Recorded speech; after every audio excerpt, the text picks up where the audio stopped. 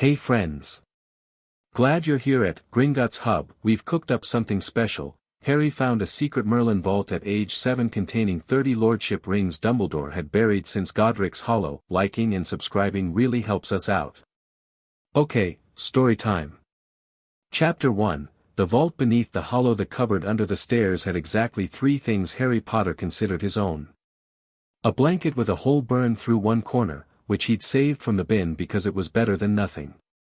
A stub of pencil he'd found wedged behind the skirting board and spent an entire afternoon working loose with his thumbnail. And a spider named Gerald, who lived in the upper left corner of the cupboard ceiling and seemed to share Harry's opinion that the Dursleys were best observed from a safe distance. Gerald had died in March.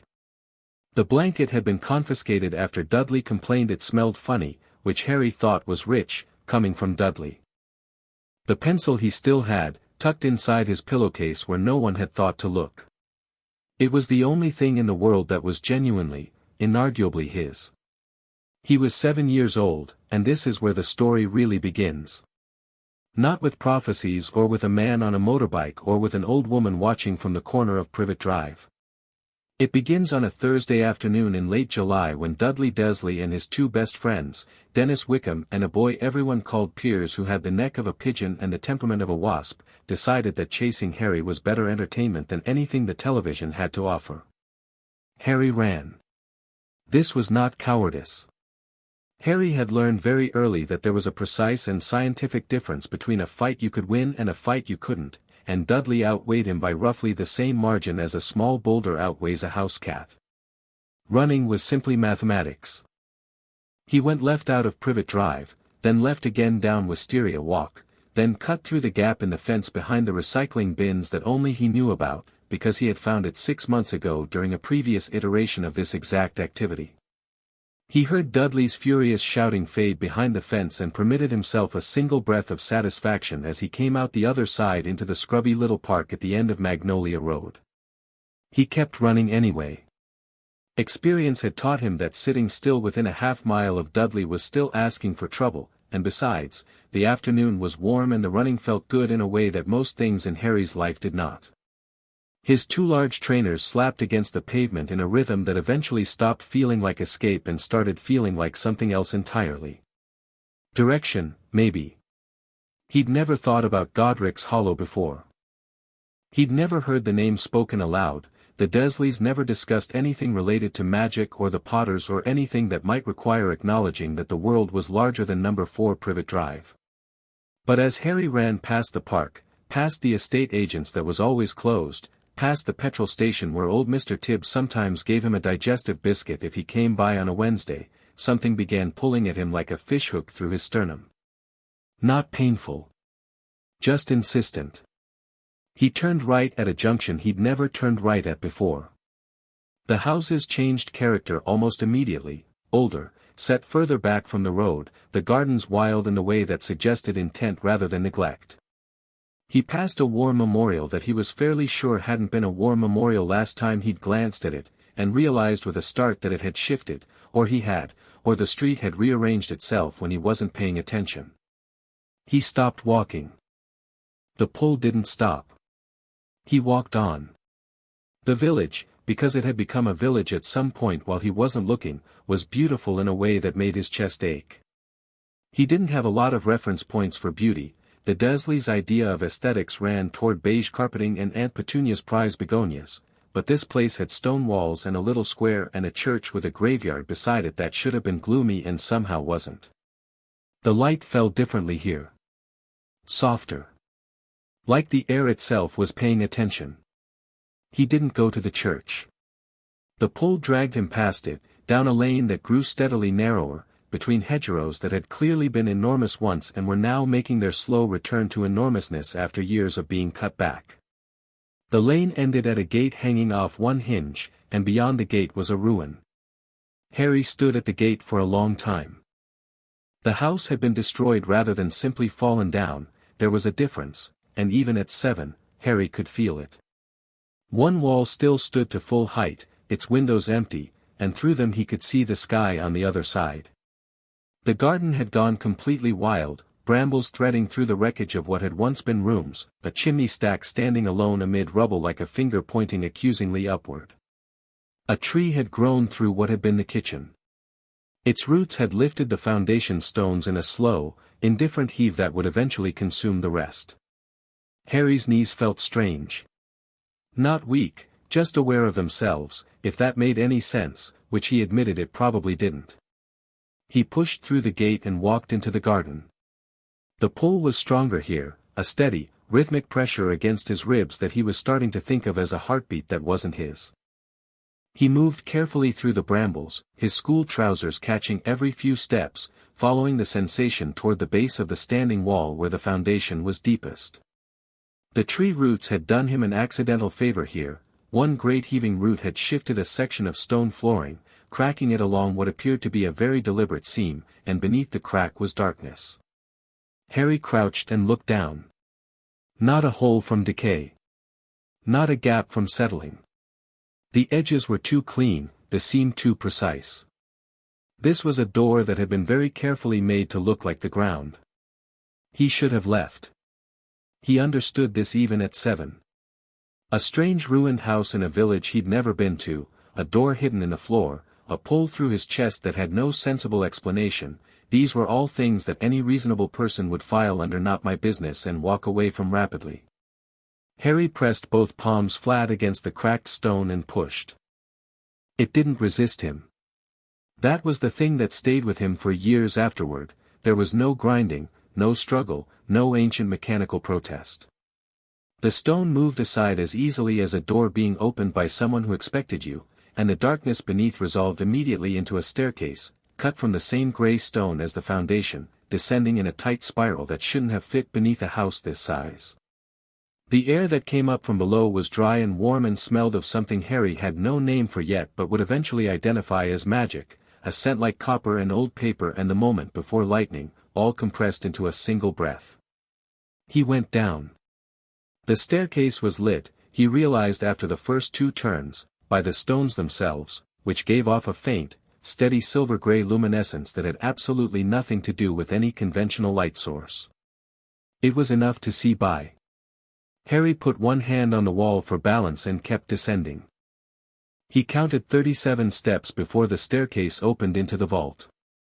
It was a single room, circular, with a ceiling that arched overhead in a shallow dome. The walls were lined floor to ceiling with carved stone shelves, and on those shelves were hundreds of objects, books with cracked leather spines, small glass jars containing things that moved, stacked scrolls tied with ribbons in colors Harry had never seen in any shop window. In the center of the room was a stone plinth, waist-high on an adult, chest-high on Harry, and on the plinth was a wooden case the size and shape of something you might keep chess pieces in, except made from a wood so dark it was nearly black, with a surface that seemed to drink the ambient light rather than reflect it. Harry walked directly to the plinth. The pull had resolved into a single point, perfectly centered on that case. He put his hands on the lid and felt a jolt run from his fingertips to his shoulders, not unpleasant, just electric, like touching a battery's terminals simultaneously. There was a moment of assessment, he felt it distinctly, some intelligence in the lock weighing him, and then the case opened. Inside, in 30 individual velvet-lined slots, were 30 rings. They were all different. Some were gold, some silver, some a dark metal he couldn't identify. Some had stones, deep emerald, warm amber, a blue so dark it was almost black, a white that seemed to glow with its own light. Some had no stone at all, only intricate carved designs that caught the light and broke it strangely. They ranged from what appeared to be a simple band to rings so elaborate they were almost small sculptures, coiling dragons and stacked runes and family crests so detailed he could have spent an hour on each one. He looked at them for a long time. Then, without entirely knowing why, he picked up the first one, plain gold, the largest, sitting in the top left slot, and slid it onto his right index finger. It shrank to fit. This did not surprise him as much as it perhaps should have. The rush was immediate and immense. Not pain, never pain, not once in all 30, but fullness, like a room that had been echoing suddenly filled with furniture. Knowledge didn't pour in exactly, not like reading a book all at once, but something more structural settled into him, like foundations being laid in a building that had previously been floating. He felt old. Not aged, old in the sense of deep, like looking down into water that you suddenly understand is much further down than it appeared. He put on the second ring. Then the third. By the fifth his hands were shaking, not from strain but from something like emotion, the way you shake when you've been running and adrenaline overtakes your legs. By the 10th he was sitting cross-legged on the stone floor because standing seemed like an unnecessary complication. By the 20th the room had gone very bright, the silver-gray glow intensifying to something approaching white, and he was fairly sure the light was coming from him. He put on all 30. The last one, small, black metal, a flat obsidian stone engraved with a design that looked like a tree but also looked like a lightning bolt seen at a certain angle, slid onto his left pinky finger, and for approximately 3 seconds Harry Potter ceased to be a 7-year-old boy in too large clothes sitting on the floor of an ancient vault and became something else, something he had no language for, something that spanned 30 bloodlines and 1,000 years and stretched backward to a white-bearded man who had sealed this place and said to no one in particular, when he is ready, he will find it. Then it passed, and he was just Harry again. He sat very still for a while. The rings were all invisible, he realized. He could feel them, a solid, warm presence on every finger, a settled weight that felt more natural than the absence would have, but when he looked at his hands they appeared as bare as always. "Right," he said aloud. His voice came back off the stone walls calm and steady in a way that slightly surprised him. "All right." He stood up, brushed dust from his knees, and looked around the vault with new attention. The books made more sense to him now. Not that he could read the titles any more easily, some were in languages he didn't speak, though that word didn't felt suddenly more like yet than never, but he understood their organization, understood the filing system of a mind that had categorized knowledge differently than any library he'd seen. Defense alongside strategy. Ritual alongside history. Herbology adjacent to potion theory in a way that would have seemed odd to anyone who hadn't understood the root connection between growing things and brewing things. There was a sealed letter on the bottom shelf, brown with age, addressed in a script so small and precise it might have been typeset. The address on the front read simply, "To the one the vault accepts." Harry picked it up. Something told him not to open it here, not yet. He tucked it into the waistband of his trousers, under his oversized shirt. Later. He looked at the plinth once more. The case was still open, all 30 slots empty now, and at the bottom of the case, beneath where the rings had rested, was a folded piece of parchment he hadn't noticed. He unfolded it. Written in the same tiny, precise script as the envelope, "You are 1. You are 30. You are neither, and you are both. The houses chose you, which means you were chosen before the choosing. Do not mistake inheritance for identity. Do not mistake identity for limitation. There are those who will want what you carry. There are those who will want what they think you carry, which is not the same thing and matters more. Be careful with power. Not afraid of it, careful. There is a considerable difference. The vault will remain as it is. Return when you need to. It will know you." Harry read it twice. Then folded it and put it with the letter. He went back up the stairs and out into the warm late afternoon light of Godric's Hollow, the stone settling back into place behind him with no more noise than a sigh. He stood in the ruined garden for a moment, looking at the standing wall, the empty window, the sky framed perfectly in its absence. Some deep part of him understood, though no one had told him and he wouldn't have the words to articulate it for years, that this place was his. Not in the way the Dursleys owned their house, not in the legal, registered, surveyed and mortgaged sense. In the older sense. The sense that predated all of that. He walked back through the gate, down the lane, and eventually back to Privet Drive. He was late for dinner. Aunt Petunia's face went the precise shade of pink that presaged shouting, and she shouted, and he was sent to the cupboard without any supper, and he lay on his blanketless cot. She'd confiscated it, but he hadn't got around to caring yet, and looked at the ceiling while the house settled around him into its nighttime sounds. He felt the rings like a heartbeat on each finger. Warm. Steady. Patient. He wasn't hungry. This was notable, because Harry Potter was almost always hungry, a fact so constant it had become like weather, part of the background conditions of his life. But lying in the dark that night he felt full in some way that had nothing to do with food, some deep nutritional lack satisfied by something he couldn't name. He pulled out the letter from under his shirt. He couldn't read it in the dark, but he held it. In the upper left corner of the cupboard, the space where Gerald had lived, a new spider had moved in. Harry watched its shadow move in the thin line of light coming under the door and decided, privately, that he would call this one something different. He thought for a while. "Merlin," he said quietly. "I'll call you Merlin." The spider went about its business. That seemed about right. 3 weeks later, things started happening. Nothing dramatic, not all at once. It began as an intensification of something Harry had always experienced to a lesser degree. Accidental magic had been part of his life since as long as he could remember, but it had always been exactly that, accidental. Reactive. Petunia shouts, Harry ends up on the school roof. Dudley tries to flush his pencil stub, the toilet backs up impressively. Small, defensive eruptions that left Harry exhausted and the Dursleys irate. After the vault, it changed. He was making himself toast one morning, the Dursleys had gone to some neighborhood event and left him with instructions to clean the bathroom and not touch the good biscuits, and he'd done the bathroom in approximately 4 minutes because it turned out that if you thought quite clearly and firmly about the bathroom being clean, it became that way, and the toast popped up burned, which it always did because Vernon had broken the timing mechanism and never bothered to get it fixed. Harry looked at the 2 black rectangles of bread. He thought, quite clearly and without any particular emotional investment, that he would prefer them not to be burned. The char lifted off them.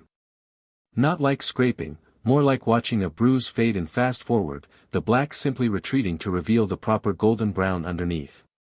Both slices. Harry looked at his hands. Ate the toast. Sat down at the kitchen table and spent the next hour being very, very still and thinking through what he knew, which was, he was coming to understand, considerably more than he'd known 3 weeks ago. The rings had given him something. Not memories exactly, not experiences, he was still 7 years old and nothing about his history had changed. But it was as though 30 deep wells of understanding had been sunk into him, and while most of them were dark still, waiting for his mind to grow up enough to draw from them properly, the shape of the water was there. He understood magic differently. Not in a textbook sense, more in the way that a musician born to a family of musicians understands rhythm before they ever touch an instrument. He understood that what he'd been doing for years, the accidental, defensive eruptions, was magic operating on panic rather than intention. A car backfiring in traffic rather than an engine running properly. He spent the rest of that morning seeing how quietly he could make things work. Not everything responded cleanly. He tried to levitate a book from the shelf in the sitting room and ended up moving 3 books, a decorative duck, and the remote control simultaneously, which was too much and he put them all back quickly before Dudley came home. He tried to make it rain in the back garden because the Dursleys' plants were dying and Petunia would blame him for it regardless, and instead made it rain specifically and precisely on his own head while standing in said garden, which was humbling but also sort of funny. But the directional instinct was there. The difference between wanting something and intending it was becoming clearer, and each day the gap between intention and result narrowed. He kept all of this to himself. Not because he was afraid, that was the part that surprised him, looking back. He felt no particular fear about any of it. The vault had settled something in him that had previously been unsettled, and though he couldn't have articulated it clearly at the time, what it had settled was this: you are supposed to be here. The world had a reason to contain Harry Potter. He had not previously been confident of this. He just understood, with the practical intelligence of someone raised to survive in a hostile household, that Petunia and Vernon knowing any of this would make everything significantly harder, and making things harder for no benefit was pointless. So he practiced in the garden, or in the cupboard, or very quietly at night. By October he could make the lights in his cupboard come on without touching a switch, which made the pencil stub considerably more useful. He started writing things down. Not a diary exactly, more like notes. Observations. He filled the margins of Dudley's old primary school books, the ones Dudley had thrown in the bin at the end of term with his customary disregard for anything he'd extracted value from. Harry fished them out and filled the white spaces with his small, precise handwriting. The rings feel warmer when I'm doing magic correctly. Cooler when I'm forcing it. I think I moved Dudley's cereal bowl this morning without meaning to. Just because I wanted it out of my way and I was thinking about it too hard. Need to be more careful about thinking too hard at things. Felt something from one of the rings today, different from the others. The black one on my left hand. Like it was trying to tell me something. Couldn't hear it properly yet. Can I read the books in the vault? I want to go back. Don't know if I should. The letter says it will know me. He went back in November. The letter was still on the shelf, still sealed. He checked first, yes, he'd taken the other letter, yes, it was still tucked between the pages of Dudley's discarded maths book, the one envelope he owned. But the shelf letter was different. Still addressed to the one the vault accepts. Not the same letter. He picked it up. It opened when he touched it. Inside was a single paragraph, this time in a different hand, still small, still precise, but looser, as though written more quickly. The books are yours. You may take any 3 on each visit. They will return when you have learned what they contain. I built this place to last, not to be visited once. Come back as often as you need. You will have questions about the rings. The answers are in the rings. Sit quietly enough for long enough and they will begin to answer. One more thing, the man who put the rings here did not intend for you to have them yet. He intended for you to have them never. This is important. This tells you something about the man. Harry read that last paragraph 4 times. He selected 3 books from the shelves, a slim volume on magical theory that seemed to vibrate slightly when he touched its spine, a broader book on the history of the wizarding families of Britain that was thicker than his forearm, and a small notebook whose cover simply read practical intentions, and climbed back out into the winter afternoon. He walked home with the books inside his shirt against his skin, and they didn't feel as heavy as they should have. He read the theory book first. Some of it went over his head. The language was precise and technical in ways that would have made more sense if he'd had any formal schooling in magic yet, but the core argument was clear and gripping, the way a good argument always is even when you're young. Magic, the author posited, was not a resource. It was a relationship. You did not use magic. You worked with it. Every witch and wizard who'd ever achieved anything extraordinary had done so not by having more magic but by having a more honest relationship with what they had. The rings, Harry wrote in the margin, made the relationship honest from the start. Maybe that's what they do. The history book was slower going but more immediately useful. He found the 30 families there, all of them, the great ancient lines of British magical society, their histories and their conflicts and their marriages and their disputes, their contributions to wizarding law and tradition, their seats in the Wisengamot, their ancient properties. He found the Potters. Found his father's name. Found his grandmother's name, and her mother's before her, and realized with a jolt that reached down to his toes that the Potter family's seat in the Wisengamot had been vacant for 6 years and that by rights it should be his. He thought about that for a long time, lying in the cupboard with the book balanced on his chest and a thin line of light under the door marking the hours. 6 years. He'd been invisible for 6 years, not just to the wizarding world, which hadn't been told where he was, but to a whole structure of society and governance that his family had been part of for centuries. Someone had decided he didn't need to know that. Someone had decided it could wait. The man who put the rings here, he thought, did not intend for you to have them yet. He read the genealogy chapter twice more. By the end he had a list, written in the pencil stub's fading graphite, of 30 family names and their Waisengamot seats, which of them were currently occupied by living family members, which were vacant, and which had been quietly absorbed by proxy votes during various holders' absences. He was 7 years old and he was making a list of politically significant information about a government body he wasn't supposed to know existed. In the upper corner of the cupboard, Merlin the spider had built an impressive web, and sat in its center with what Harry chose to interpret as satisfaction. "Don't look at me like that," Harry said quietly. "I'm just learning things." Christmas came and went. Harry received nothing and gave nothing because he had nothing to give and would not have been permitted to give it anyway. Dudley received a bicycle, a video game system, 2 new football kits, and a pile of additional gifts he didn't open until the following day because he ran out of enthusiasm. Harry watched this from the kitchen doorway while turning invisible for approximately 3 seconds before he thought too hard about it and became visible again. That was new. He filed it away and said nothing. The new year turned, and he was 8. He went back to the vault 3 more times before spring, taking books on each visit and returning them when they told him what they had to tell. The 3rd visit he found a new letter, this one asking him a question: "Have you begun to hear the rings yet?" He had. Barely, like trying to make out a conversation in the next room when you're not sure if someone is actually speaking. The black ring on his left hand most clearly, and the plain gold on his right most frequently. The gold one felt the oldest. Not wiser necessarily. Just, first. He wrote back, for the first time, on the back of the letter, starting to. It's like learning to hear a frequency. When he returned next, the letter had a response added in the same hand, exactly correct. Do not rush it. Understanding that takes years to arrive in 10 minutes is not understanding.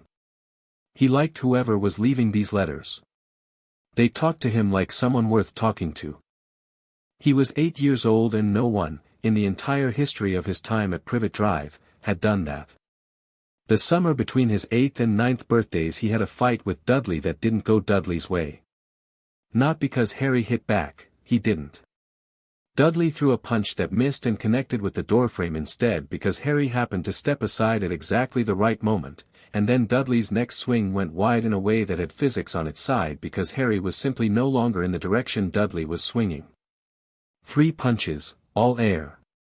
Dudley's face went from mean to confused to something approaching awe, in the way that the very stupid are occasionally awed by things the merely stupid would simply be annoyed by. How'd you do that? Dudley demanded. Do what? Harry asked, which was the truth and also not the truth, which was a kind of honesty he was getting better at. He'd felt the rings warm slightly as each punch came, and he'd moved without thinking about it, moved in the way you move when you've been told something by someone who knows better. He thought about that afterward, the way the movement had felt more like remembering than deciding. One of the bloodlines in the rings had clearly included someone who'd spent a great deal of time not getting hit, and whatever instinct that required had apparently been quietly filing itself into his muscle memory.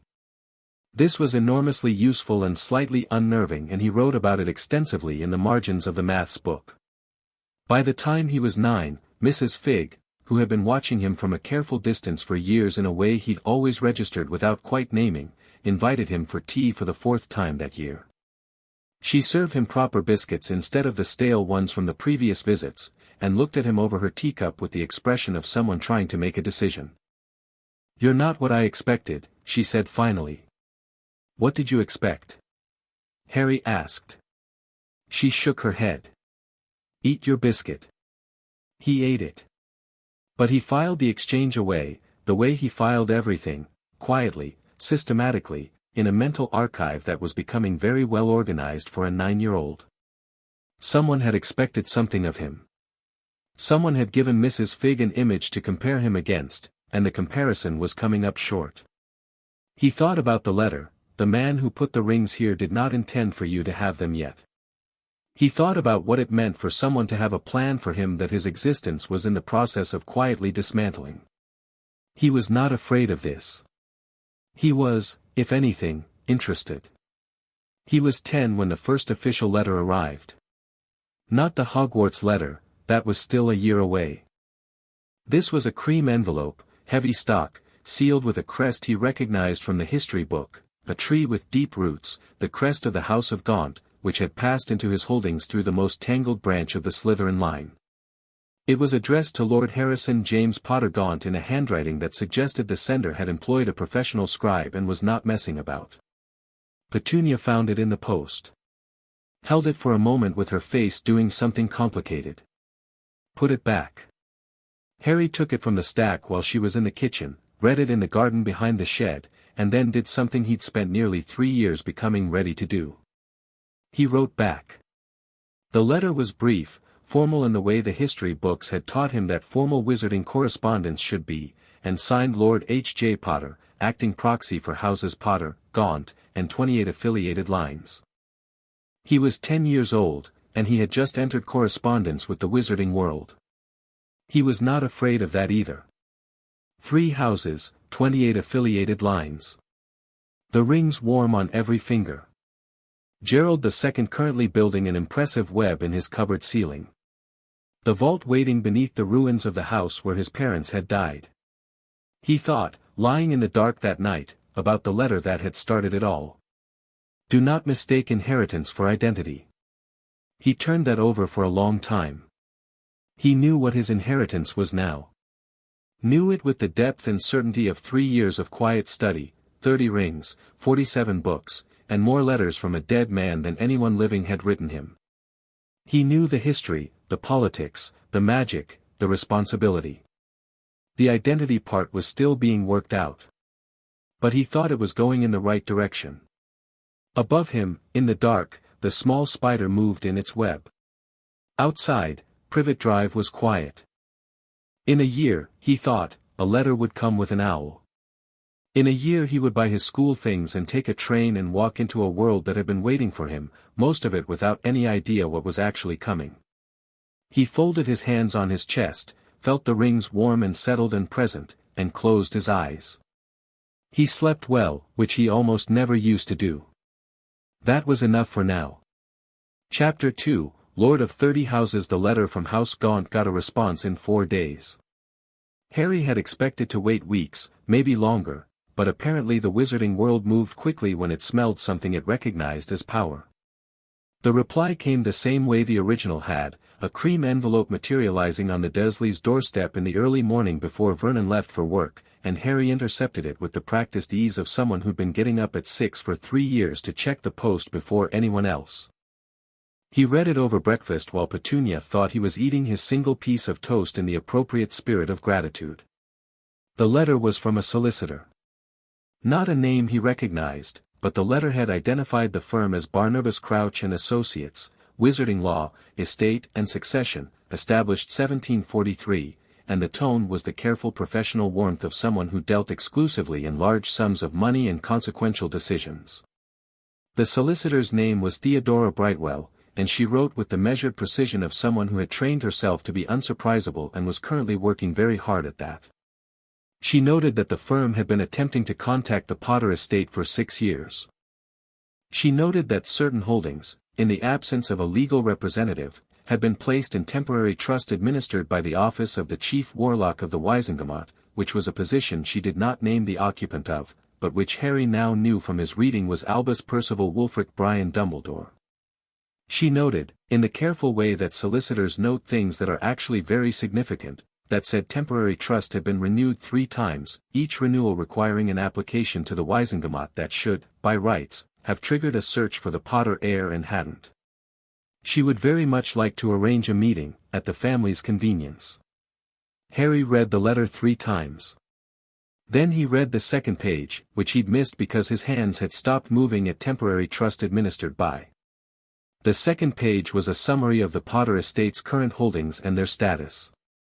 It ran to 2 columns of small print and included 12 properties, a significant vault at Gringotts, 5 businesses operating under the Potter family charter, and 17 Wizengamot proxy votes held in trust, 9 of which had been cast in the past 6 years in ways that Brightwell delicately described as perhaps not in strict alignment with traditional Potter family voting patterns. Harry set the letter down on the kitchen table. He was 10 years old and sitting in a house that smelled of Vernon Desley's aftershave and Petunia Desley's cleaning products, and someone had been voting in his family's name for 6 years. He picked the letter back up. He wrote to Brightwell that afternoon, this time from the park, where he had privacy, using the back of a shopping receipt and a pen he'd borrowed from the junk drawer without asking. He told her that the Potter heir was alive, that he was aware of the trust arrangement and had questions, that he would be interested in a meeting, and that he would prefer the meeting not be communicated to any party outside her firm and the Gringotts account managers until he chose otherwise. He signed it H.J. Potter, Lord of Houses Potter and affiliated lines, and sent it with the school owl he'd been renting very occasionally from the post office in town, the small one they kept for wizarding correspondence, which the Muggle postmaster accepted without comment because he'd been told to by someone senior and had long since stopped thinking about it. Then he went back to the park and sat on the swings and thought very carefully about the word proxy. The vault under Godric's Hollow had changed. Not the room itself, that was exactly as it had been, stone and silence and the silver-grey light that never wavered. But the books had reshuffled themselves. Harry noticed it on his next visit, 6 days after the Brightwell letter. The shelf that had held the theoretical texts had reorganized itself, and what was now at his eye level, he realized, which meant the shelf had physically moved downward, was a section on magical governance, Wizengamot law, and the history of proxy voting in British Wizarding Society. He stood in front of it for a moment with his arms crossed.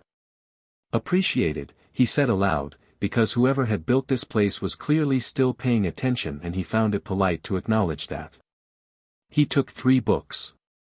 He also, on an impulse, picked up a slim journal he hadn't noticed before, tucked between a text on runic law and a manual on estate management. It had his name on it. Not to the one the vault accepts, his actual name, Harry James Potter, in the same precise script as all the other letters. He opened it. The first page read, "You'll want somewhere to keep things properly. Not margins." The remaining pages were blank and appeared to be waiting. He'd been using Dudley's cast-off school books as his notebooks for 3 years. The solicitude of this gesture, the recognition of that limitation and the quiet provision of something better, hit him somewhere between the ribs in a way that was entirely disproportionate to the object itself. He sat down on the floor of the vault with the journal in his lap and for a moment was simply 10, not Lord of 30 houses, not the quiet careful strategist he'd been building himself into, just a boy who'd been lonely for a very long time and had just been given something thoughtful. Then he opened the journal and started writing. He wrote everything. The letter from Brightwell, the summary of the estate, the proxy votes, the trust renewal. He wrote what he knew about Dumbledore from the history books and what he'd pieced together from Mrs. Fig's occasional slips and from the way Petunia sometimes flinched when Dumbledore's name came up in conversation, which had happened twice in 10 years and both times she'd looked like she'd bitten something sour. He wrote what he knew about the Wizengamot and what kinds of decisions got made there and which families traditionally aligned with which political blocs and what those political blocs actually wanted. He wrote, in very small letters at the bottom of the 3rd page, a thing he hadn't written anywhere yet, Dumbledore put the rings here. Did not want me to have them. Has been voting in my family's name for 6 years. Conclusion, he has been making decisions on behalf of a 7-year-old orphan that he never consulted. Some of those decisions may have been well-intentioned. Some of them may not have been. Either way, I'm not a 7-year-old orphan anymore. He paused. Corrected himself, in brackets, technically still an orphan. Not 7 though. Brightwell's second letter was considerably longer than the first, and her tone had shifted in a way Harry found interesting, still professional, but with a new alertness underneath it, the way a chess player's posture changes when they realize the board is more complicated than it looked at the start. She confirmed his instructions. She confirmed the meeting would be kept private. She asked, with careful diplomacy, whether Lord Potter had access to appropriate transportation to reach Diagon Alley. Harry wrote back and said he would manage it. He went to Mrs. Fig's on a Tuesday when the Dursleys were at some school event for Dudley and knocked on her door and accepted the tea and the good biscuits and waited. "You need something," Mrs. Fig said, which was how their conversations had been going lately. less pretense, more directness. "I need to know how to get to Diagon Alley," Harry said. The pause that followed was spectacular in its length and variety. "Mrs. Fig's face went through approximately 6 different expressions, all of which amounted to different flavors of "I was told this wasn't supposed to happen yet." "Harry," she said carefully. "You shouldn't know that Diagon Alley." "I know quite a lot of things," Harry said. Not unkindly. Just clearly. "I'm not going to get you in trouble with whoever you report to. I just need to get there. I have a legal appointment." Another pause. "Legal," she repeated. "Family estate matters," he said. "I've been in correspondence with a solicitor." He took out the most recent Brightwell letter, the one with the firm's proper letterhead, and held it out. She didn't take it. She stared at it like it was an unexploded firework. Then she looked at him, really looked at him, in a way she'd been avoiding since at least last year, and some internal calculation completed itself behind her eyes. "Leaky Cauldron," she said. "In London. You tell the barman you want the alley and you tap the 3rd brick from the dustbin, 2 up. I cannot take you there. I am not supposed to be facilitating any of this." "I know," Harry said. "Thank you." He stood to leave. "Harry," she said, and he paused at the door. "Be careful who sees you." "I'm always careful," he said. Which was true, and she seemed to both believe it and find it slightly alarming. The leaky cauldron smelled of old wood and something herbal and the particular warmth of a fire that had been burning for longer than anyone currently living could remember. Harry stepped inside at 9:45 on a Saturday morning when the Dursleys believed him to be at a school friend's house, which he did not have, a lie they never questioned because it got him out of the house and therefore required no effort on their part. He had money. That was new. Brightwell had arranged, via what she described as a preliminary account access pending formal heirship verification, withdrawal from the Potter vault that she delivered via a small Gringotts coin pouch, sealed with a charm that released only to his touch, to an address he'd given her that was actually a loose brick in the wall behind the post office. He hadn't opened it until he was 2 streets away from Privet Drive. The coins inside were gold and heavy and there were 20 of them. He'd read enough to know this was enough for the entire Hogwarts list with significant left over. He walked through the leaky cauldron without stopping, through the brick archway, and into Diagon Alley. He'd read about it. He'd read descriptions in 4 separate books and a fairly detailed essay in the historical journal he'd taken from the vault. None of them had captured the particular quality of light and noise and motion, the fact that it was alive in a way that Privet Drive was not and could never be, alive with a specific electricity that he understood, standing in it for the first time, was the feeling of being somewhere that belonged to him. He didn't stop. He had a destination. Gringotts was exactly as imposing as it sounded, all white marble and the goblins at the door who looked at him with the particular expression of beings who have measured every human they've ever met against a private standard and found most of them wanting. Harry walked in and went directly to the nearest available teller. "Harry Potter," he said quietly. "I have an appointment with account manager Sharp Fong, arranged through Brightwell solicitors." The goblin, a different one, not Sharp Fong, looked at him for a long moment. Then looked at him again. Then made a small sound that could have been surprise and could have been disdain and was possibly both. "Wait here," the goblin said, and disappeared. Harry waited. He stood very still in the center of the enormous marble lobby and felt the rings on his fingers and listened to the ambient sound of the bank and watched the other witches and wizards moving through the space, most of them apparently unaware that anything unusual was occurring. He was here for 15 seconds before he became aware that he was being watched. Not by the goblins, they were doing their jobs, though with a heightened attention that he registered but didn't react to.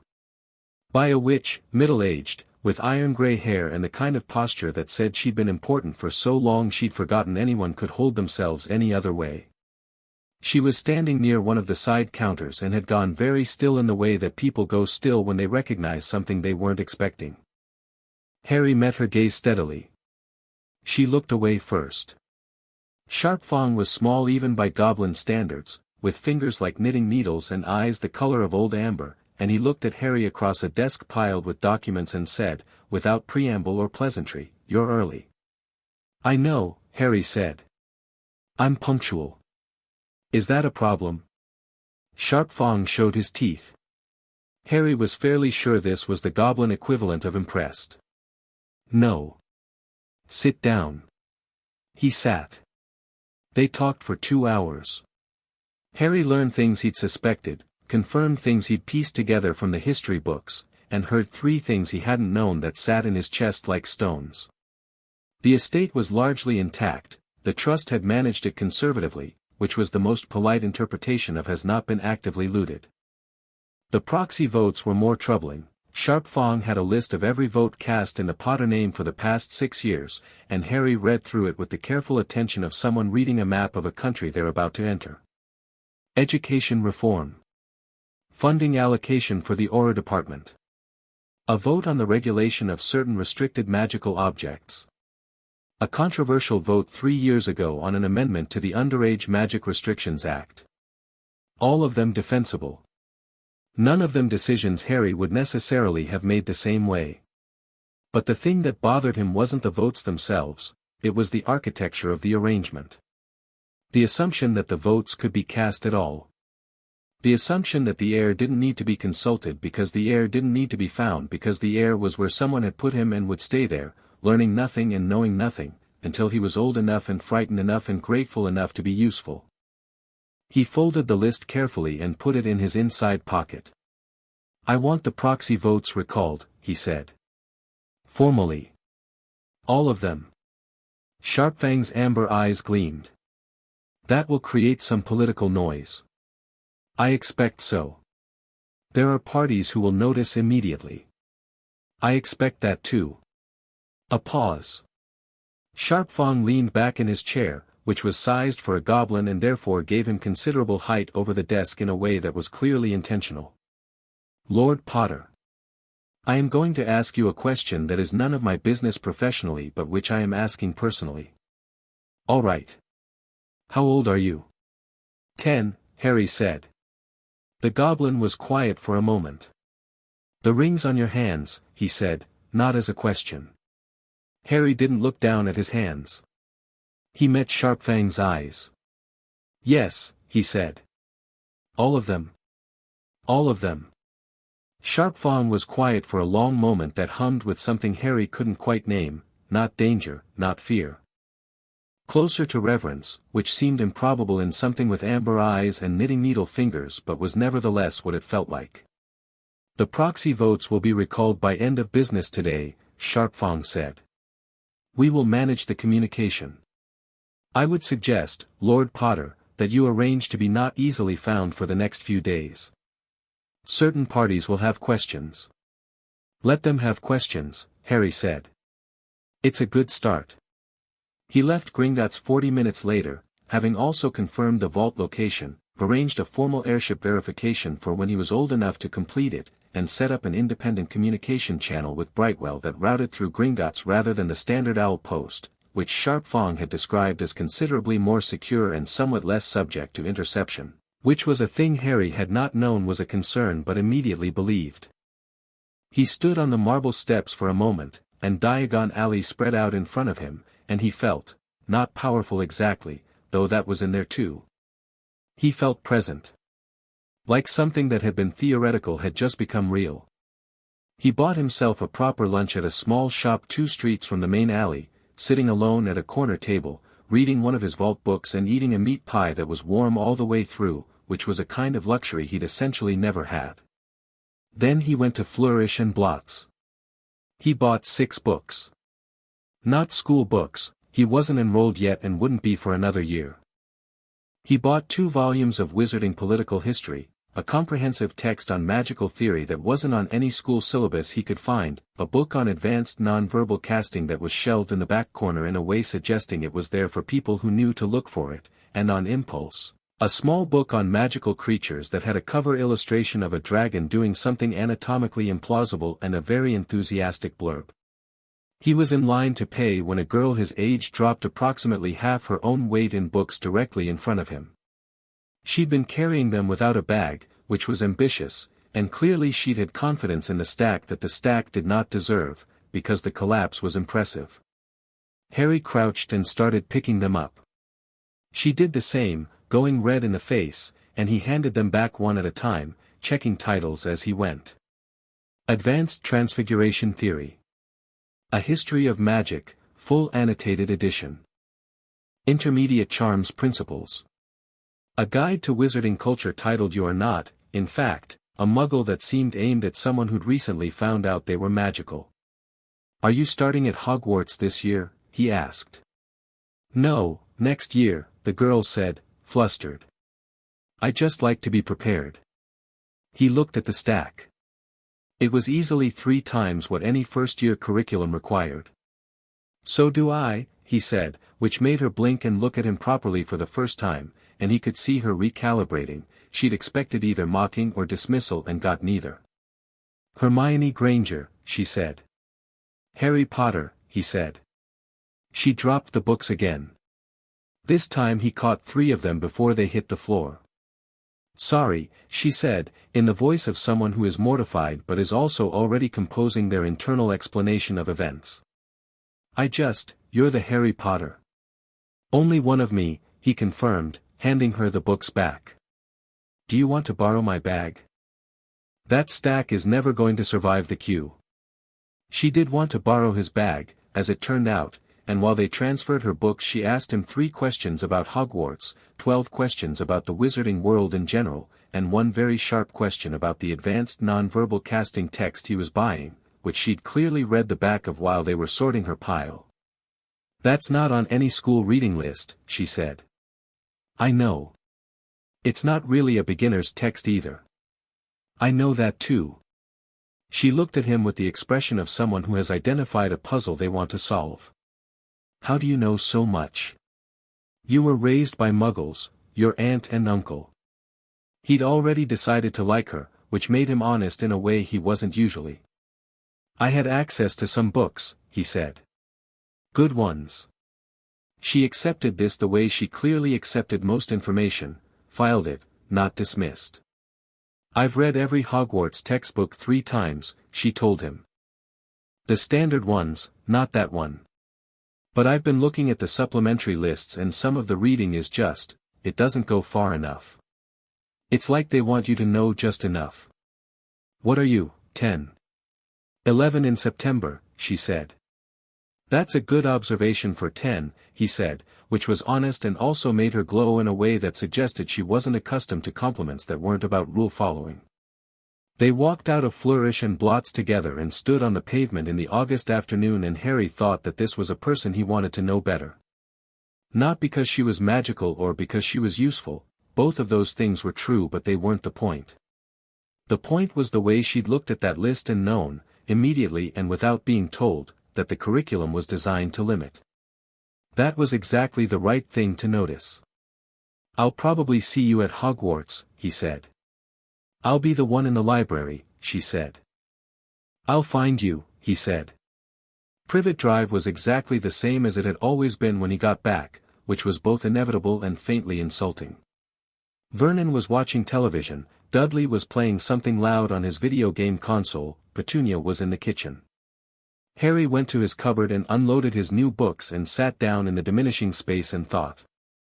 The proxy votes had been recalled. By now someone knew. He didn't know the exact sequence of events, whether Sharpfong had sent a formal notice through Gringotts channels, whether the Wisengamot office sent standard correspondence, whether there was a clerk somewhere whose job was to track these things and who was currently having a very interesting afternoon. But someone knew, and that someone was almost certainly connected to the office of the Chief Warlock. He was not particularly worried about this. He was thoughtful about it, which was different. He opened his journal and wrote, "The thing about moving first is that you get to choose the ground. He has been setting the board for 6 years. I've had 3 years to study it. Now I've touched a piece. Now he knows the board isn't empty." He paused, then added, "Don't know enough about him yet. Need to. Not just the political stuff. Who is he? What does he actually want? People who build plans for other people always want something. He spent the next 4 days reading the political history volumes from Flourish and Blots and cross-referencing against the family history books from the vault. Dumbledore appeared constantly, not as a villain, which Harry had been careful not to decide he was. As a force. As someone who had been making consequential decisions for a very long time and had developed, over decades of being broadly correct, a certainty about his own judgment that had curled inward on itself until the certainty was the thing, not the reasoning. He read about the last war. Read about Voldemort, which was the first time he encountered the name in anything other than the oblique references in the history books. Read about his parents, about James and Lily Potter, who were real people in these books, not just ghosts in a story people told about him. His father had been bold to the point of recklessness in school and turned into something considerably more serious by the end. His mother had been brilliant and had made a choice at the very end that no one in any of the books could fully explain. He read about the Horcrux theory, which appeared in a heavily annotated footnote in one of the more obscure history books and which made him sit very still for a very long time. Then he went back to the vault. The letter that was waiting for him said, "Yes. You found it. Don't go looking for them yet. First, Hogwarts. First, know your allies. First, understand what the stone is and why it will be moved there in your first year, and by whom, and whether the moving is the trap or the bait." Harry read this 3 times with the particular intensity of someone who has just been told something that was previously only a suspicion. He wrote back, "You knew. You knew what he would do." Next visit, a response, "I built things for contingencies I prayed would never occur. This vault was one of them. I am sorry you needed it." Harry held the journal open for a long moment. "I'm not," he wrote back. His 11th birthday fell on a Tuesday. The Dursleys ignored it, as they always had, with the focused determination of people who have decided that acknowledging an inconvenient fact might give it power. Harry spent the morning reading and the afternoon in the garden, sitting on the back step in the July sunshine with his journal on his knee, thinking about September. He thought about Hermione Granger, who was going to be the best student Hogwarts had probably ever seen and who clearly already suspected that the education being offered was smaller than the one available. He thought about Neville Longbottom, whose name appeared in the history book in a footnote that broke Harry's heart a little, son of Frank and Alice Longbottom, who were tortured to insanity by Bellatrix Lestrange and 3 others in the weeks following Voldemort's fall, and who was being raised by a grandmother whose grief had apparently expressed itself as relentless pressure, and who Harry had never met but felt a specific and unnameable kinship with. He thought about Draco Malfoy, whose family name appeared in the voting records Sharpfong had given him, whose father had cast 3 of those proxy votes in ways that had very neatly benefited Malfoy business interests, and who was going to walk into Hogwarts expecting the world to arrange itself as it always had. He thought about Dumbledore. He'd spent a year building a picture of him, not a caricature, not a villain, a person. A man who had won a war when he was very young and never stopped fighting it.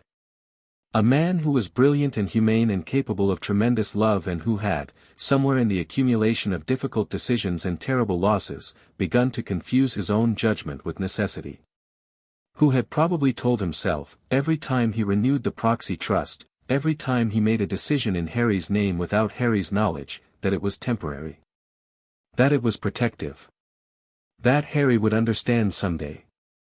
Harry found, examining this picture, that he felt something uncomplicated about it, not anger, not resentment. Clarity. The kind of clarity that lets you see a thing as it actually is without what you want it to be getting in the way. He was going to Hogwarts. He was going to learn everything it had to teach and then some. He was going to build the alliances that made sense to him, protect the people worth protecting, and deal with whatever Dumbledore had put in the basement as the kind of person who actually ought to deal with it. Not a pawn. Not a weapon. Not a symbol. Himself. One more letter had been waiting at the vault on his last visit, this one short and, he thought, final, in the sense of a last thing left to say, there will be a man in your first year who is not what he seems. You will smell it before you understand it. Trust the smell. There will be a boy who was raised to hate you on principle. He is not his father. Remember this when it is hardest to. There will be a man who loves you the way a collector loves a rare object. Be kind to him. But be clear. The 30 rings are yours. The 30 houses are yours. The power is yours.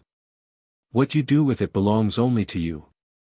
I built this vault because I knew I would not always be here. I am glad it found the right person.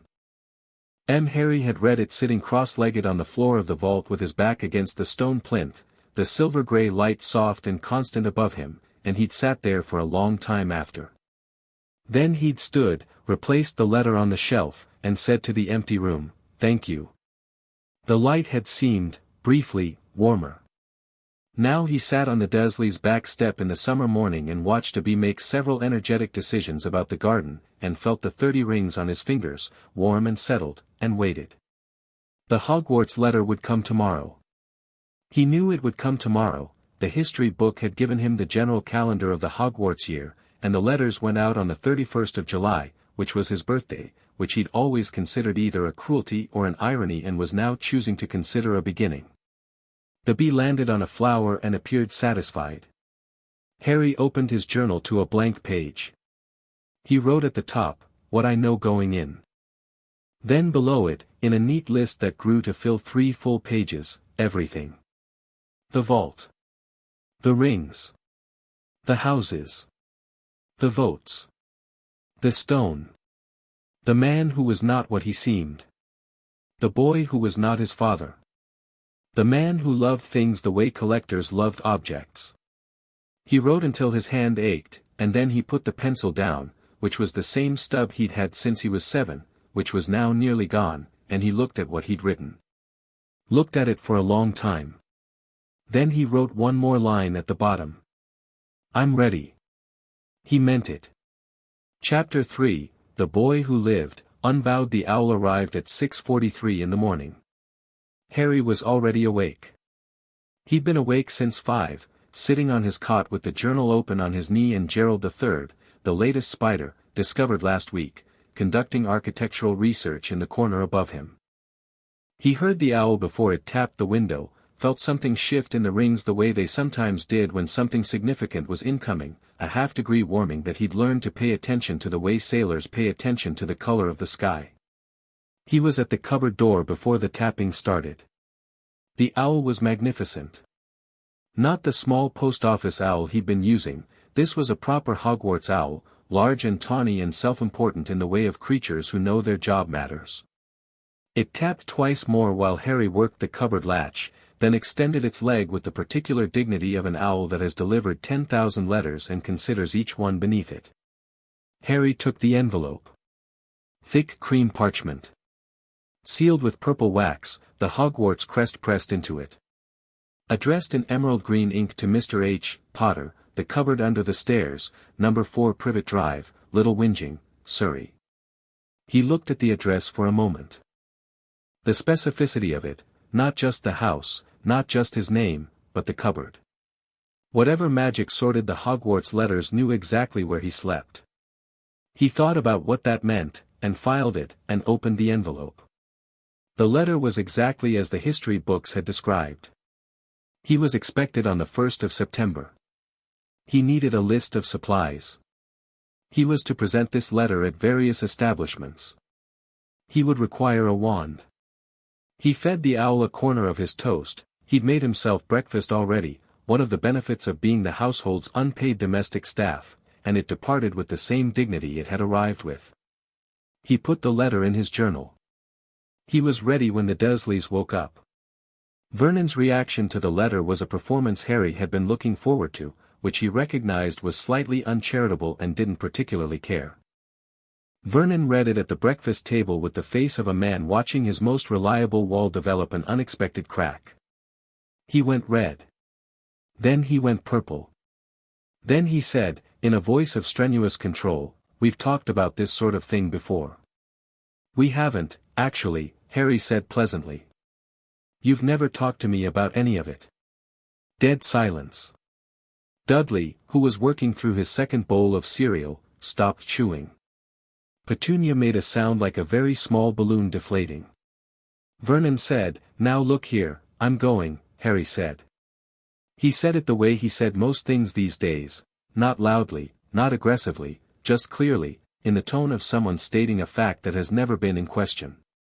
I'll need to go to London to get my school things. I can go on my own, which would be easiest for everyone, or someone can take me, but I'm going either way. Another silence. Longer this time. Harry ate a forkful of egg. The thing about the Dursleys, he'd come to understand over 4 years of quiet study, was that they were afraid. Not of him specifically, or not only of him. They were afraid of what he represented, which was a world they couldn't control and couldn't understand and couldn't make go away by cleaning it hard enough or shouting at it. Vernon's bluster was fear wearing a suit. Petunia's meanness was grief wearing an apron. This didn't make them better people. It just made them comprehensible, and comprehensible things were manageable things. On your own, Petunia said finally, without looking up from her tea. Fine, Harry said. Thank you. He was on the first train to London by 8:30. The leaky cauldron was different this time. He'd been before, once, for the Gringotts meeting, but this time the space itself felt different, charged in the specific way of somewhere about to matter. The barman, Tom, a wizened man with the careful eyes of someone who'd seen most things and was prepared for more, looked at Harry and did the slow double-take that Harry was beginning to recognize as a category of experience. Harry Potter, Tom said, in the voice of someone confirming a thing they weren't sure they believed. Morning, Harry said. Can I get through to the alley? Tom took him personally to the back door, which Harry thought was kind and also unnecessary but chose not to say so. The bricks opened at his touch before Tom's wand had finished its gesture. Tom noticed this. Tom's expression shifted in a way that would have been invisible to most people, a quick recalibration, a small reassessment. You'll be starting Hogwarts this year, then, Tom said. I will. Well. Tom studied him for a moment. Welcome back to the world, son. Harry thought about that phrasing for a long time afterward. Back to the world. As though he'd been somewhere else, which in a sense he had, though not in the way Tom meant. Thank you, he said, and meant it differently than Tom knew. Diagon Alley in August was considerably busier than in October. Families moved in clusters, parents herding children toward shops with lists in hand, the whole alley thrumming with the specific excited anxiety of the 1st of September approaching. Harry moved through it all with a directional purpose that kept him from getting caught in the eddies of the crowd. He did Gringotts first. Sharpfang was expecting him. They'd corresponded twice more since October, careful short letters routing through the secure channel, confirming the airship verification timeline and 1 or 2 matters related to the estate that Sharpfang had thought he should know about. The vault cart ride was extraordinary, he rode it without holding on, which Sharpfang watched with the amber-eyed attention of someone revising several estimates simultaneously. The vault itself was significant. Harry had known it would be significant, Brightwell's summary had been clear about the assets involved, but knowing and seeing were different things. He stood in the entrance of Vault 687, the main Potter vault, not the Trust vault, the actual hereditary one, and looked at the scale of it and felt something complex. Not greed. More like, weight. The weight of what people accumulate when they build something across generations, the material residue of all those choices and all those lives.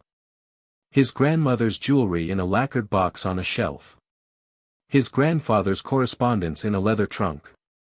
Gold enough to fund a small army, or a school, or several of the educational reforms that had been voted down in his family's name over the past 6 years. He took what he needed for school supplies. He also, on careful reflection, took several documents from the correspondence trunk, legal papers he recognized from Brightwell's descriptions, property deeds, formal records. He put them in a small charmed satchel Sharpfang provided, the kind that holds significantly more than it looks like it should. The Wisengamot notification of proxy revocation, Harry said, as they rode back up. Has there been a response? Several, Sharpfang said. He sounded almost pleased. The most recent was marked urgent, which in political correspondence usually means someone is personally inconvenienced. Good, Harry said. He didn't elaborate. Sharpfong didn't ask him to. Madame Malkin's was crowded. He waited his turn, watching the fittings in progress with an interest that was partly genuine. He'd never had clothes that fit, the concept was almost theoretical, and partly a useful cover for the more general habit of paying attention to rooms he was in. He was standing near the window when a boy came in off the street.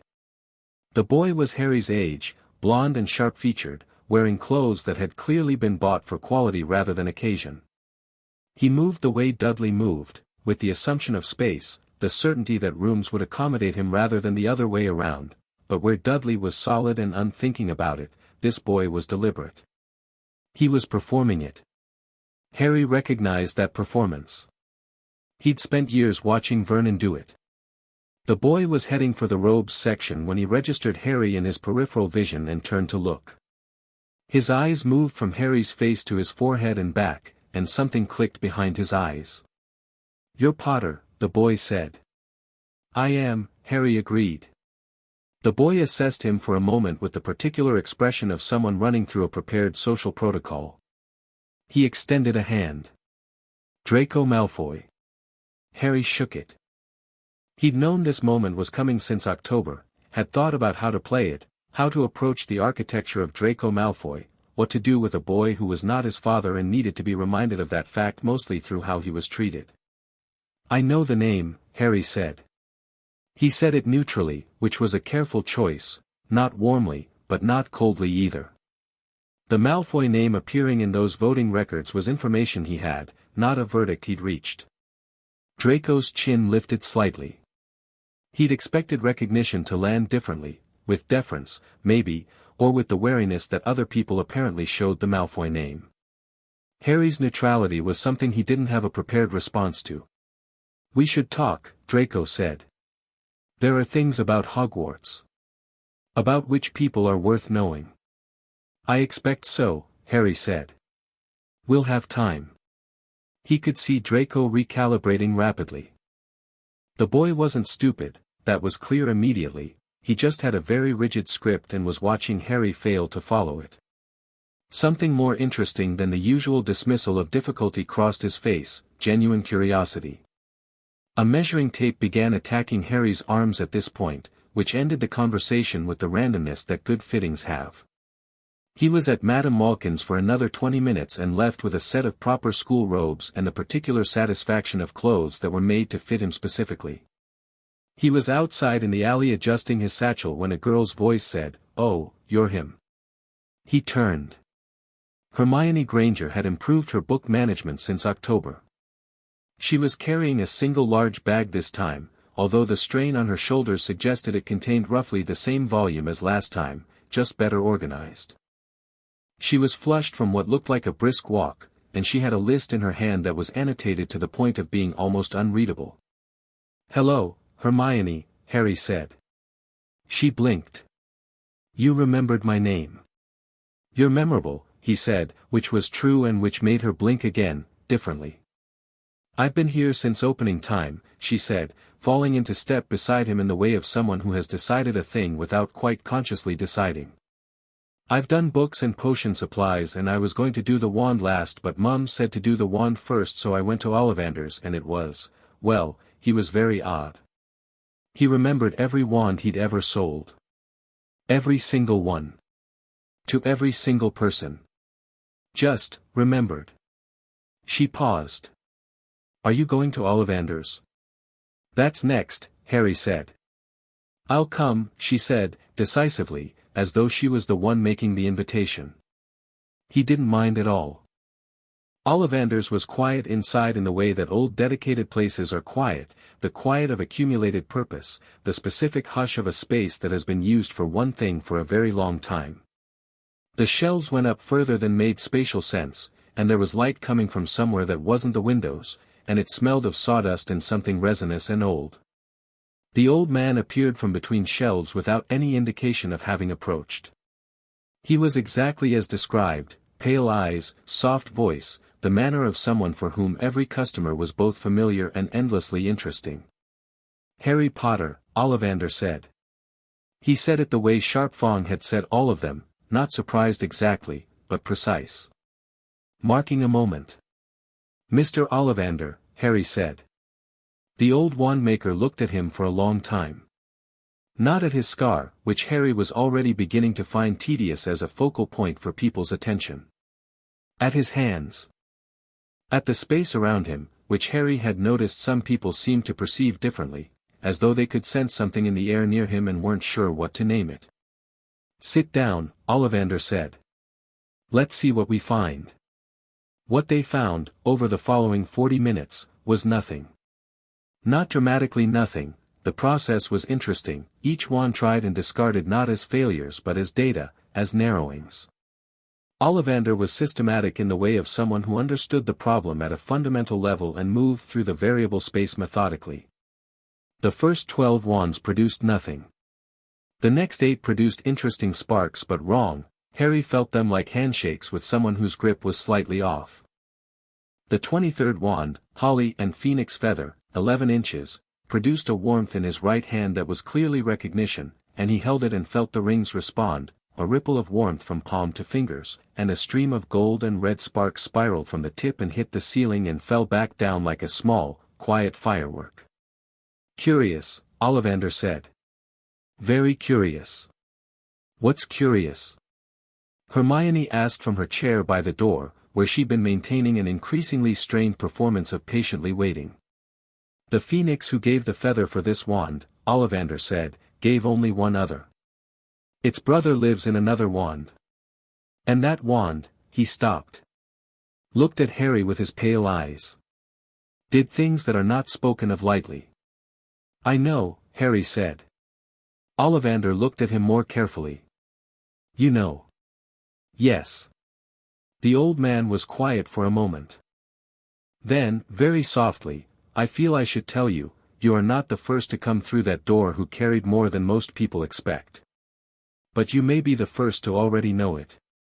"Someone should," Harry said. Ollivander smiled, small, private, slightly wondering. He wrapped the wand in its box without another word. Harry paid, tucked the box into his satchel, and walked out into the August afternoon feeling the holly wand hum quietly against his palm even through the packaging, a signal that would eventually become as familiar as breathing. "What was that about?" Hermione demanded, falling into step with him. "Tell you on the train," Harry said. "We're not on the train yet." "I know." She made a sound of frustration that contained within it the seeds of a friendship, and he grinned, which was an expression he didn't use much and which surprised both of them slightly. They did the rest of the list together. It was Hermione's second pass through most of it, but she approached rebuying supplies with the same systematic intensity she brought to everything and had thoughts about the quality differentials between competing brands of pewter cauldron that were genuinely interesting if you cared about heat distribution in potion making, which Harry did because one of the vault books had covered it in some detail. When he said this, Hermione stopped walking entirely and stared at him. "You've read about heat distribution in potion making," she said. "Some." "From what?" "It's not in any of the school books." "I had some outside texts," he said carefully. She stared at him for another moment with the specific stare of someone filing information into a mental system they're going to revisit repeatedly. "You're going to be very interesting," she said finally, as though deciding it. "So are you," he said. This visibly pleased her and visibly made her uncomfortable in equal measure, which seemed characteristic. They had lunch at a small cafe at the alley's end. Hermione's parents, apparently, were waiting at the leaky cauldron, and she had an hour. She ordered tea and a scone and interrogated him about his reading with the cheerful relentlessness of someone who has never had anyone to properly discuss books with and is making the most of the opportunity. He told her some things. Not everything, not the vault, not the rings, not the depth of what he knew. But he told her about the political history texts, about the family histories, about the gaps in the school curriculum. She listened with the quality of attention he'd come to think of as genuinely rare. She didn't just hear the information, she heard the implications of the information, which were different and more important. "The proxy voting," she said, when he got to that. That's not right. That someone could just vote in your family's name without my knowledge," Harry agreed. Yes. And you've recalled them? In October, he said. Through Gringotts. She absorbed this. How does a 10-year-old recall Wisengamot proxy votes? With a very good solicitor and a very motivated goblin. She laughed. It was a good laugh, surprised out of her, unguarded. Who did you say you were again? Just Harry, he said. She gave him a look that communicated, in full, that she didn't believe him but would accept the framing for now. They parted outside the leaky cauldron. Hermione's parents were inside. He caught a glimpse of them through the window, an ordinary-looking couple who were doing an excellent job of not being alarmed by their surroundings. Hermione hesitated at the door. I'll see you on the first, she said. Save me a seat, he said. She did the small pleased uncomfortable thing again and went inside.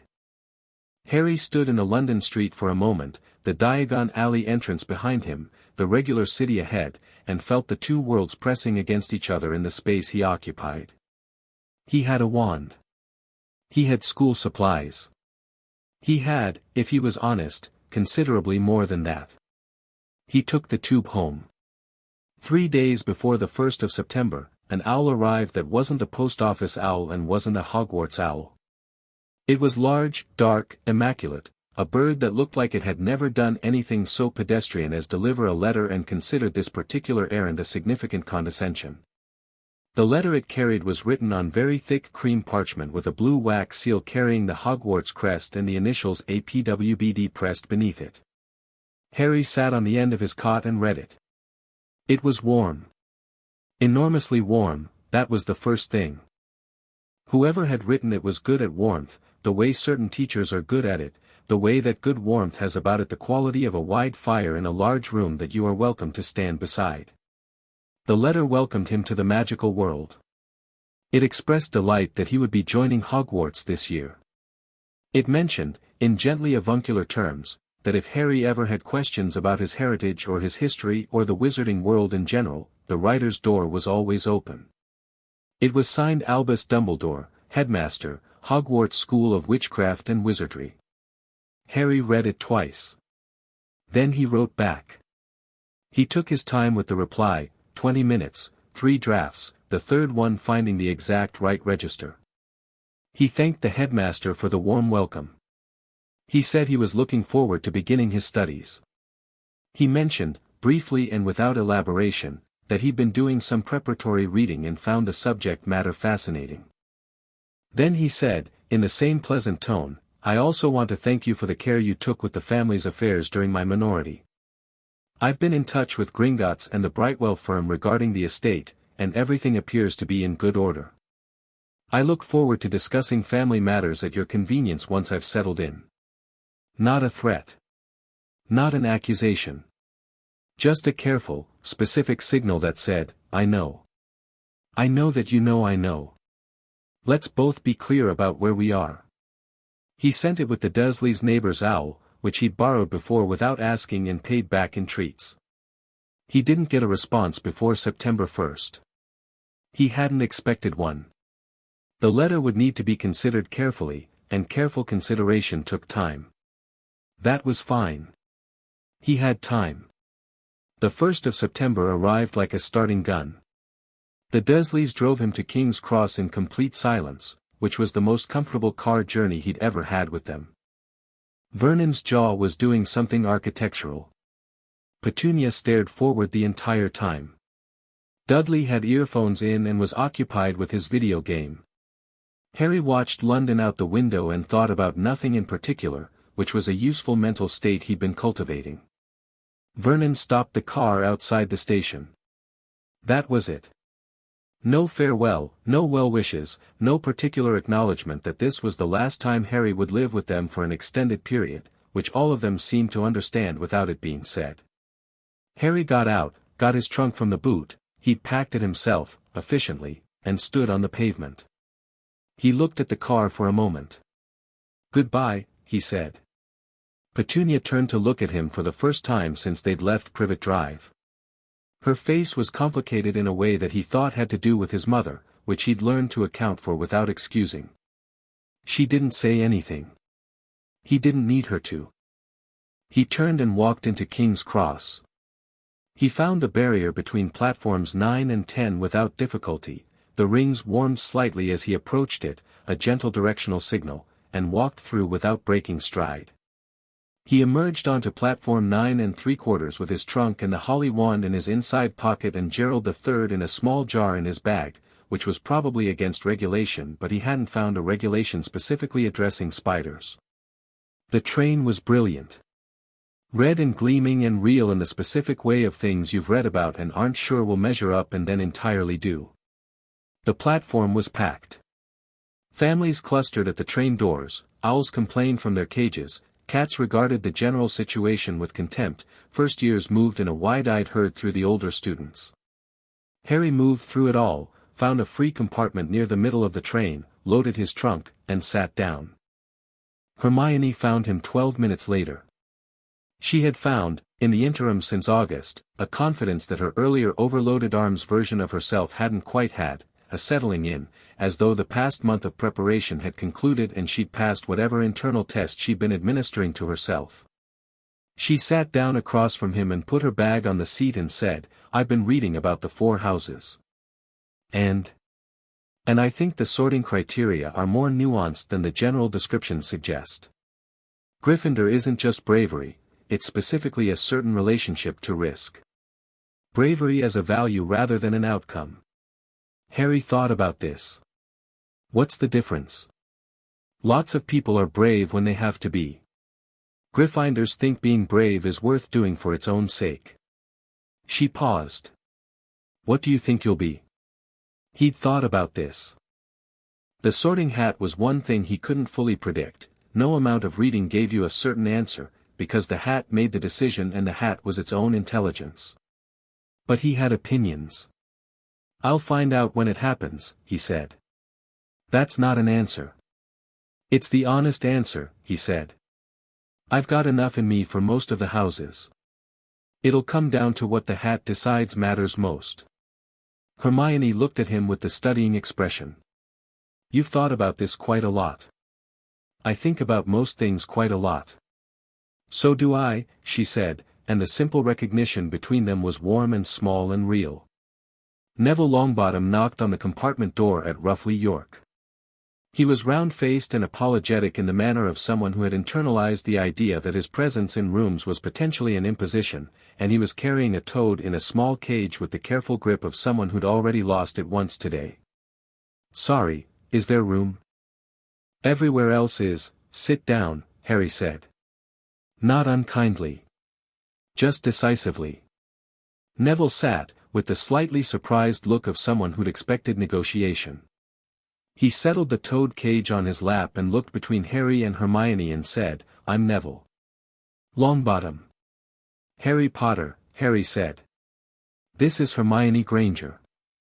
Something moved across Neville's face at Harry's name, not the double-take quality most people had, but something deeper, more private. Harry had read that footnote in the history book. He knew why. "I know your name," Neville said. "I mean, everyone does." "But..." He stopped. "My parents, they knew your parents. They were in the same order." "I know," Harry said. Neville blinked. "You know. I've been reading the history. Your parents were brave people, Neville."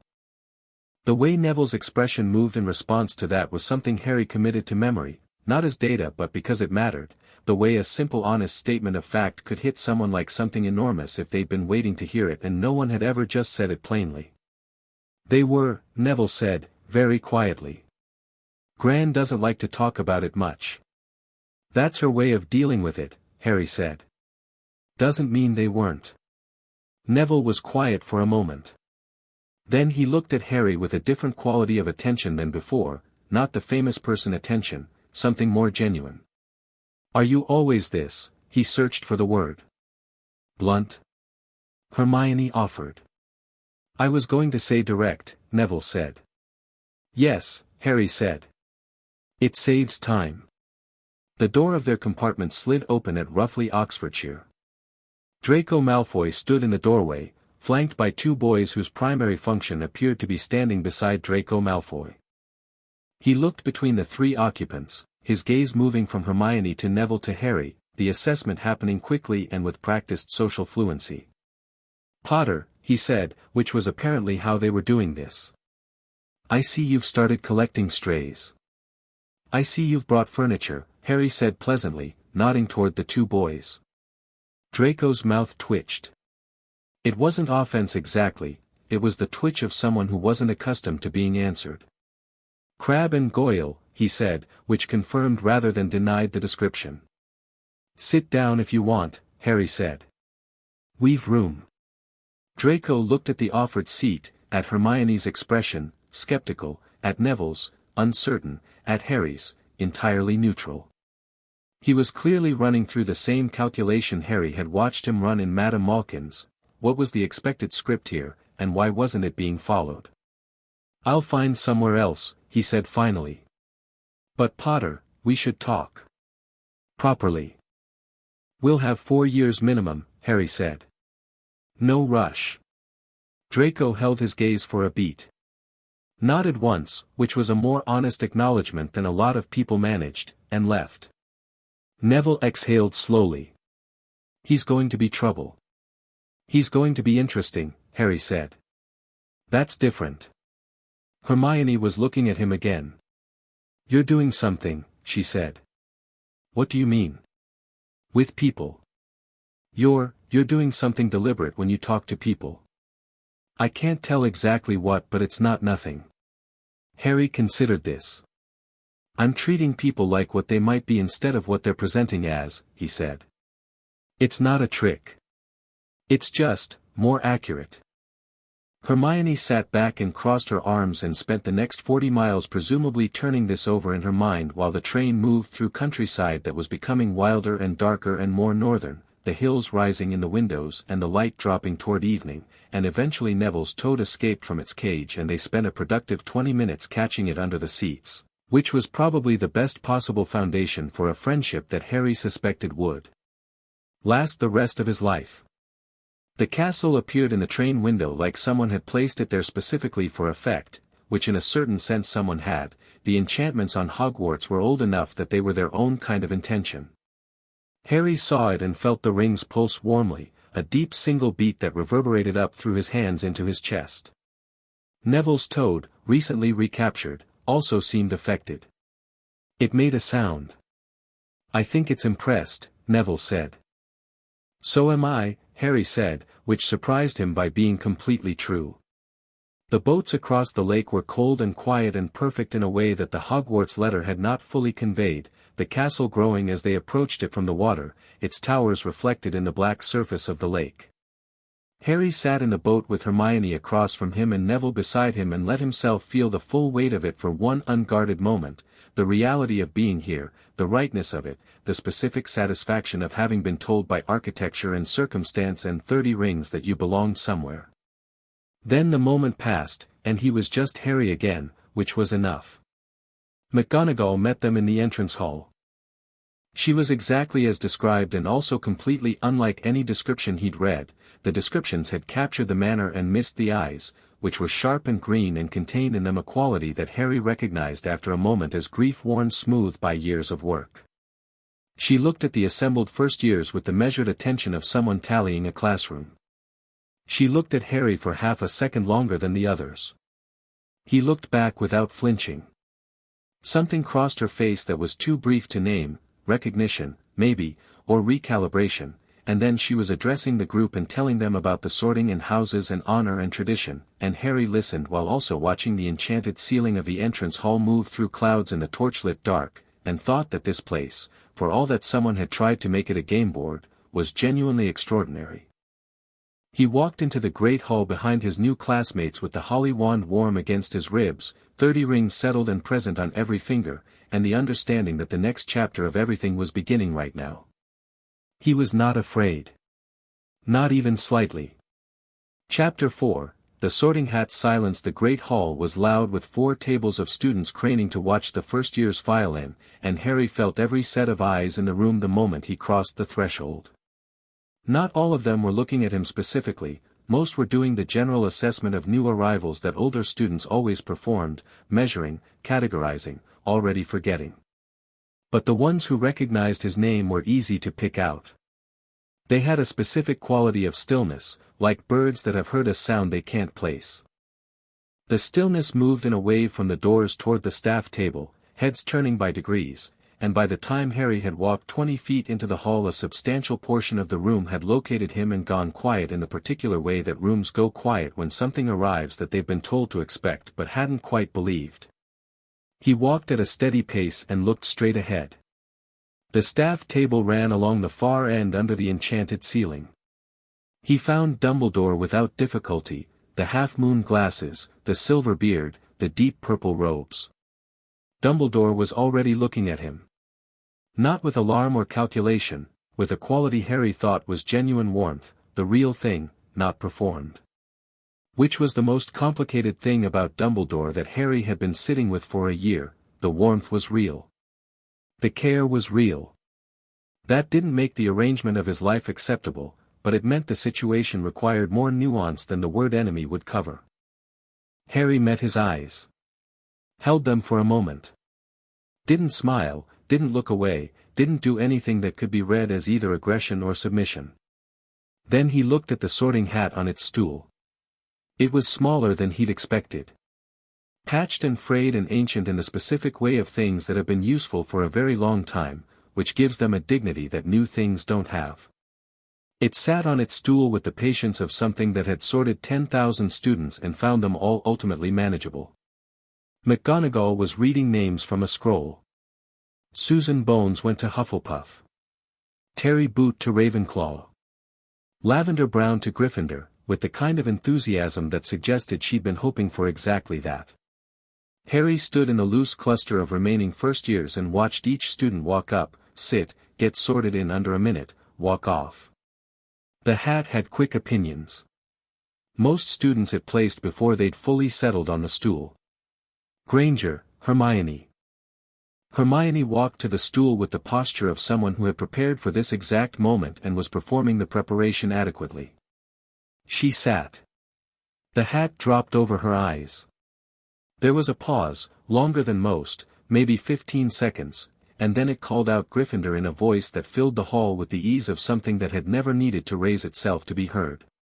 Hermione pulled the hat off with a visible exhale of relief and went to the Gryffindor table, where she was received warmly enough. She found Harry in the remaining group and gave him a look that was simultaneously triumphant and expectant. He gave her a small nod. More names. Neville Longbottom approached the stool looking like he was walking to an execution, sat down, and had the hat on for a full 20 seconds before it called Gryffindor. The table cheered. Neville looked startled, then grateful, then quietly pleased in the way he had of experiencing positive things as though he hadn't fully expected to deserve them. Draco Malfoy was sorted before the hat fully touched his head. Slytherin. His face showed no surprise and a carefully managed satisfaction as he joined his table, where several older students clearly already knew who he was.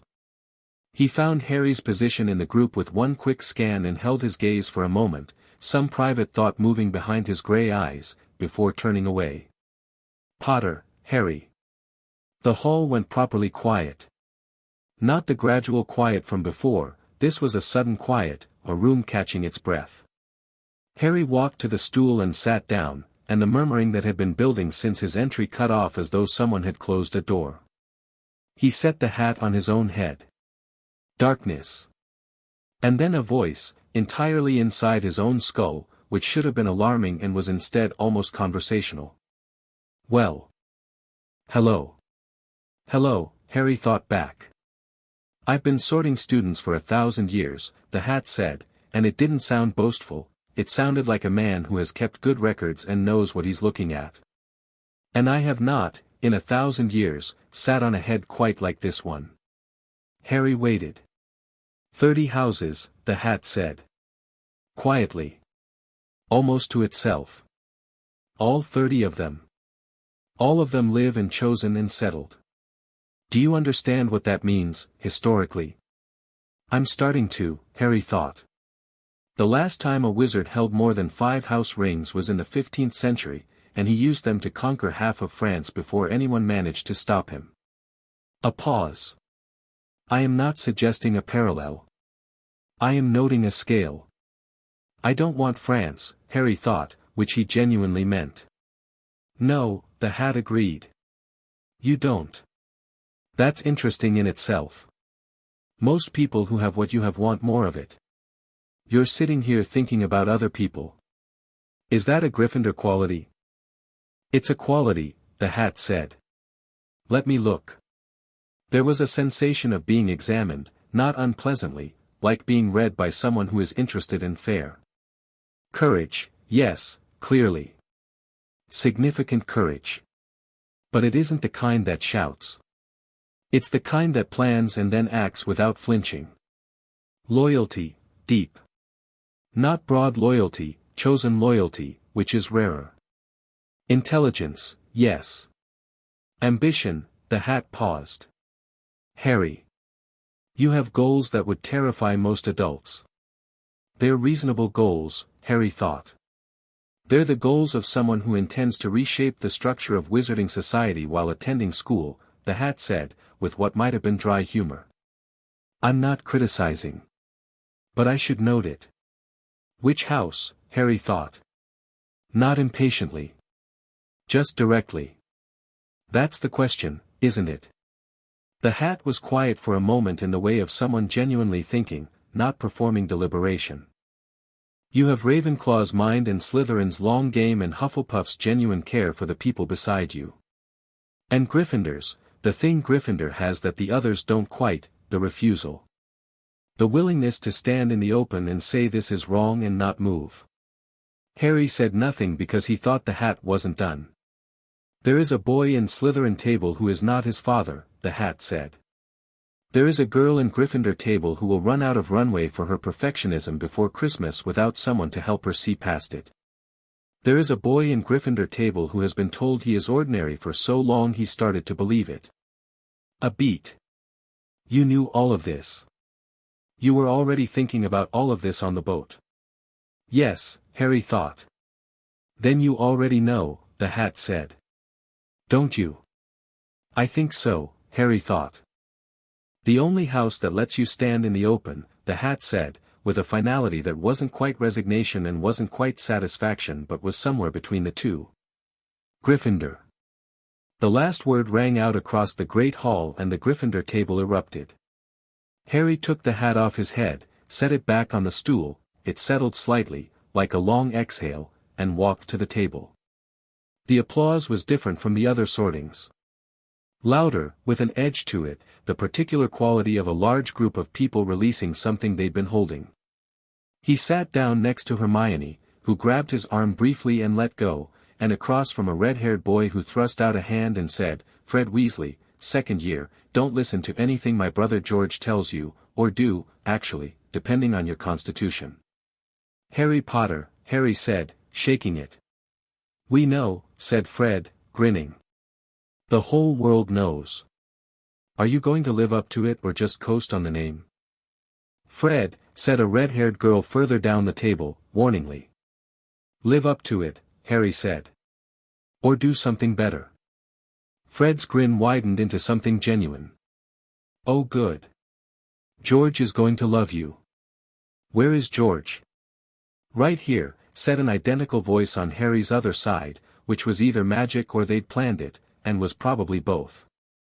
Neville slid in across from Harry with his toad's cage balanced on his lap, looking happier than he had at any point in the evening, and the food arrived with the quality of things that have been made by people who care deeply about their craft, and Harry ate a proper dinner for the first time in his life, in a hall full of candlelight and an enchanted ceiling moving through stars, and thought, this is mine. Not possessively. Just recognizingly. He looked up at the staff table once.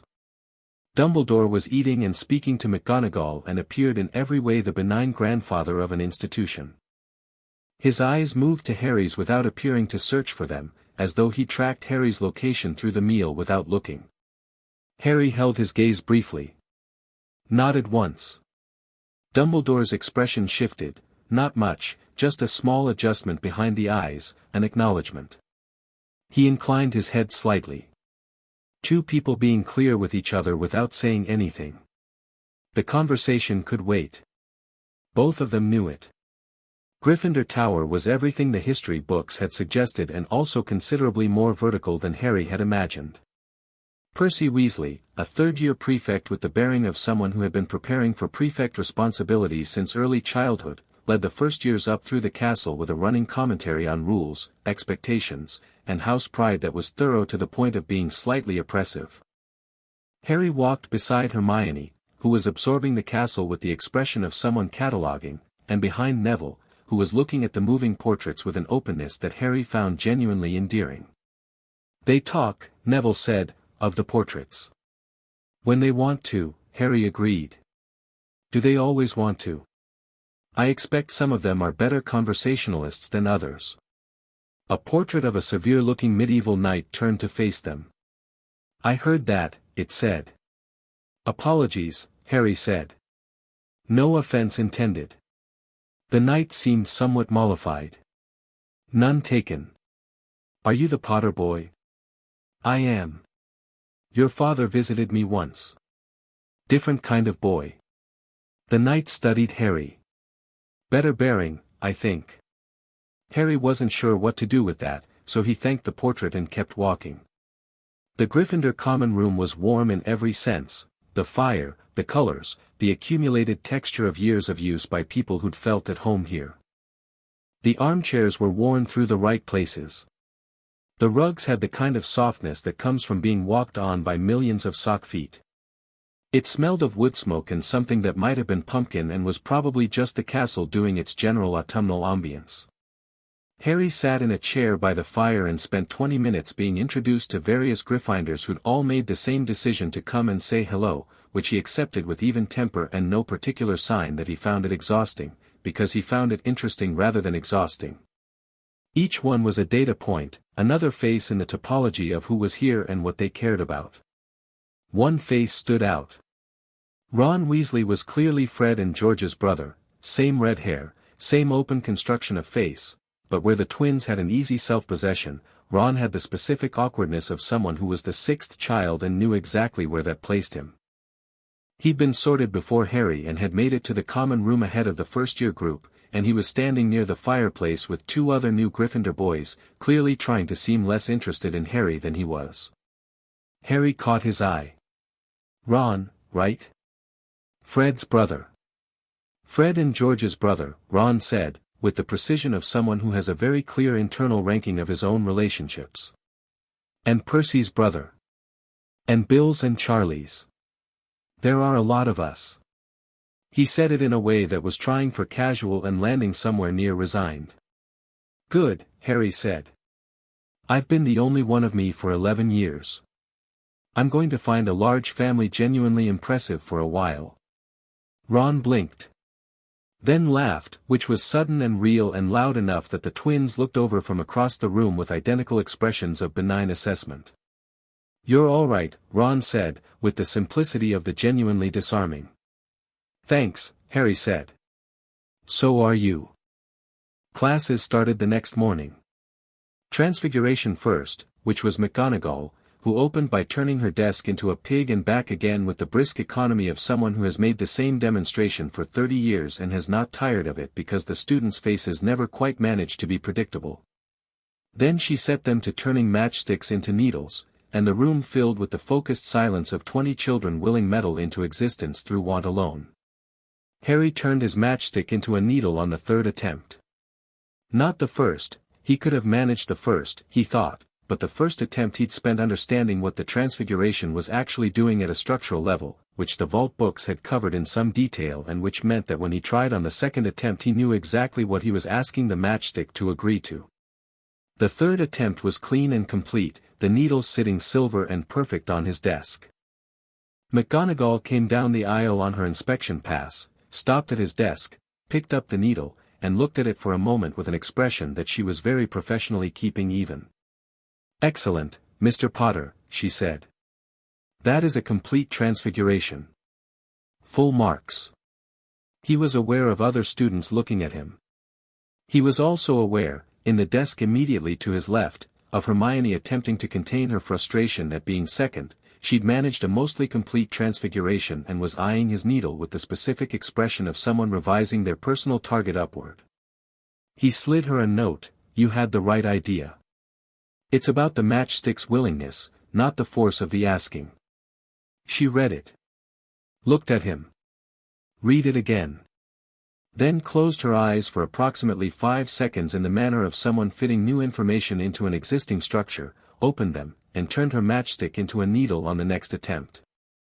She looked at it, then looked at him, then wrote back on the note, "That's not in any of the textbooks." He wrote, "I know." She wrote, "Where did you read it?" He wrote, "Tell you later." She wrote, "You keep saying that." He wrote, "I keep meaning it." Charms was Flitwick, small and precise and enthusiastic in the way of someone who has never lost their genuine excitement for the subject, who squeaked when he first read Harry's name and then recovered and thereafter maintained a careful professional equilibrium that only slightly wobbled at the corners. Harry liked him immediately. There was no performance in Flitwick, just genuine delight at magic, which was the right reason to teach it. History of Magic was Binns, who was a ghost and who lectured in a drone so perfectly calibrated to the frequency of unconsciousness that several students were asleep before 10 minutes had passed. Harry did not fall asleep, because the history was genuinely interesting if you stripped the drone from it. He took detailed notes and occasionally felt Hermione, beside him, shooting him glances that said she was also finding it interesting and was slightly annoyed that the professor was making it difficult. Potions was Snape. Harry had read about Snape. Not in the history books, Snape didn't appear in those, being a private figure rather than a public one. But one of the vault books had touched on the potions master's background in a way that told him enough, a half-blood man who'd been brilliant and damaged and had made choices during the war that he'd spent years paying for in a penance that looked a lot like cruelty toward children. His mother had known Snape. They'd been friends before they weren't. This was a thing Harry held carefully. Snape entered the dungeon classroom the way certain people enter rooms, as though the room had been waiting for them and now that they'd arrived could properly function. His robes were black and his face was constructed on lines that said he'd mastered not showing things, which was either admirable or concerning depending on what he wasn't showing. He read the register. Harry Potter. "Here," Harry said. Snape looked up. His eyes moved over Harry with the thoroughness of the experienced assessor, starting at the untidy hair and moving to the glasses and what would have been the scar if the hair hadn't been in the way, and Harry sat still and let the assessment happen, because reacting to it was exactly what Snape would expect. "Our new celebrity," Snape said. It was delivered flatly, without heat, which was actually more interesting than contempt. "Hardly new," Harry said. 11 years old. Feels fairly established at this point." Dead silence. 20 students holding their breath. Snape's expression didn't change, but something moved behind his eyes, the same recalibration Harry had seen in Sharp Fong, in Ollivander, in McGonagall in the entrance hall. The adjustment people made when Harry failed to respond to them as expected. "Let's see if celebrity and competence share an address," Snape said. "Tell me, Potter, what would I get if I added powdered root of asphodel to an infusion of wormwood?" "The draught of living death," Harry said immediately. "One of the most powerful soporific potions known. The combination creates a compound that induces a death-like state. It's been used historically as both a sedative and, in higher concentrations, a weapon. Asphodel is in the lily family, which affects its interaction with living tissue. The extract needs to steep at least 12 hours before it's stable enough to combine with wormwood without premature activation." Silence. A different kind of silence this time. Snape stood at the front of the room with his expression still professionally blank but his eyes doing something complex. "Where would you look if I told you to find me a bezoar?" "Stomach of a goat," Harry said. "In the antechamber of the potions classroom, third shelf from the left, behind the Jared aconite. Or the supply cupboard in the back if the front shelf is empty." He had, in fact, checked the contents of the potions classroom with some attention when he'd arrived. Another silence. Snape studied him. What is the difference, Snape said, between monkshood and wolfsbane? The same plant, Harry said. Aconitum. Also called aconite. The name changes with the tradition and the region. Wolfsbane is the older folk name, monkshood references the flower shape, aconite is the scientific classification. The extract is a poison in any quantity over a few drops and an ingredient in the wolfsbane potion, which is relatively new, developed in the last 20 years as a treatment for lycanthropy. Snape was quiet for a long moment. Around Harry, the other first years were in various states of astonishment. Neville, at the desk behind him, had gone very still in the manner of someone watching a dangerous game from a safe distance. Hermione was gripping her quill like it was a life raft. 5 points to Gryffindor, Snape said. His tone was entirely unreadable. For preparation.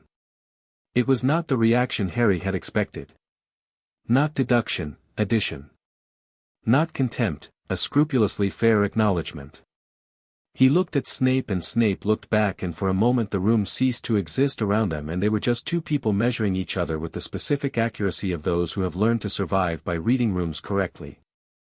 Harry thought, he is not what he's presenting as either. Not the way Quirrell was not what he was presenting as, that was something darker, which Harry had already noted in defense against the dark arts that morning, the stench of something wrong beneath the stammer, the rings cooling whenever Quirrell was close.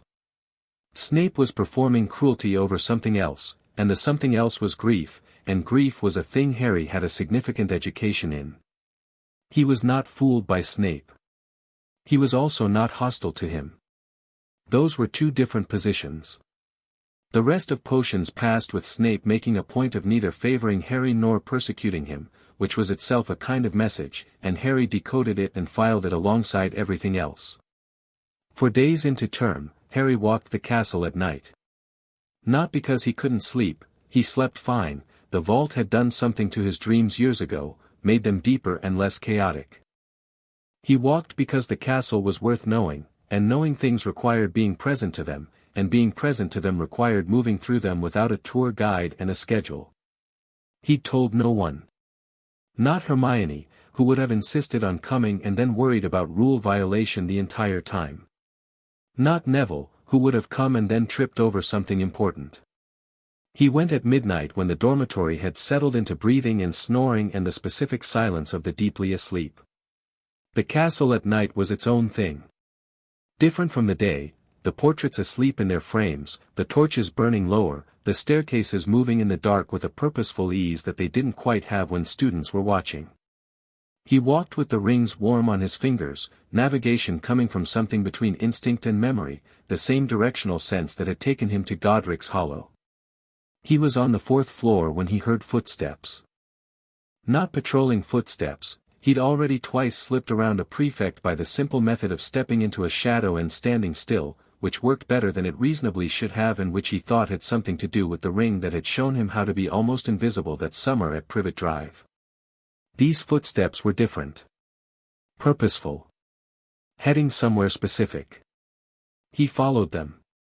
The purple-turbaned figure of Professor Quirrell moved through the 4th floor corridor with a speed and directness that had nothing in common with the stammering professor of defense against the dark arts, the anxious man who flinched at loud sounds and seemed overwhelmed by his own subject. This Quirrell moved like someone who knew exactly where they were going and found the route trivial. He stopped before a door that Harry recognized from the castle map he'd studied as the unused 3rd floor corridor, but between him and the door were two things that Harry committed to immediate memory, the absence of Quirrell's habitual anxiety, and the smell. He'd been told to trust the smell. He understood now what that meant. It was dark in the way that cold is dark, a quality beneath the surface temperature of the air, something old and hungry and satisfied with itself, something that had been wearing Professor Quirrell the way you wear a coat. Harry stood in the shadow of a doorway and watched Quirrell reach for the door handle and then stop. Stop completely, in the specific way of someone receiving an instruction. Not yet, Quirrell said softly. To himself, or not to himself. A pause. I understand. Different tone. Answering. The turbaned head turned slowly, and Harry pressed himself into the shadow and felt the almost invisible pull of the ring settle around him like a held breath, and Quirrell's gaze moved across the corridor and found nothing and moved on. He walked away quickly, his robes whispering on the stone, until the sound of him was gone. Harry stayed in the shadow for another 2 minutes. Then he walked to the door, put his hand flat against it, and felt through the wood the signature of whatever was beyond it, the warmth of something magical, complex and powerful, layered with protections that were clever and interesting and aimed at someone who didn't know they were there. He'd read enough to know what was past this door. Or rather, he'd been told enough, by a dead man in a vault in Godric's Hollow, who had written understand what the stone is and why it will be moved there in your first year. The Philosopher's Stone. Dumbledore had moved it here. Hidden it here, under this set of protections, because here was where it would be safe, or because here was where it would be found, and found by the right person at the right time, in the right way. Harry stood at the door and thought about chess. Dumbledore had set a board. The stone as bait, or the stone as lesson, or the stone as test, and Quirrell circling it on behalf of something that wore his face at night and hid inside his head during the day. And Harry here, 3 months into his first year, already knowing more of the shape of the thing than anyone in this school was aware he knew. He was not going through the door tonight. Not because he couldn't, he thought he probably could, and the protections beyond were interesting rather than frightening. But entering the trap before he understood its full geometry was bad strategy, and bad strategy was the one thing he'd spent 4 years specifically trying to avoid. He took his hand off the door. Turned and walked back through the dark castle to Gryffindor Tower, thinking carefully and without urgency about everything he'd seen. 2 weeks into term, McGonagall stopped him after Transfiguration. The other students filed out. Hermione lingered slightly, she always did, in case there was additional information available, but Harry caught her eye and tipped his head toward the door, and she went, with the expression of someone saving their questions for later. McGonagall waited until the room was empty. Then she sat on the edge of her desk in a way that was surprisingly informal for someone who gave the impression of having been born professionally upright. "Sit down, Mr. Potter," she said. He sat. She looked at him for a moment with those grief-smooth eyes. "I want to ask you something directly, and I'd appreciate a direct answer." "All right," he said. "How much do you know? About your situation. About the wizarding world, the history, your family's position." She paused. "About recent events involving Gringotts and Wisengamot correspondence." He looked at her steadily. "Quite a lot," he said. "I see." She was quiet. "The headmaster received your letter before term." "I know." He was concerned, she said. Not the word she'd started to use, she'd swapped it mid-sentence. He was not expecting the proxy revocation. "I imagine not," Harry said. "Harry." She used his first name carefully, like testing ice. "The headmaster has been protecting you. Everything he has done has been toward that end." "I believe that," Harry said. And because she was being honest with him, he gave her the same. "I also believe that protecting me and making decisions for me without my knowledge are different things. Both can be true." McGonagall was quiet for a long moment. She had the expression of someone who has thought this themselves and has not permitted themselves to say it. "You are 11 years old," she said finally. "I know," he said. "I'm going to be 11 for a whole year. I don't plan to do anything rash." "That is not what concerns me," she said, which was interesting. "What does?" She looked at him. "The headmaster has a plan," she said carefully. "For this year. For certain things that he believes need to happen in a certain way. I am not privy to all of it. But I know that his plans depend on a version of you. A version that is less," she stopped. "Prepared," Harry offered. "Informed," she said. "Both." "Yes." Harry sat with this for a moment. "Professor McGonagall. Do you think his plan is right?" She took a long time to answer. "I think his intentions are right," she said finally. I am less certain about the means. That's enough, Harry said. For now, that's enough. He stood to leave, then paused. If it helps, I'm not going to do anything that damages this school or the people in it. Whatever I do is going to be aimed in the right direction. I just need him to know that I'm going to be the one aiming. She looked at him for a moment. You are very like your mother, she said. Very quietly. He hadn't expected that. Felt it land somewhere deep and stay. Thank you, he said, and meant it in a way that took everything he had to keep off his face. He left the Transfiguration classroom and walked out into the corridor where Hermione was waiting with barely concealed patience and Neville was feeding his toad something from his jacket pocket, and the ordinary good noise of Hogwarts surrounded him on all sides, and he breathed it in and walked toward the great hall for dinner. 30 rings warm on his fingers. McGonagall's words in his chest. The door on the 3rd floor still closed, for now. He wasn't afraid, and he wasn't rash, and he wasn't hiding. He was just getting started. Chapter 5, Fires Old and New. October arrived in Hogwarts the way it always did, with color and cold and a specific quality of light that made the castle look like it had been waiting all year for exactly this season. The mountains beyond the lake went orange and gold and the sky took on the deep blue of early dark, and the corridors filled with the smell of wood smoke from fires that had been lit in classroom hearths for the first time since spring. Harry noticed all of this the way he noticed most things, laterally, without making a project of it. He was busy. The work was genuinely good. That was something nobody had told him and he hadn't expected, not the grinding productive labor of studying, which he'd been doing for 4 years and which was just how he operated, but the quality of the teaching itself. Flitwick taught charms like they were music, all about timing and precision and the relationship between intention and execution. McGonagall taught transfiguration like engineering, the rules existed because magic existed inside them, not the other way around. Even Binns, in his droning monotony, was covering material that Harry found genuinely fascinating under the sedative layer of delivery. The defense classes were the problem. Not because Quirrell was cruel or incompetent, he was neither, in the functional sense. The classes covered the curriculum. Notes were made. Spells were demonstrated.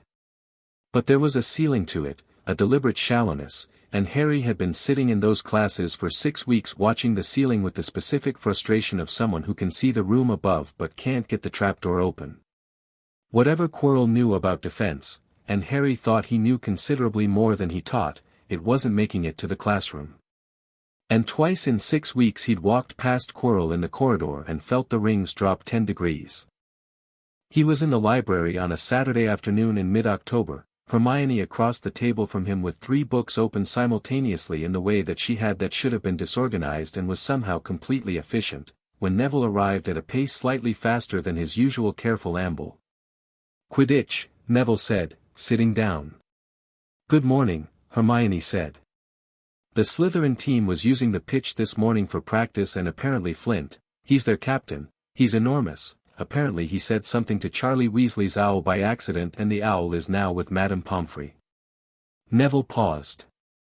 I don't actually know why I started with Quidditch. What I meant to say is that would want you at the pitch in 20 minutes, Harry. I know, Harry said, without looking up. He sent me specifically. I know that too. He sent Seamus first and Seamus couldn't find me and then he sent you. Neville sat down. Are you going? Harry closed the book he was in. The vault had contained 3 texts on Quidditch that he'd read thoroughly, partly because the tactical element was genuinely interesting and partly because knowing things was simply what he did. McGonagall had put him on the team 3 weeks in, she'd come to find him specifically, with the focused guilt of someone doing something she suspected wasn't entirely by the book, and told him there was a seeker position that needed filling and she thought he'd manage it.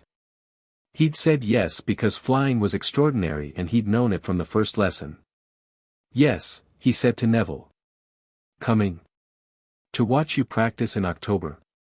Obviously. Hermione looked up from her books. I'll come, she said, which surprised both of them and her slightly. I've been reading about Quidditch strategy.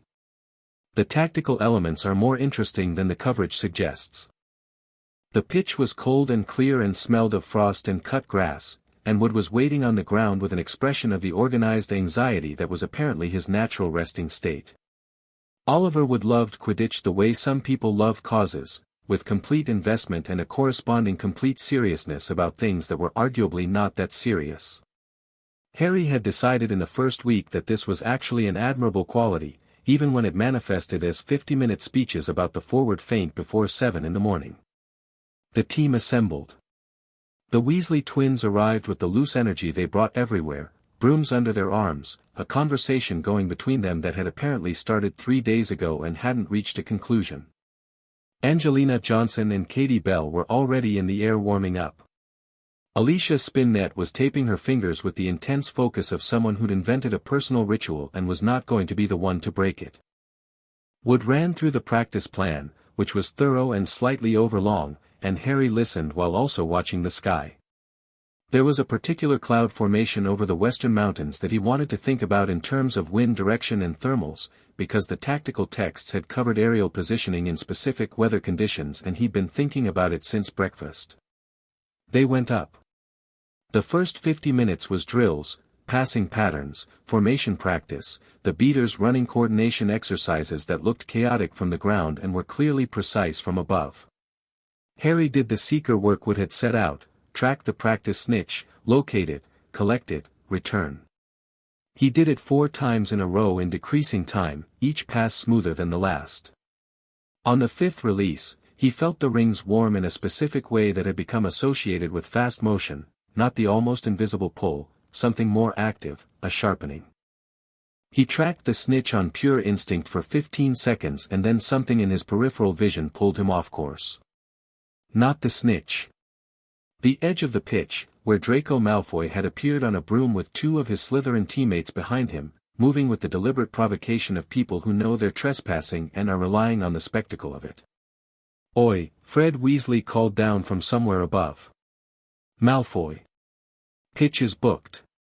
"I can see that," Draco said, pulling level with Harry in the air. He was a competent flyer. Harry had watched him in the first flying lesson, noted the natural ease of it. Up here, without the Crabangoyle furniture, he had a different quality about him. Less performance, more actual person. "Potter," he said. "Malfoy," Harry said. "Word is you're the youngest seeker in a century." He said it without obvious barb, genuinely assessing. "Word is right. Slytherin's playing Gryffindor first match." Draco's jaw had the set of someone who is both competitive and honest about being competitive, which Harry found more interesting than pure antagonism. "I'm seeker." "I know," Harry said. "I'm good." "I expect so." Harry held his position on the broom easily, altitude steady without thinking about it. "Should be a good match." Draco looked at him for a moment, looking for condescension and not finding it.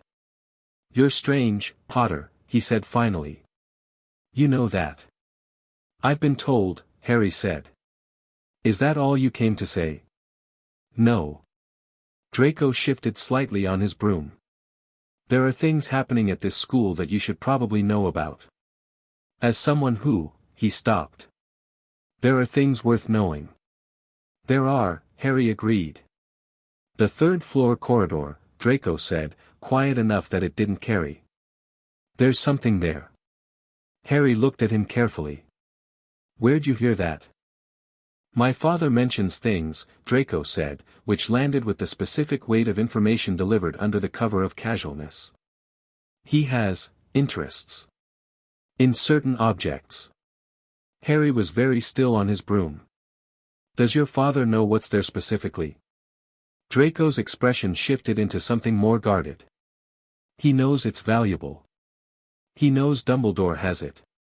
He's been." Another stop. "He's interested." Harry looked at him for a long moment.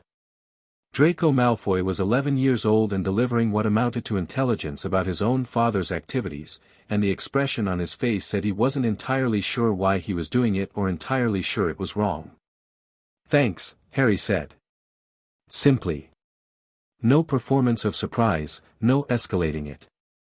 Draco blinked. That's it. That's it. You told me something useful.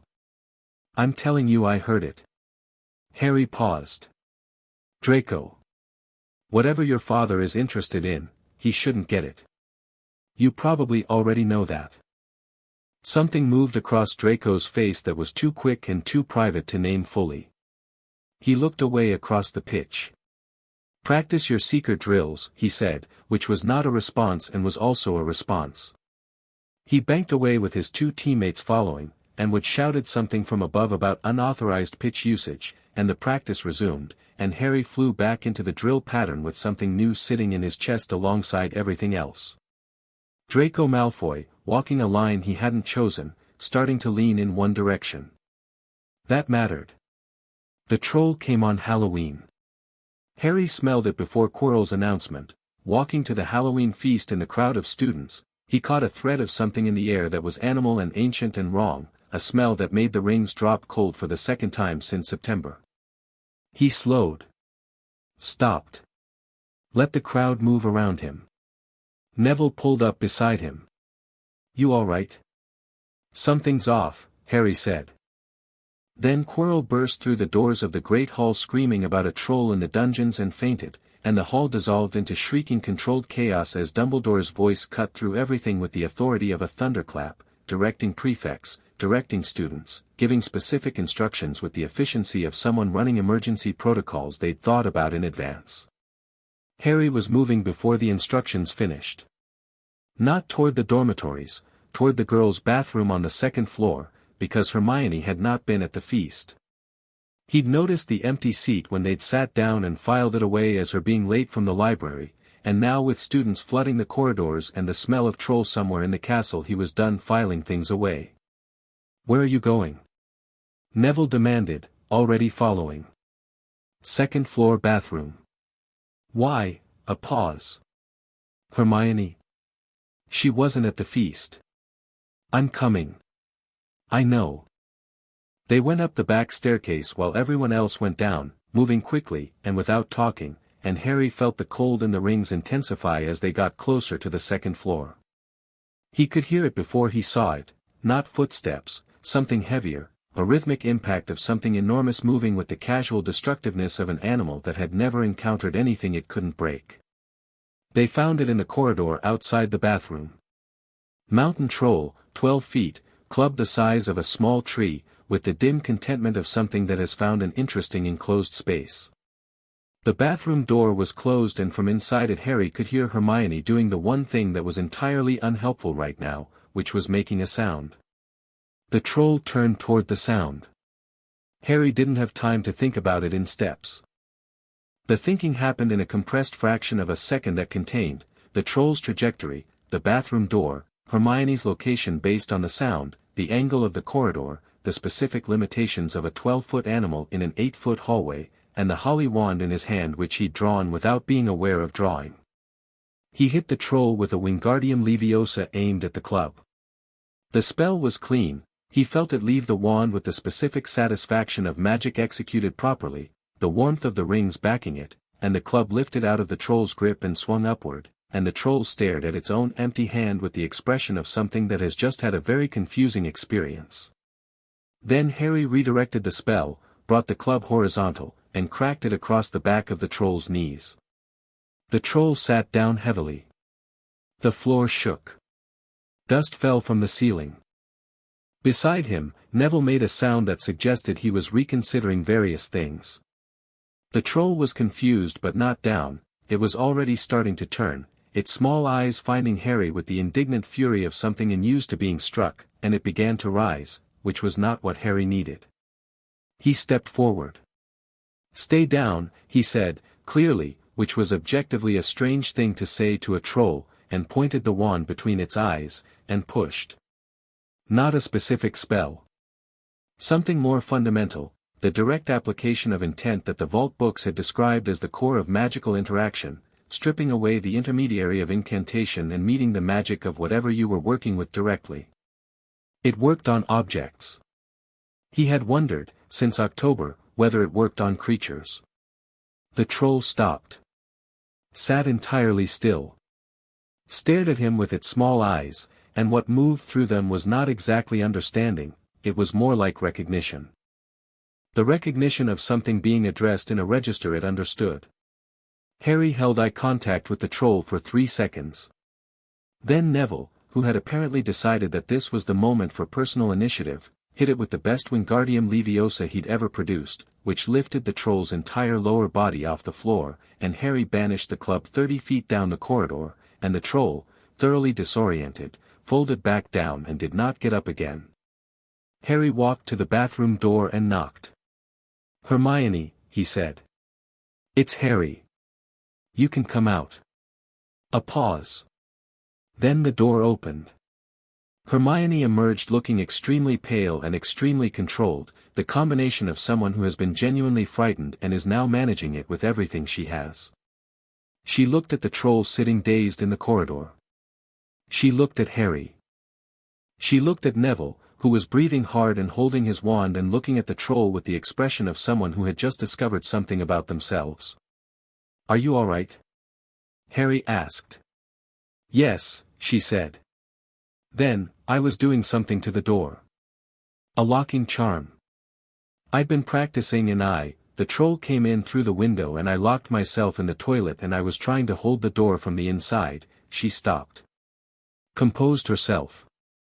"I heard you talking to it." "Briefly," Harry said.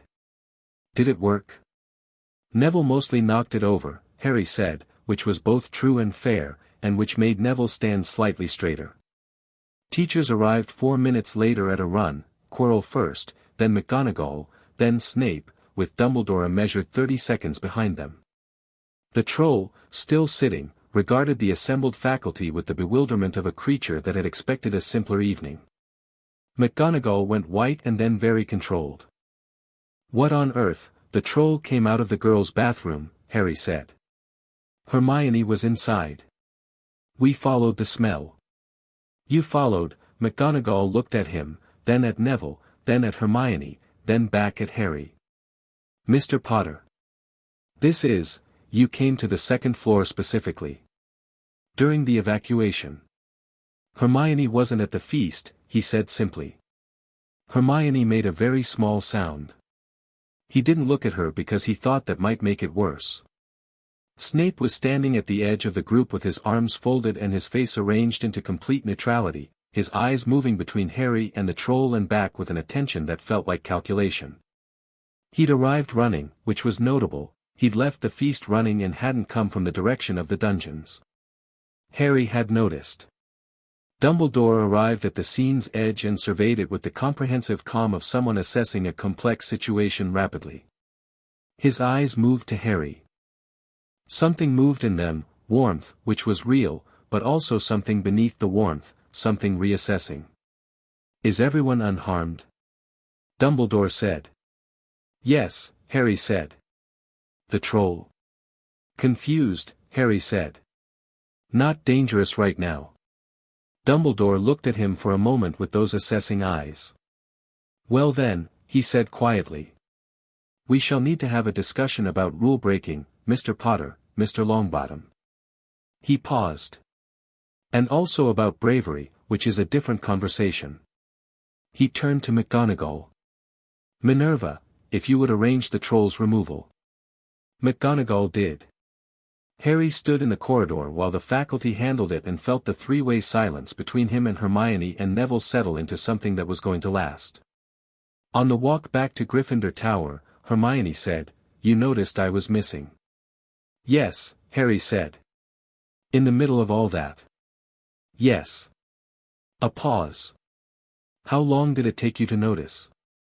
"Sitting down," he said. "I noticed when I sat down." She was quiet for another corridor's worth of walking. Then, "Thank you, Harry." "Neville too," he said. "I know," she said. Then, because she was Hermione and couldn't let anything simple stay simple, "You did something to the troll."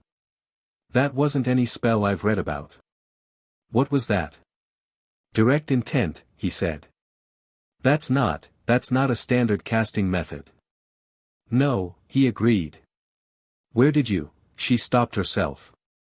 Later, she said, in the voice of someone adopting his phrasing deliberately. Later, he confirmed.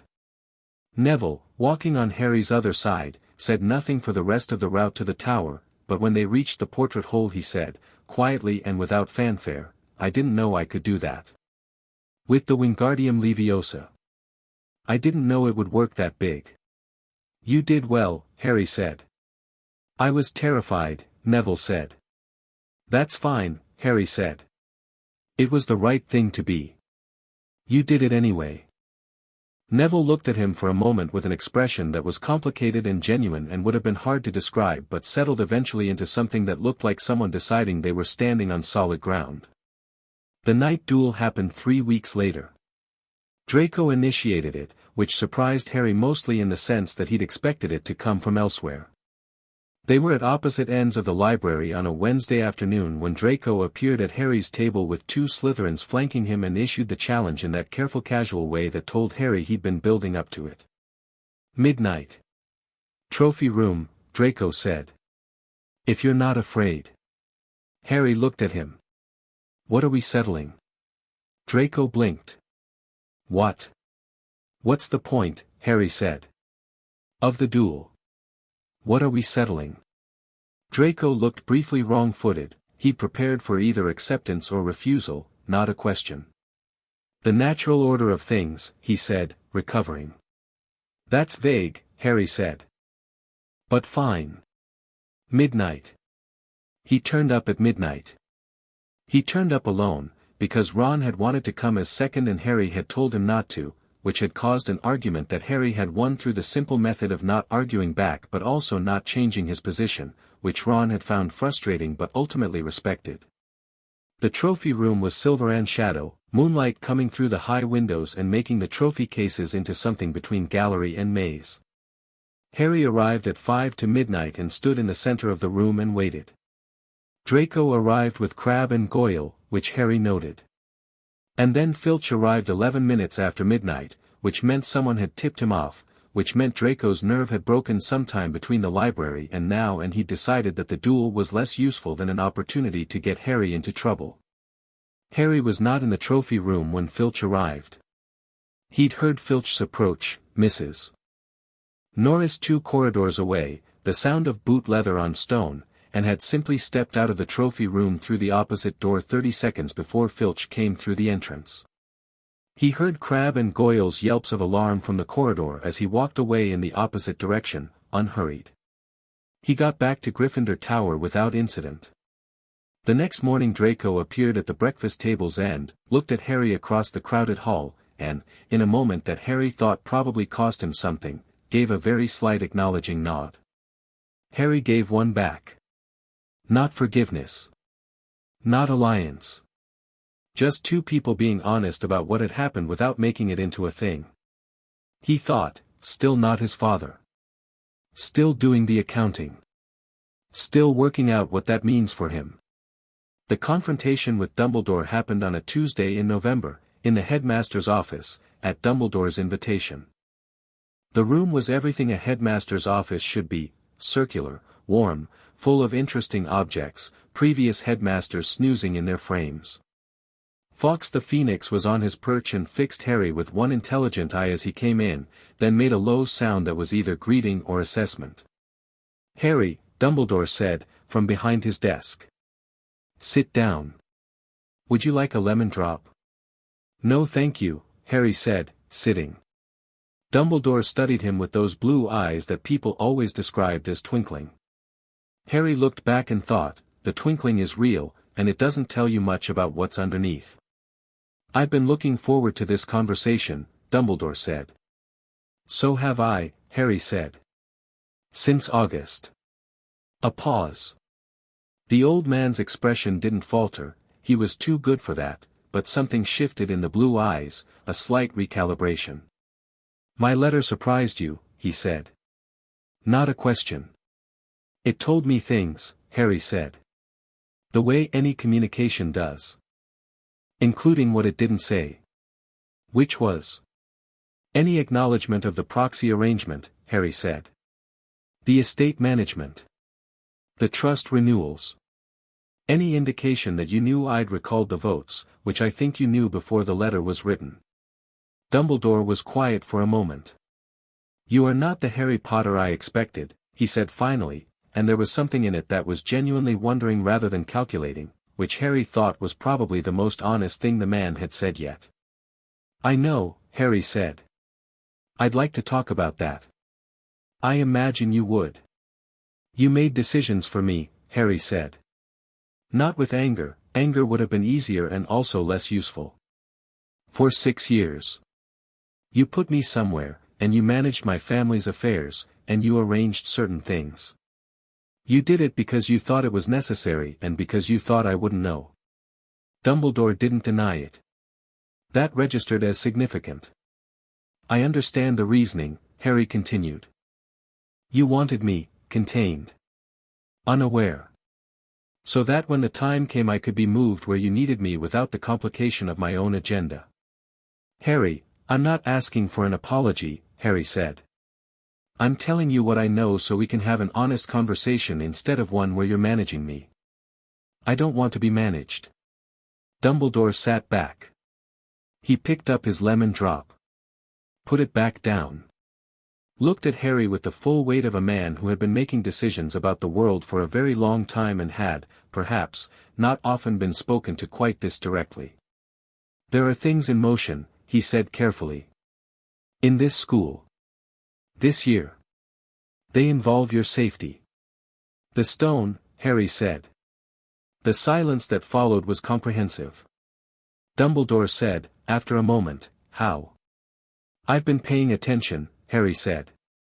I've done some reading. I know what it is and I know why it's here and I know what's trying to get to it. If you know what is trying to get to it, Dumbledore said quietly, then you understand why certain preparations were necessary. Why I needed certain things to proceed in a certain way. You needed me to be a specific kind of weapon, Harry said. Unaware, frightened, grateful, and pointed in the right direction at the right time. Dumbledore flinched. Not much, just a fractional tightening of the face that Harry thought was probably the most visible display of discomfort the old man allowed himself. That is not how I would describe it. How would you describe it? I needed you to be protected, Dumbledore said. And I needed certain forces to believe you were protected in the way they expected. Unawareness was part of that. And now? Dumbledore looked at him. Now I'm not sure unawareness is available as an option. It wasn't available when I was 7, Harry said. And because he was being honest, something found me before you were ready to reveal it. Something found me and gave me what I needed earlier than anyone planned. Dumbledore was very still. The vault, he said. Very quietly. The word landed between them like a stone dropped in still water. Yes, Harry said. The silence extended. Fawkes made a soft sound from his perch. One of the portrait headmasters stirred in his frame and subsided. The fire crackled with the domestic indifference of fires everywhere. Dumbledore set down the lemon drop he'd been not eating for the duration of this conversation and looked at Harry with an expression that had moved past calculation into something more genuine, something that looked like a very old man realizing that the story he'd been telling himself had a chapter he hadn't written. M told me, Dumbledore said, half to himself. He told me the vault would choose its own time. He was right, Harry said. Another long pause. How many? Dumbledore said finally. Harry held his gaze. All of them. The old man closed his eyes for a moment. When he opened them, something had settled in his expression, not defeat, not acceptance exactly. More like a man adjusting his footing on ground that had shifted and deciding to stand on it anyway. What do you want from me? Dumbledore said. Honesty, Harry said. Not management. Tell me what's actually happening with the stone. Tell me what Quirrell is. Tell me what you're planning and why.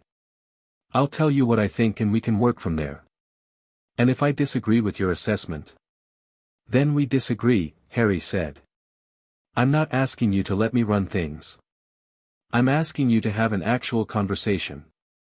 Dumbledore was quiet for a long moment.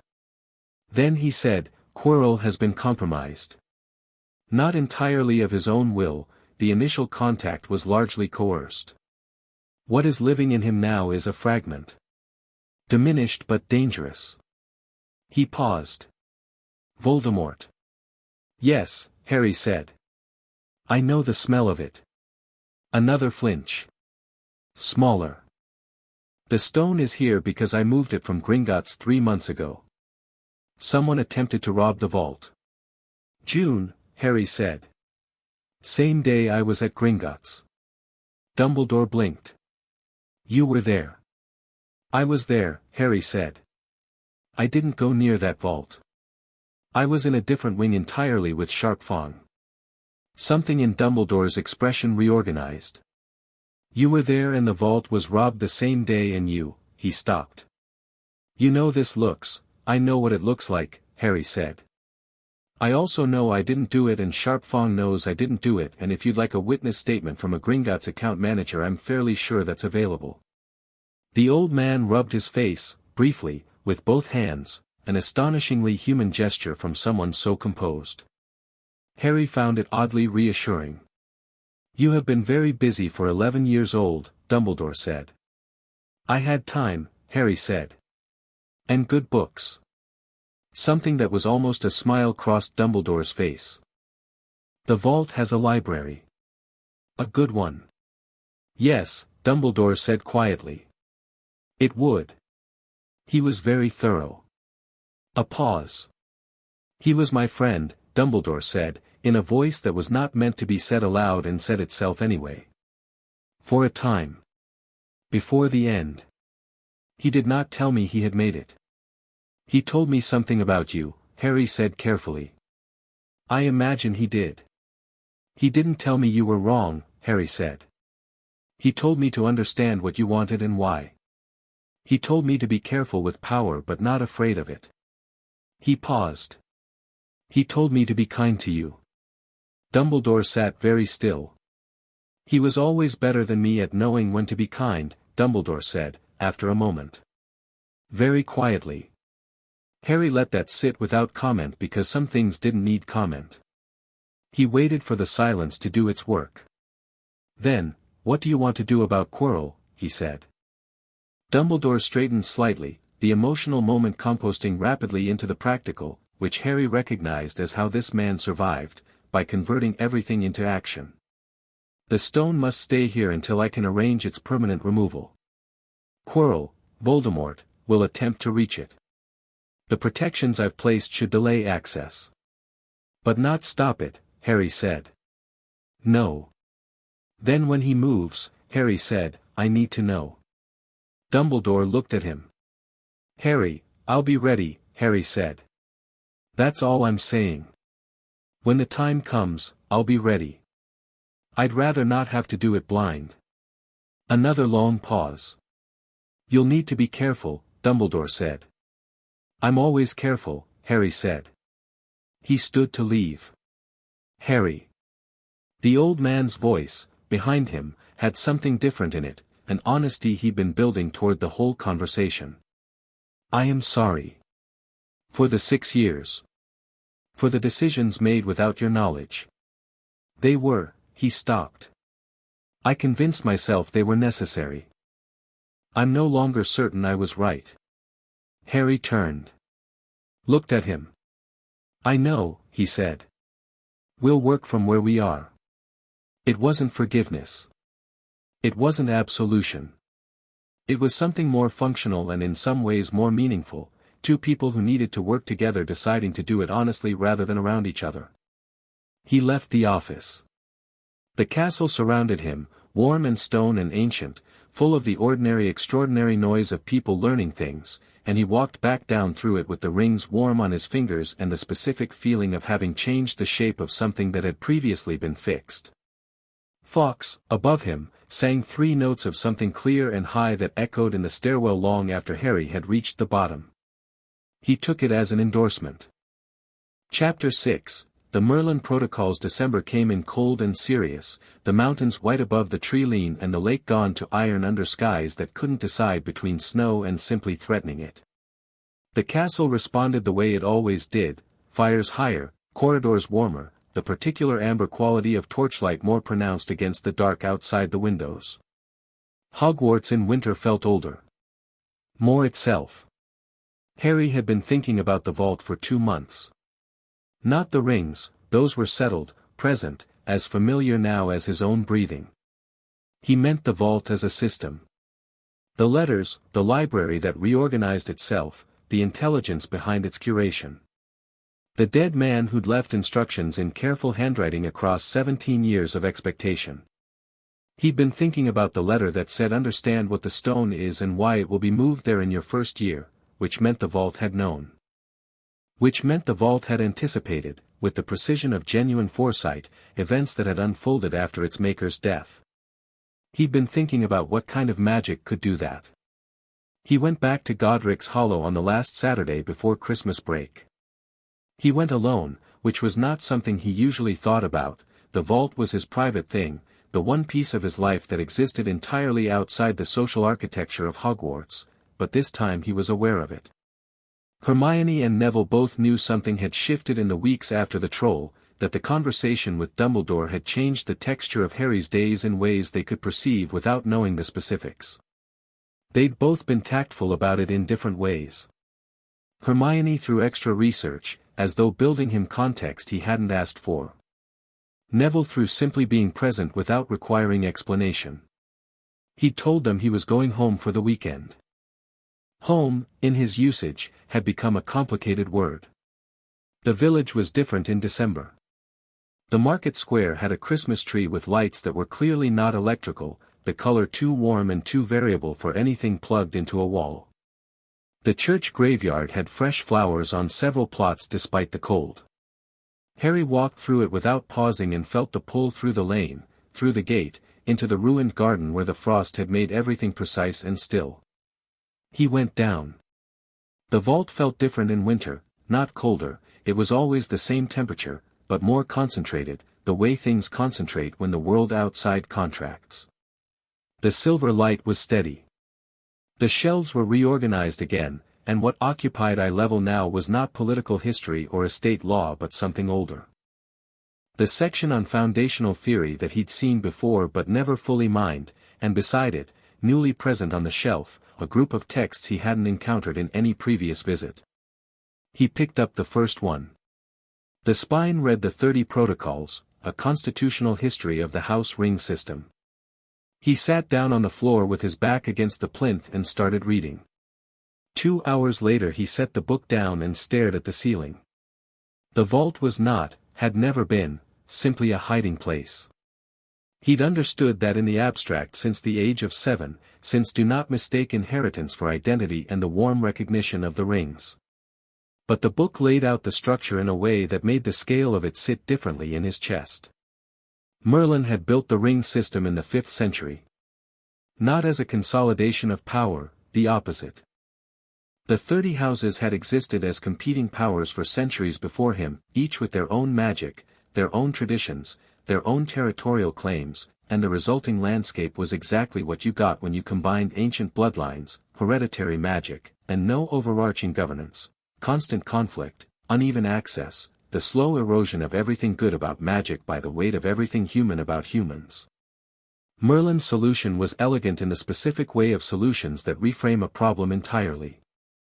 Instead of forcing unity, which was what everyone who tried before him had done, including several who'd caused more damage than the conflict they were replacing, he created a covenant. The rings were the covenant's physical form. Each house gave something into the rings, their deepest magic, their strongest tradition, their most fundamental knowledge. Not surrendered, shared. The rings would hold all 30 contributions in common, and the holder of all 30 rings would not possess 30 houses but would speak for them. Would be obligated to them, not the other way around. The protocol was strict. The ring holder could not act against the interests of any of the 30 houses without the rings themselves resisting, not punishingly, but decisively, a form of internal governance made literal. The holder was accountable to what they carried. Harry read this section 4 times. He thought about the moments since the vault when the rings had gone cool. The troll. Quarrel in the corridor. Moments of genuine threat. He'd assumed the rings were responding to his threat sense. What if it was more specific than that? What if they were flagging situations where intervention was required? Situations where the Covenant's purpose was directly relevant. He kept reading. The vault, the book explained, was the last resort. Merlin had built it in Godric's Hollow specifically, though the village had not been called that at the time, at the location of a convergence of ley lines that made the land itself a kind of amplifier. The vault's intelligence, the reorganizing library, the self-generating letters, was not a simple enchantment. It was something closer to a continuous intention. Merlin had not died so much as concentrated. His active consciousness had not survived, but something essential had been preserved in the architecture of the place, a purposive residue, exactly enough to recognize the right holder, provide the right guidance, and then recede.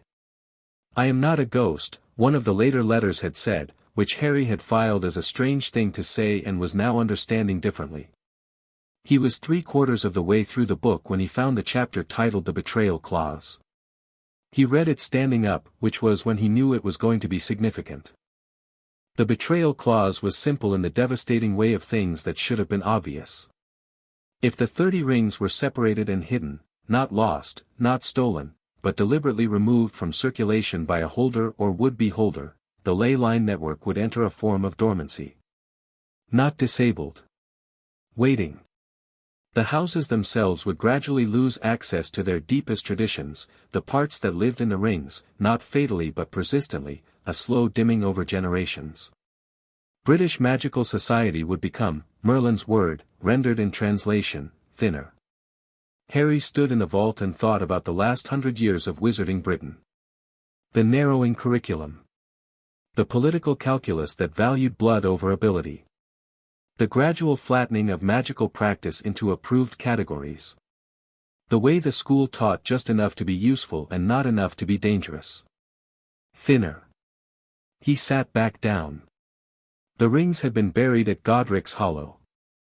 Buried by Dumbledore, the vault's own letters had told him that, confirmed it in the specificity of the man who put the rings here did not intend for you to have them yet. Buried after the war, after Voldemort's fall, at the location where the Potters had died. Why? He'd assumed it was control. He'd assumed Dumbledore had found the rings during the aftermath of Godric's Hollow, going through the ruin, perhaps, or through the Potter estate, some artifact requiring disposition, and had made the choice to put them somewhere inaccessible. A powerful object in the hands of an unknown child was a risk. Dumbledore managed risks. But the book was offering a different reading. If Dumbledore had buried the rings knowing what they were, and Dumbledore was not a man who handled ancient artifacts without knowing exactly what they were, then he'd made a choice about the ley line network. About the Covenant. About the slow dimming that would follow. He'd chosen the dimming. Harry sat very still. Why would you choose the dimming? He thought about it for a long time, the way he thought about complicated things, not chasing the answer, letting it come from the sides. He thought about everything he knew about Dumbledore, the picture he'd built over 4 years of careful study and 3 months of direct observation. The man who was brilliant and humane and certain and who had, somewhere in the accumulation of difficult decisions, developed a habit of choosing the manageable over the optimal. The rings, distributed among the 30 houses, had the potential to be used as they'd been designed to be used, as a coalition, as a covenant, as a genuine governance structure for wizarding society. That was optimal. That was what Merlin intended. It was also, Harry thought, exactly what Dumbledore would find terrifying. Because a genuine coalition of 30 ancient houses, functioning as Merlin designed, was not something that could be centrally directed. It was not something that had a single point of guidance, a headmaster, a chief warlock, a man with half-moon glasses who'd won a war once and knew best. It was distributed and self-governing and not controllable, and Dumbledore, for all his genuine goodness, had a profound difficulty with things he couldn't control. So he'd buried them. Not maliciously. Almost certainly not maliciously. With the kind of reasoning that starts from genuine concern and ends at a decision that coincidentally also serves the decision-maker's deepest preferences. Harry read the final chapter of the Protocols book. It was short, 2 pages. It described what happened when a holder was found. Not if. When. As though the vault's creator had been confident on this point. The holder of all 30 rings is not a lord in the feudal sense. They are not a king. They are not a singular authority. They are a bridge, between the old magic and the living world, between the 30 traditions and the single present moment. The holder's obligation is not power. It is restoration. The ley lines must be reawakened. The covenant must be renewed. Not by proclamation but by living example. The holder will face opposition from those who built their power on the vacancy. This is expected. This is, perhaps, necessary. Power that cannot withstand challenge is not power, it is habit. Harry folded this last page over carefully at its corner, which he never did to books, and held the book against his chest for a moment. Opposition from those who built their power on the vacancy. He'd been thinking about Dumbledore as the primary complication. He'd been wrong to make it that simple. Dumbledore had buried the rings but hadn't built his power on their absence, not entirely. His power was legitimate, earned, grounded in genuine ability. The burial had been a mistake of excess caution, not a calculated theft. But there were others. The Malfoy family had cast proxy votes in Harry's name that benefited Malfoy interests. Lucius Malfoy had been pursuing the stone through whatever connection he maintained with the fragment inhabiting Quirrell. He was actively working to acquire something that would make the absence of the rings permanent in a very different way, not slow dimming but sudden darkness, Voldemort's return to a body, to full power, to the kind of war that would make the question of Merlin's covenant entirely moot. The rings growing cold in Quirrell's presence. The stone's location. Lucius Malfoy's interest in the stone. Draco's nervous intelligence delivery at the Quidditch pitch. It wasn't coincidence. It was a shape. He put the Protocols book back on the shelf and took 3 other books from the reorganized section, a text on ley line cartography, a detailed account of Merlin's founding of the magical governance structures, and a slim journal that turned out to be the original architect's notes on vault construction, in handwriting so small it was almost unreadable, that would take weeks to get through. He read the architect's notes by the vault's silver light until the light told him it was getting late, which it did by warming slightly in a way that felt like a nudge. He climbed out into the December dusk, the village quiet around him, frost on the grass of the ruined garden, and stood for a moment at the gate looking at the standing wall with its empty window and the tree growing through the old kitchen. His parents had died here. He'd understood that since he was 7, not with the full emotional weight that it would eventually carry, but factually, the way you understand any historical event while you're still standing inside its consequences. Standing here now, with the vault's knowledge settling into him, he understood something different. His parents had died here and the rings had been buried here and Dumbledore had chosen this location specifically. Not because it was convenient. Because it was a convergence point. Because the ley lines here were the strongest in Britain. Because the vault was already here. Dumbledore had known about the vault. Harry stood at the gate with this fact arranging itself and thought, of course he had. Merlin had been Dumbledore's obsession. He'd read that in 3 separate histories, the old headmaster's lifelong scholarly interest in the first great wizarding figure. Of course he'd found the vault, or known about it, or suspected it. Of course the burial here was chosen rather than arbitrary. He had buried the rings at the mouth of the very vault that would eventually give them to someone. Which meant, and Harry worked through this slowly and carefully, which meant Dumbledore had known the vault existed and had buried the rings here specifically and had either not known the vault would eventually activate for the right person, or had known and had counted on the vault's timeline being longer than the problem he was managing. Had counted on the rings not finding their holder for decades. Had not counted on a 7-year-old with a fishhook in his chest running from his cousin in the right direction on the right July afternoon. Harry almost laughed. Didn't, It felt too large for laughing, but almost. He walked back toward the village feeling the rings warm on every finger and thinking about what came next. He was back at Hogwarts by evening. The Great Hall was loud with the approaching end of term, students planning holiday departures, the specific cheerful noise of people who were going home to people who wanted them. Harry sat at the Gryffindor table with Hermione on his left, her nose still in a book despite the social atmosphere, and Neville on his right telling him about his grandmother's expected reaction to his first-term grades, which involved a complicated prediction system based on previous year's patterns. "I think she'll be pleased with herbology," Neville said, with the careful optimism of someone setting low expectations to avoid disappointment. "And maybe charms. Flitwick gave me an outstanding on the last assessment." "He should give you an outstanding," Harry said. "Your Wingardium Leviosa in October was textbook." Neville went slightly pink. I was scared." "I don't think it counts properly if you were scared." "That's backwards," Harry said. "Doing something well when you're scared is the definition of it counting." Hermione looked up from her book long enough to say, "That's demonstrably correct, Neville," and then returned to the book. "How does she read and track conversations simultaneously?" Neville said, not for the first time. "Practice," Hermione said, without looking up. Fred Weasley dropped into the seat across from Harry with the energy of someone who has been moving fast and stopped suddenly. George appeared a half-second later from the other direction, which was either coordination or coincidence, and both were equally plausible. "Harry," Fred said. "We need to discuss something." "The Quidditch match," George said. "Yes, and also separately," Fred said. "Slytherin Seeker, Malfoy, has been practicing mornings," Fred said. "Which is against the booking rules, which Flint arranged through what we can only describe as creative paperwork, and Wood is spiraling," Fred finished. "Wood was already spiraling," Harry said. "This is just additional input." "Fair," George acknowledged. "We thought you should know." "I know," Harry said. "Do you ever not know things?" Fred asked, genuinely curious rather than pointed. "Sometimes," Harry said.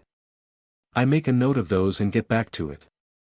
Fred and George exchanged a look that contained a full conversation about this response. "We've decided you're our favorite first year," George announced. "Don't tell Ron," Fred added. "Ron is my friend," Harry said. "You can tell him." "He'll be insufferable about it," George said. "He'll be fine," Harry said, and they argued about this comfortably for the remainder of dinner. The morning before Christmas break he found Draco in the library. Not an accident, he'd looked for him specifically, which required knowing Draco's schedule well enough to predict free periods, which he did. Draco was alone, which was unusual. Crabbe and Goyle appeared to have been recently dismissed, because the chairs across from him were pushed back with the specific imprecision of people who'd left in a hurry. Harry sat in one of the just vacated chairs. Draco looked at him. Not startled, Harry thought very little genuinely startled Draco, but with the alertness of someone recalibrating expectations in real time. "Potter," he said. "I want to talk to you about your father," Harry said. The change in Draco's expression was interesting.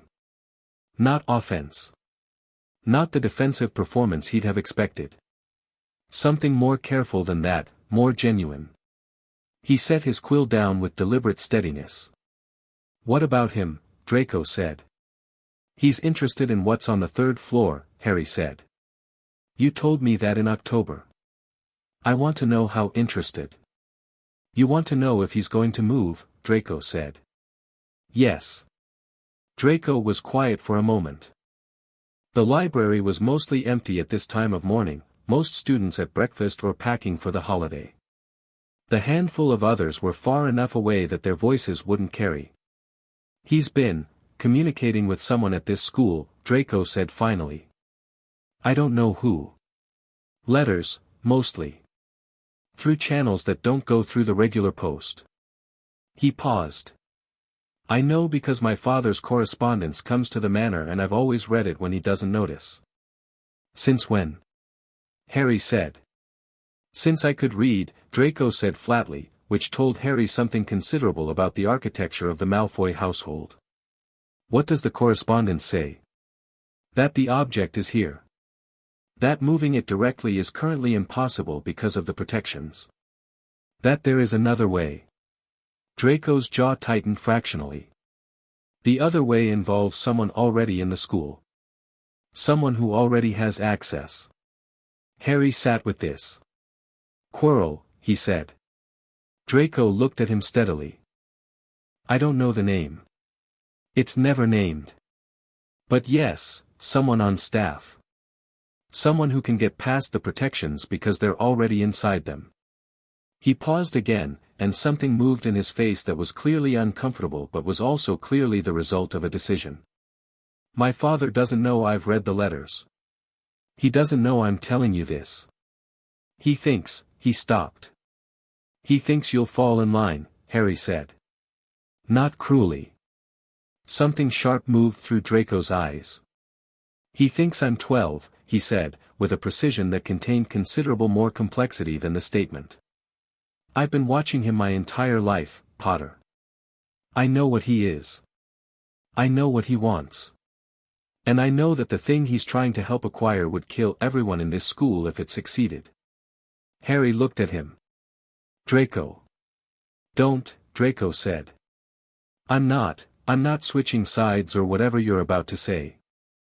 I'm just telling you the truth because not telling you means people die and I can't. He stopped.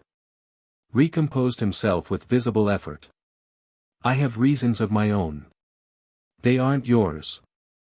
I know, Harry said. I'm not asking you to explain them. He paused. Does anyone else know you've read these letters? No. I need you to keep it that way. For now. Harry leaned forward slightly. When the time comes, and it's coming, probably this year, I'm going to need to know if your father moves. If he contacts whoever is in this school with a directive. Can you do that? I'm going home for Christmas tomorrow, Draco said. I know, Harry said. Holidays are actually the right time for this. He'll be more active when you're there. He met Draco's eyes. I'm not asking you to betray him. Then what are you asking? I'm asking you to protect the people in this building, Harry said. Which you've already decided to do. You've already decided, you decided before you sat down at the pitch in October and started talking. I'm just acknowledging it. Draco looked at the table for a moment. His jaw worked. When he looked up his expression was the most unguarded Harry had ever seen it, stripped of the performance and the polished Malfoy finish, just a 12-year-old boy who had been making a private decision for months and had just been told someone could see it. Fine, he said. I'll send word if anything moves. Use the Gringotts channel, Harry said, and gave him the routing code Sharp Fong had provided, which could be accessed by anyone who knew it. Draco memorized it on the spot, which spoke to a mind that had been trained for exactly this kind of discretion.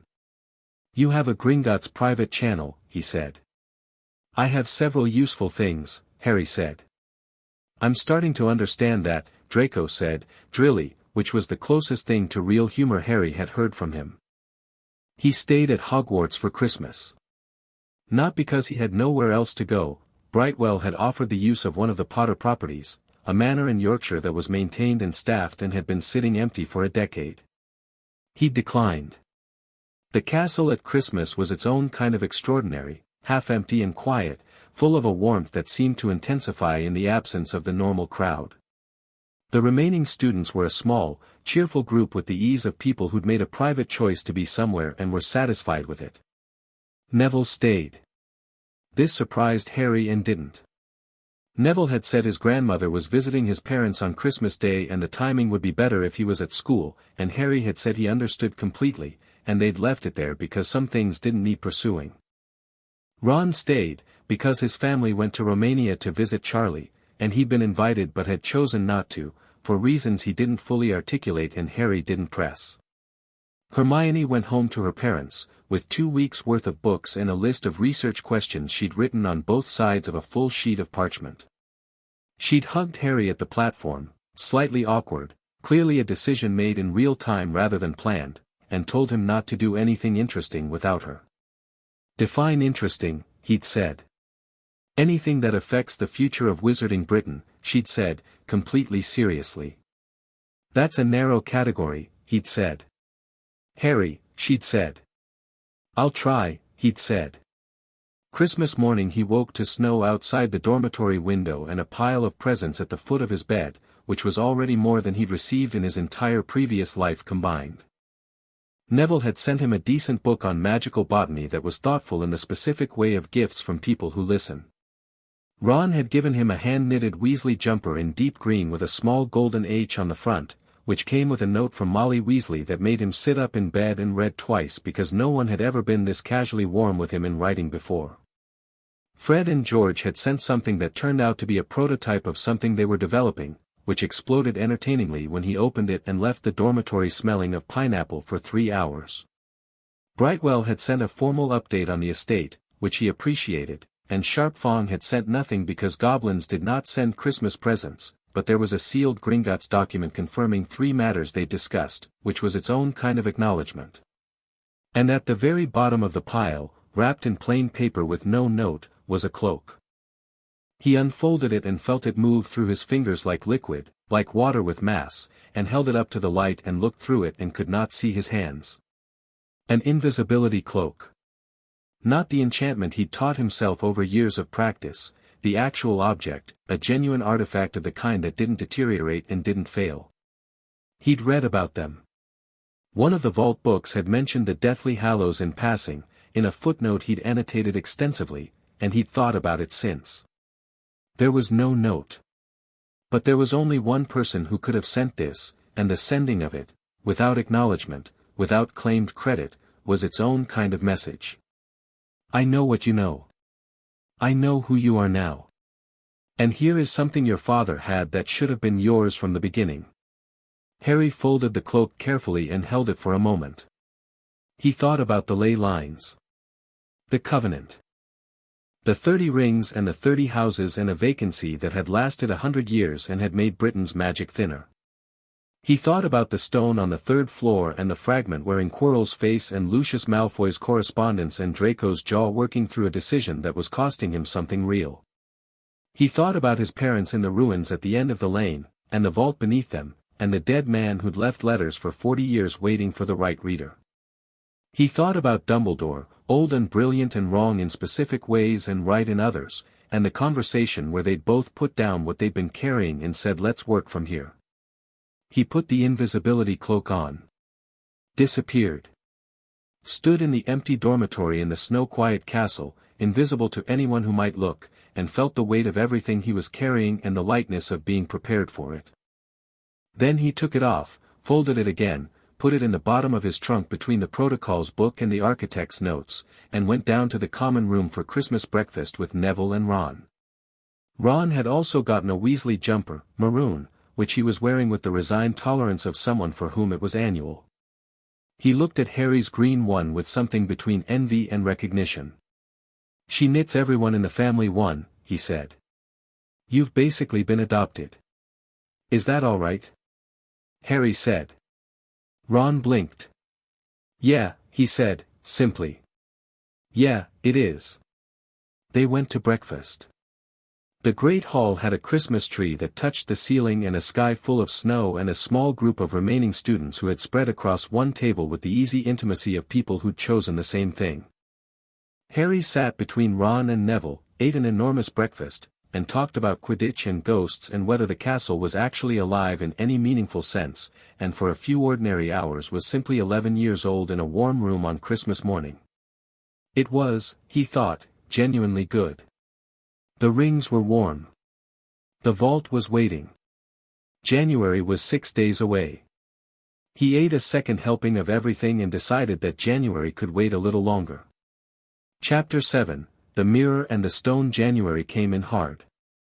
The snow that had started at Christmas didn't stop. It accumulated on the castle's towers and filled the courtyards and buried the grounds under a white that made everything look simplified, the complex geography of the Hogwarts landscape reduced to shapes and shadows.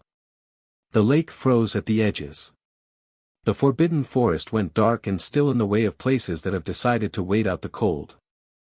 Classes resumed with the specific quality of January, everyone slightly unwound from the holidays and having to relearn the rhythm of structured work. Flitwick introduced more complex charms theory. McGonagall moved them from simple transfiguration into cross-species work, which was considerably more demanding and produced results that ranged from elegant to alarming. Even Bin seemed to register the new term by covering the International Warlock Convention of 1289, which was actually fascinating material delivered in a voice that remained the foremost sleeping aid in Scotland. Harry returned to find two things waiting for him. The first was a letter through the Gringotts Channel from Draco. Short, precise, the handwriting controlled in a way that suggested it had been written carefully and deliberately. Movement before New Year. Father went to London twice without explanation. Second visit lasted 3 days. Correspondence stopped for the last week of December. The silence after letters is louder than the letters.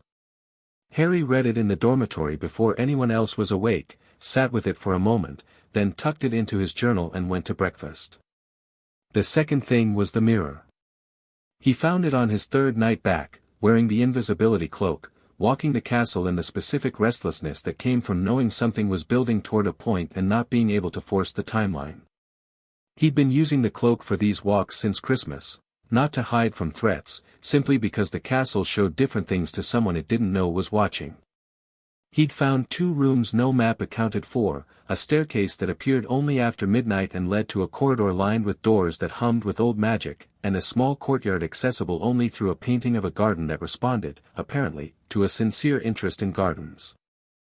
The mirror was in a room on the 3rd floor, not the 3rd floor corridor with the protections, but a different room 2 turns away, previously empty when he'd checked it in October. The door was open, which it hadn't been before. He stood in the doorway and looked at it. The Mirror of Erist. He'd read about it, not in the vault book specifically, but in a magical artifacts text he bought in Diagon Alley that covered objects of significant enchantment with the thoroughness of an author who loved the subject. The mirror showed the viewer's deepest desire. Not what they wanted consciously, not what they said they wanted, but the thing underneath everything, the thing that ran so deep most people never spoke it aloud. He walked toward it slowly and stopped 6 feet back. He had thought, reading about it, that he knew what he'd see. His parents, James and Lily, the parents he'd never known except through records and portraits and the testimony of people who'd loved them. That would have been the obvious answer, the predictable answer, the answer a lonely orphan in a cupboard under the stairs would have given. He stood 6 feet from the mirror and looked into it. He saw himself. Not just himself, himself surrounded. The 30 houses, their crests present in the air around him like a gathered assembly. Not as symbols but as people, or not quite people, more like the distilled essence of people, the concentrated form of everything those bloodlines had built and preserved and believed over 1,000 years.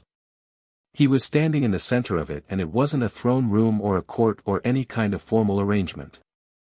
It looked like a conversation. Like a gathering of people who had something important to work out and had come together for exactly that reason. And standing at his shoulder, barely visible, hardly more than impression and warmth, 2 figures. His father's build and his mother's eyes, and something in the posture of both of them that was not pride exactly, it was something less demanding than pride, something quieter. Satisfaction. The satisfaction of something that has happened the way it should have. Harry stood in front of the mirror for a long time. Then he stepped back and sat down on the stone floor, cross-legged, with the mirror in front of him and the cloak pooled around his legs, and thought about what he'd seen. Not the parents, he'd grieve them properly someday, he knew. He'd make space for that. But tonight what the mirror had shown him was not primarily about grief. The thing he desired most deeply wasn't what he'd lost. It was what he was building. The Covenant, restored. The houses, gathered. Magic that ran deep and honest and distributed rather than concentrated in the hands of the certain. He was an 11-year-old boy and his deepest desire was functional wizarding governance. He almost laughed. He would have laughed except that Dumbledore walked into the room. The old man stopped when he saw Harry. Harry was invisible, he checked, the cloak was still on. He hadn't moved. Dumbledore was carrying a small lamp and stopped in the doorway with the expression of someone who has come somewhere they visit regularly and found it occupied. He looked at the mirror. He looked at the room, which appeared empty. He said, quietly, "Harry." Harry took the cloak off. Dumbledore looked at him without visible surprise. "I wondered," the old man said, "when you'd find it." "Third night back," Harry said. "You left the door open." "I did," Dumbledore confirmed, which answered several questions simultaneously. "You wanted me to look at it," Harry said. "I was curious what you'd see," Dumbledore said. He sat down, not on the floor, but in an armchair that appeared against the wall with the casual convenience of Hogwarts accommodating the people in it. He set his lamp on the floor and looked at the mirror for a moment before looking at Harry. "May I ask?" Harry thought about it. "The Covenant restored," he said. "The 30 houses gathered. My parents at the edge of it." Dumbledore was quiet for a moment. "Not just your parents?" "No," Harry said. "Mostly the first part." "I see." The old man looked at his hands. "When I look into this mirror, I see my family. My sister. Ariana. Whole." He said it simply, without the cadence of performance, and Harry understood that this was real in a way that not much the old man said was purely real. "I have been looking into this mirror for 60 years. I know better than most that what it shows cannot be chased and cannot be used as a map." He looked at Harry. "The men and women who have sat before this mirror and tried to build their lives toward what they see in it have generally not done well." "I know," Harry said. "That's not what I'm doing." "What are you doing?" "I'm reading a map I've been given by someone who knew more than either of us," Harry said. "The mirror is just confirming the direction." Dumbledore looked at him steadily. "You went back to the vault over Christmas?" "Yes." "The protocols," Dumbledore said. "Yes." The old man leaned back in his armchair and looked at the ceiling. Something moved through his face that Harry was beginning to recognize as the particular expression of Dumbledore confronting himself. "I found the vault in 1945, he said. "After the war with Grindelwald. The ley lines, the vault sits at the strongest convergence in Britain. I'd been looking for it for 20 years. Merlin's original working." He paused. "I found the rings. I understood what they were. And I stood in that room for 3 hours and then I closed it and buried the case and walked away." "Why?" Harry said. "Because I had just finished a war," Dumbledore said. "I had just watched what happened when one man concentrated that kind of ancient power. Not the ring specifically, Grindelwald had his own terrible ambitions. But the principle. One man, ancient power, the certainty that he knew best how to use it." He looked at Harry directly. "I was afraid that I would become him." Harry sat with this. "The rings aren't one man's power," Harry said. "That's the whole point. The protocols, I know what the protocols say," Dumbledore said. "I read them before you did. And yes, the design is distributed. The Covenant obligates the holder rather than empowering them unilaterally. In theory."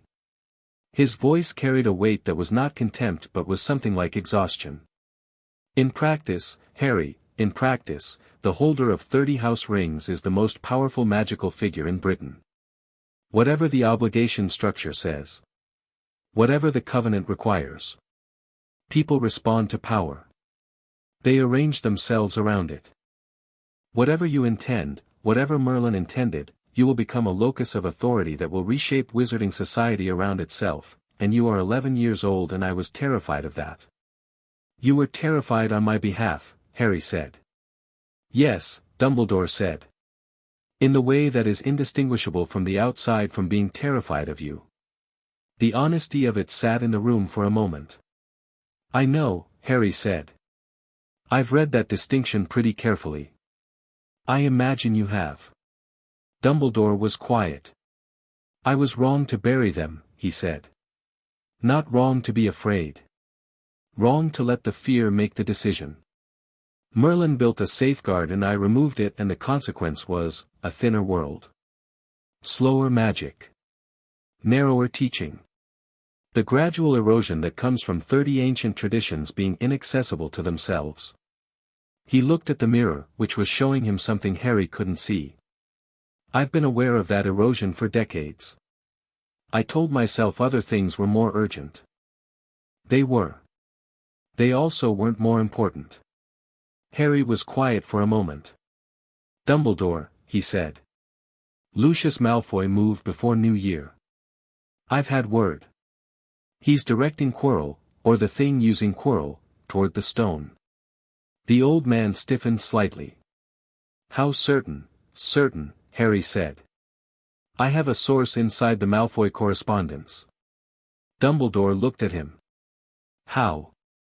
I've been paying attention, Harry said, which was the same thing he'd said about Quirrell in November and which seemed to function as a complete answer. I need to move the stone, Dumbledore said. Not yet, Harry said. Harry, moving it now tells Quirrell it's been moved, Harry said. Which tells the fragment that someone knows the timeline. It'll find another approach, or Lucius will send someone else.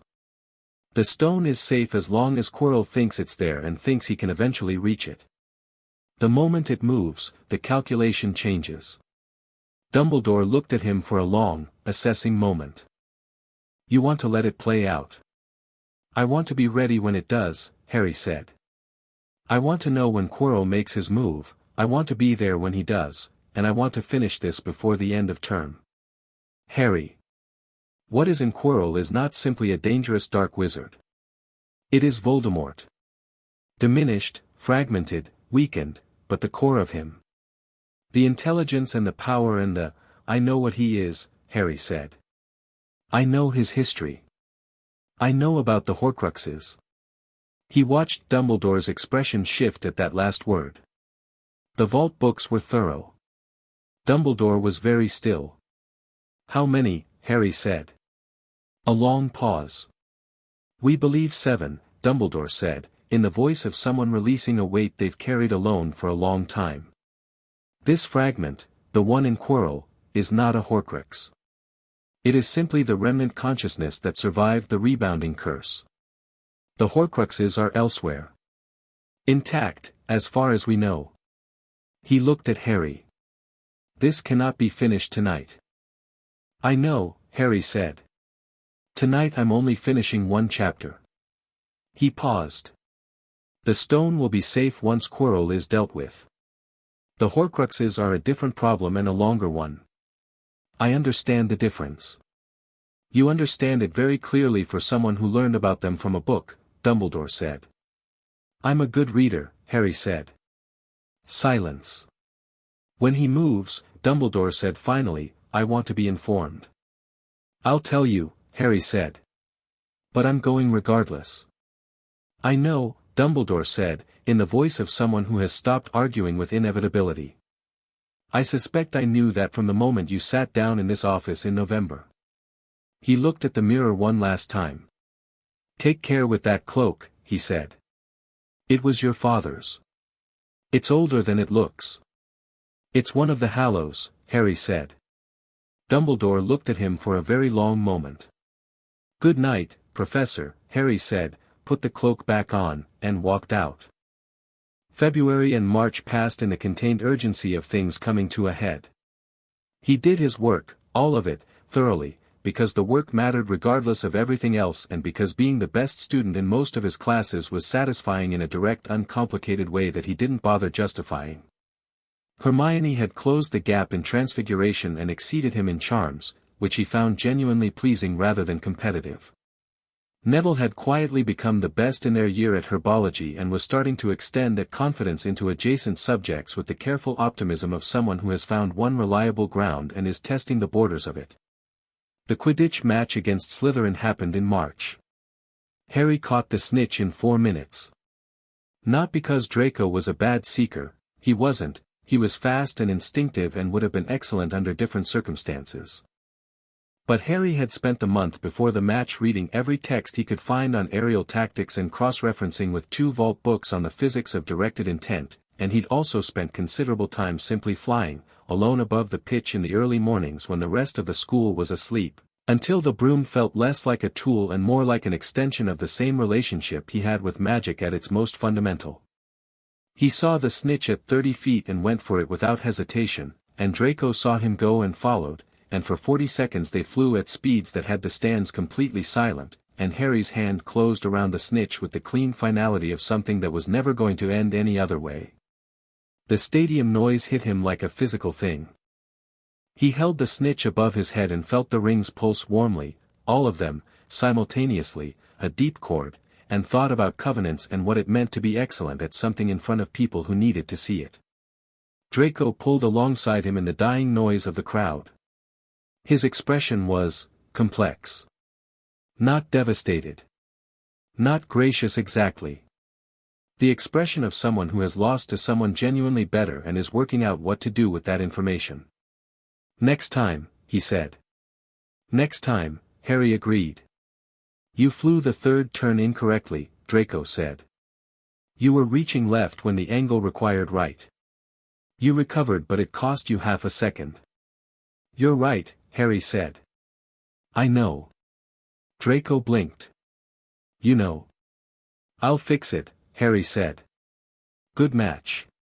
Draco stared at him for a moment and then did something that was not quite a smile but was the structural ancestor of one, and banked away toward the Slytherin end. The letter from Draco came on a Thursday in April. Tonight. He left before dawn.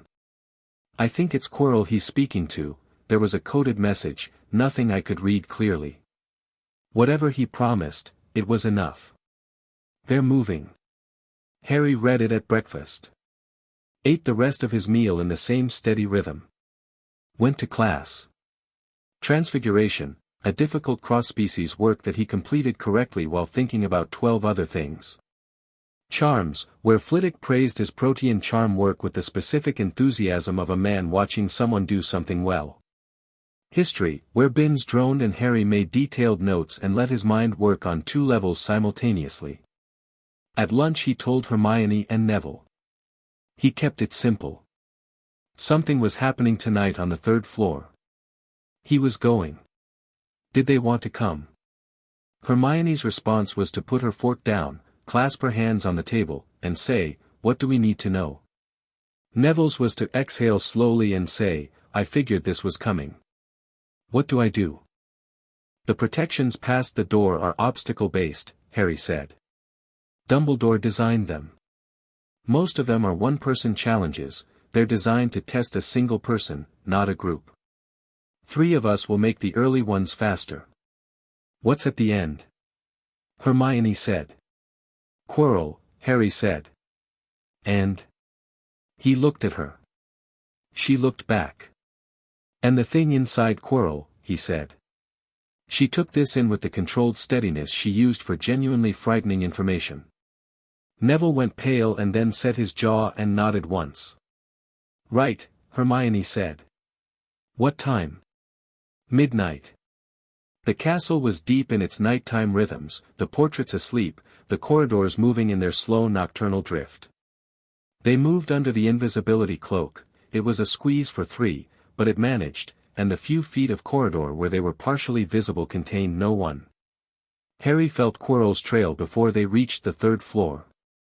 A cold thread through the air, the rings dropping degrees, the specific quality of wrongness that he'd been tracking since September.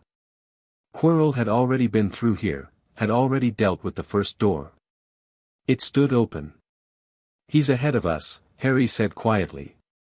Then we move, Hermione said.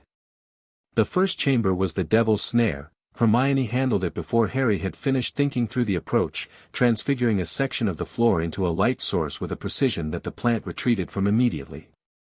She stood in a cleared space with the expression of someone who had solved this problem while reading about it weeks ago and was mildly disappointed it was that simple. Next, she said. The flying keys. Harry's broom was already in the room, which confirmed this was his challenge specifically and someone had anticipated that. He was up and moving in 3 seconds, the whole room of keys streaming above him in overlapping patterns, and he tracked the old original key by its slightly bent left wing in under a minute, snatched it from the air while 24 fainting keys dived at him, and landed. "Show off," Hermione said, fondly. The chess game, enormous, beautiful, terrifying in the way of things made to be played rather than defeated. Harry looked at the board for a long moment and felt something from one of the rings, the gold one on his right hand, the one he'd put on first, the oldest one. The warmth of a tradition that had been playing games like this for 1,000 years. He played it in 11 moves. White conceded on the 11th. Neville looked at the board with wide eyes. "How?" "The rings have some opinions about chess," Harry said. The troll, already knocked out, Quirrell had handled this, and Harry didn't linger over it.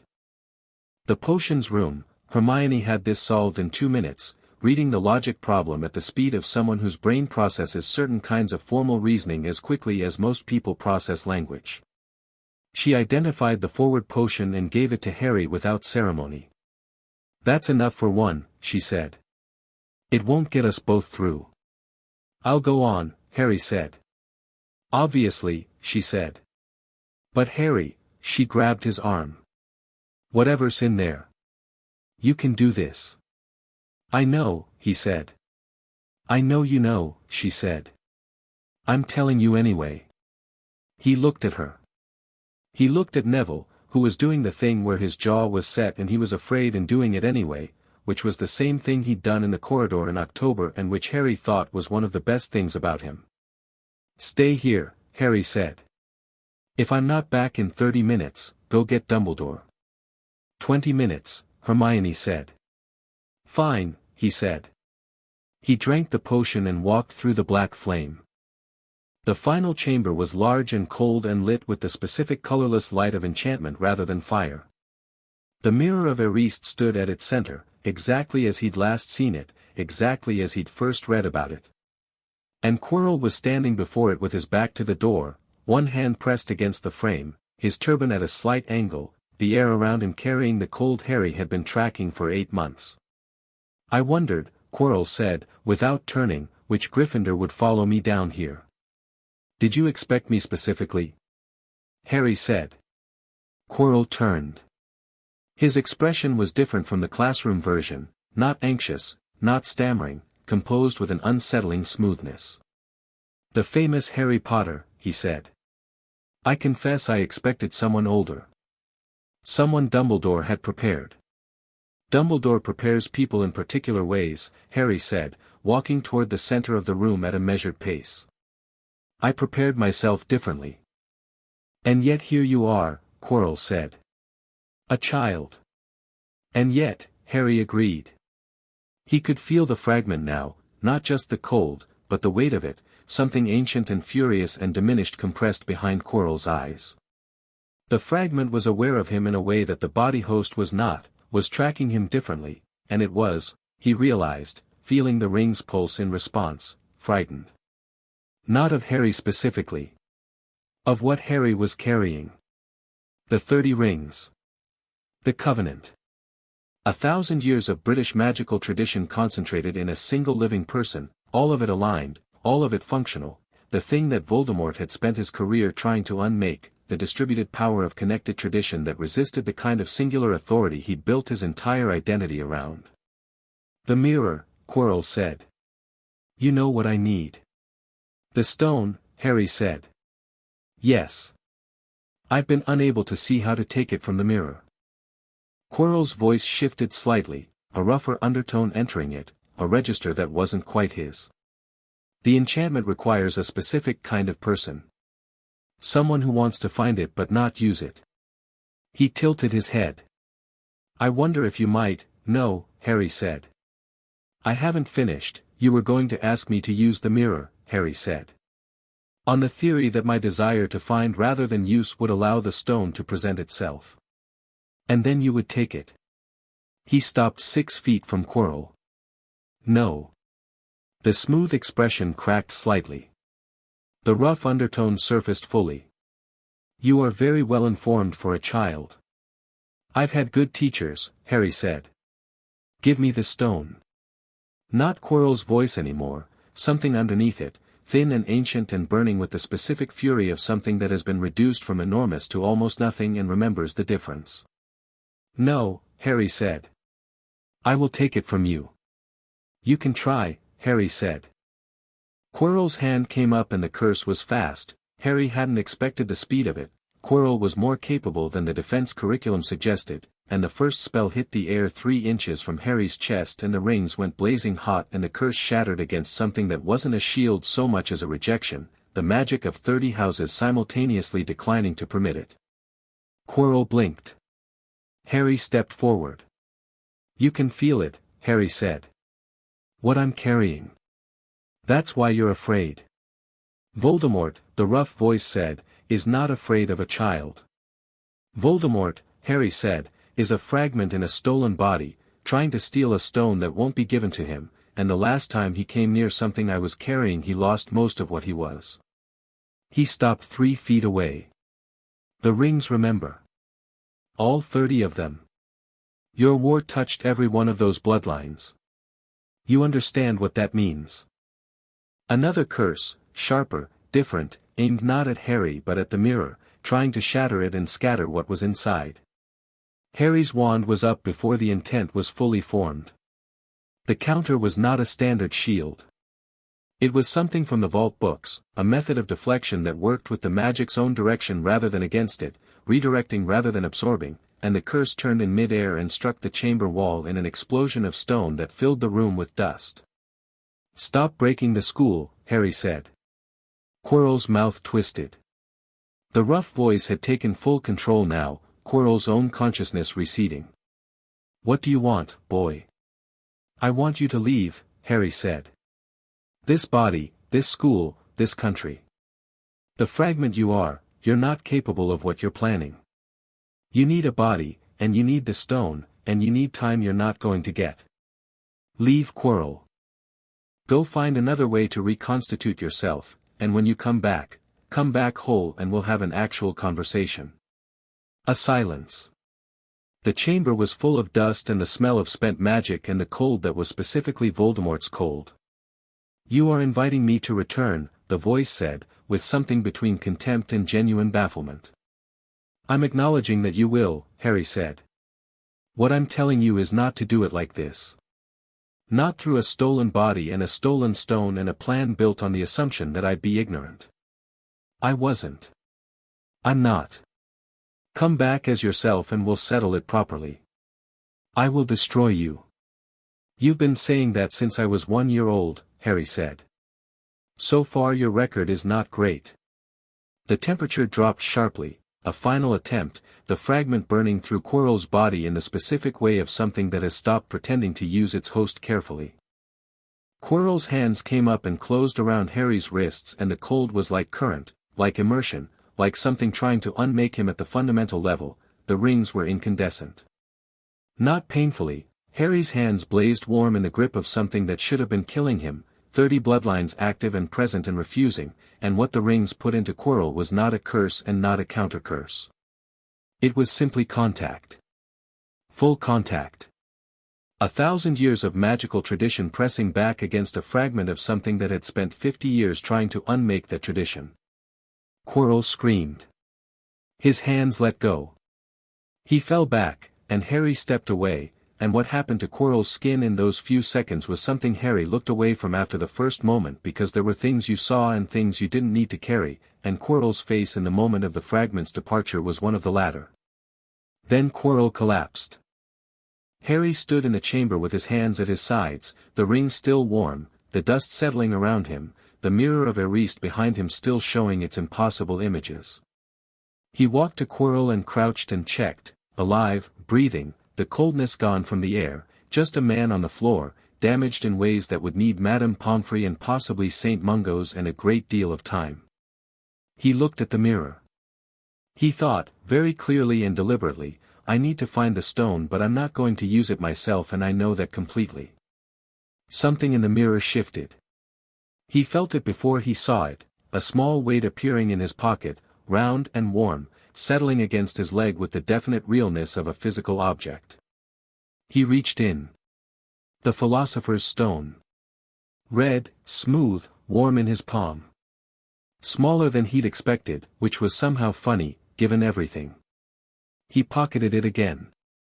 30 minutes later, probably less, Dumbledore walked through the black flame with his wand out and the expression of someone who has moved very quickly across the school and is containing both fear and relief with professional effort. He looked at Quirrell.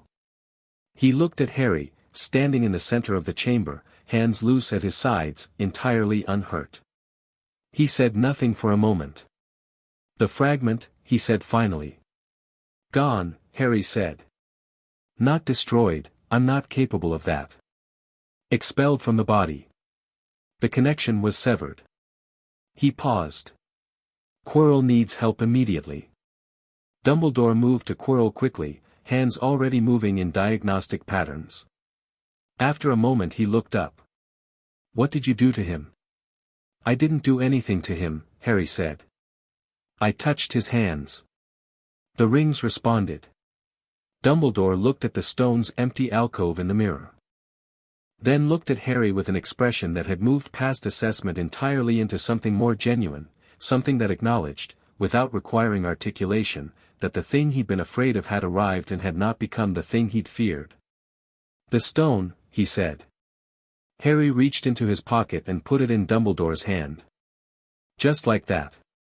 No hesitation, no negotiation. Dumbledore looked at it in his palm. "I intend to destroy it," he said. "Nicholas and Perenelle have had long enough. They agree. The stone should never have been made." "I know," Harry said. "I was never going to use it." "I know you weren't," Dumbledore said. "That's what made you able to take it." He closed his hand around the stone. "Harry. Are you fine?" Harry said. "The fragment, it touched me," Harry said. "It felt bad and then the rings dealt with it and it's gone. I'm fine." Dumbledore looked at him for a long moment with eyes that were doing several complicated things at once, grief and relief and something that was probably love in the way that complex people feel things, layered and impure and genuinely present. "I should have told you about the Horcruxes sooner," he said. "Yes," Harry said.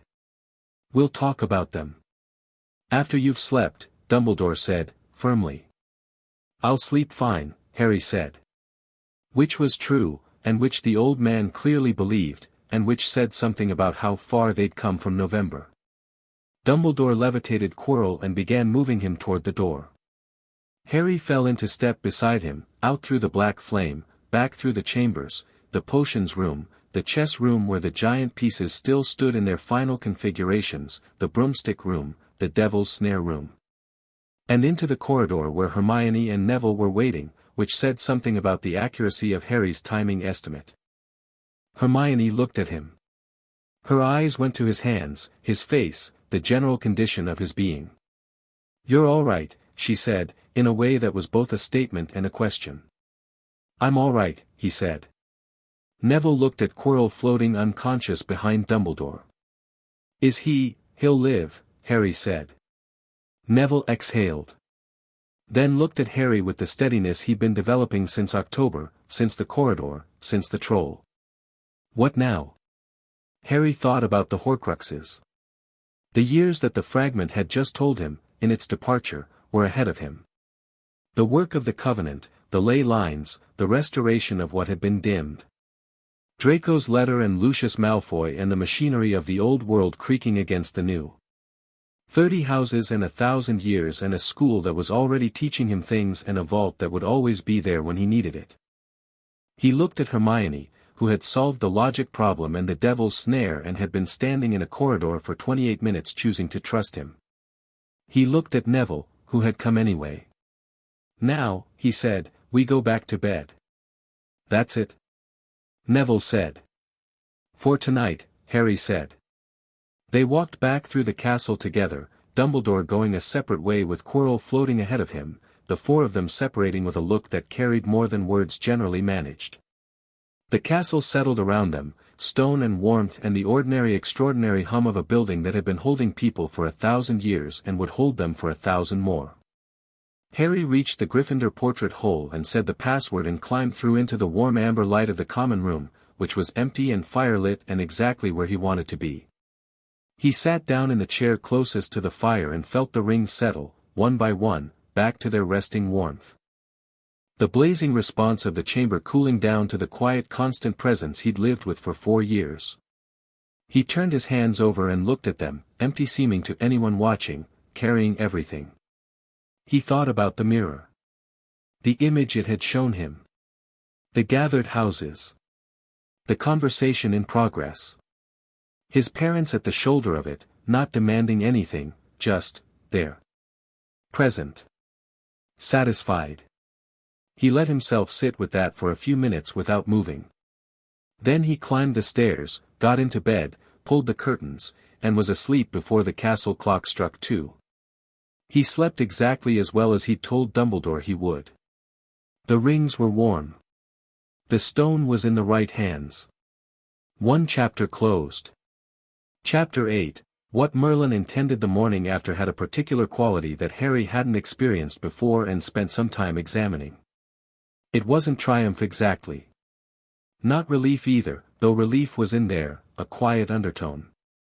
It was closer to the feeling he described to himself once as presence, the solid awareness of being exactly where he was, in the specific moment that had arrived, with everything that had come before it accounting for itself in the texture of right now. He'd gone to bed with the chapter closed and woken with the next one already open, the two states separated by 8 hours of the best sleep he'd had since Christmas, and the morning light coming through the dormitory window was just morning light, uncomplicated and good. Ron was still asleep. Neville's bed was empty, he'd been up before Harry, which was unusual, and Harry found him downstairs in the common room sitting by the fire with his herbology notes open but not being read. Couldn't sleep past 5, Neville said, without looking up. That's all right, Harry said, dropping into the opposite chair. I keep thinking about it. The chamber. He stopped. You knew what you were walking into. Yes. Were you afraid? Harry thought about this honestly, because the question deserved honesty. Not afraid, he said. Alert. There's a difference. Neville looked at him. I don't know if I can do that. Be alert instead of afraid. You did it in October, Harry said. You did it last night in the corridor. The corridor was waiting, Neville said. Waiting is easier than walking in. For some things, Harry said. Last night you walked into the castle after midnight knowing something bad was happening in it. That's not nothing. Neville was quiet for a moment. My gran called last night, he said, which seemed like a change of subject and wasn't. Before everything. She said, he stopped. She had my end-of-term grades. She said she was glad about the herbology marks. A pause. She didn't say anything about the rest. The rest were good, Harry said. I know, Neville said, which was itself notable, the simple ownership of it. I know they were. He looked at his hands. My parents would have, I think my dad would have thought the charm's result was, he stopped again. Harry waited. I think about them a lot, Neville said quietly. More this year than before. Gran doesn't. She doesn't talk about them much. What they were like. It's easier for her not to, I think. I understand that, Harry said. You would, Neville said. Yeah. He looked up. Do you think about your parents? Differently since this year, Harry said. I found out more about them. From records, histories. I know what my father was like in school. I know what my mother, he paused. I know some things. I want to know more. Do you think there are people who knew them? Who'd tell us? Harry thought about McGonagall's expression when she'd said you are very like your mother. About Dumbledore's voice when he'd mentioned the mirror of Eriste and Ariana. About the way certain people in this building carried griefs they'd compressed into professional shapes. Yes, he said. I think there are. I think this year I could start asking. Neville absorbed this. You'd share what you found out. Of course, Harry said, because of course he would, because Neville's parents were in those history books too, in the footnote that had broken his heart the first time he'd read it, and they deserved to be known as more than a footnote. Right, Neville said. He straightened slightly, the way he'd been straightening since October, the gradual ongoing process of someone finding their spine. Right. He looked at his herbology notes. I'm going to ask Professor Sprout if I can work in the greenhouses over summer. Before I go home. That's a good idea, Harry said. She'll probably say yes. She'll definitely say yes, Harry said. She's been waiting for you to ask. Neville blinked. How do you know that? She watches you in lessons the way Flitwick watches you in charms, Harry said. Like someone who recognizes something and wants to help it along. He paused. People who are good at teaching notice when they're in the same room as someone who's going to be excellent at their subject. Neville went pink in the way he had when praise landed unexpectedly. He always seemed to think he needed to argue with it, and to be getting gradually better at not doing that. Don't tell Ron I was up crying by the fire at 5 in the morning, Neville said. You weren't crying, Harry said. I might have been a bit, Neville said. Before you came down. I didn't see anything, Harry said. I just got up. Neville looked at him with an expression that was warm and straightforward and uncomplicated, which was the best kind of expression. You're a good friend, he said. Harry thought about the vault, the journal, Gerald III in the corner, 3 years of solitary preparation, a world carefully built around the absence of anyone who simply liked him. He thought about the Christmas jumper from Molly Weasley and Hermione's arm grab in the corridor and Neville at 5 in the morning choosing company over the solitude of difficulty. So are you, he said. Dumbledore summoned him at 10. Not a formal letter. McGonagall knocked on the common room door at 9:50 and told him the headmaster would appreciate his presence at his convenience, which was the phrasing of someone who had been given very deliberate instructions about the word appreciate and was passing them on exactly. Harry told her he'd be right up. She looked at him for a moment with an expression he was starting to think of as her honest expression, the one that wasn't McGonagall the deputy headmistress but was the woman underneath that, the woman who'd known James and Lily and who was working through some adjustments to her understanding of how the last decade had operated. How are you feeling this morning? She asked. Good, he said. Actually good, not performing good. I can tell the difference, she said. I wanted to verify. Thank you for checking, he said, which he meant. She nodded once, the nod of someone who has confirmed a thing they needed to confirm, and left.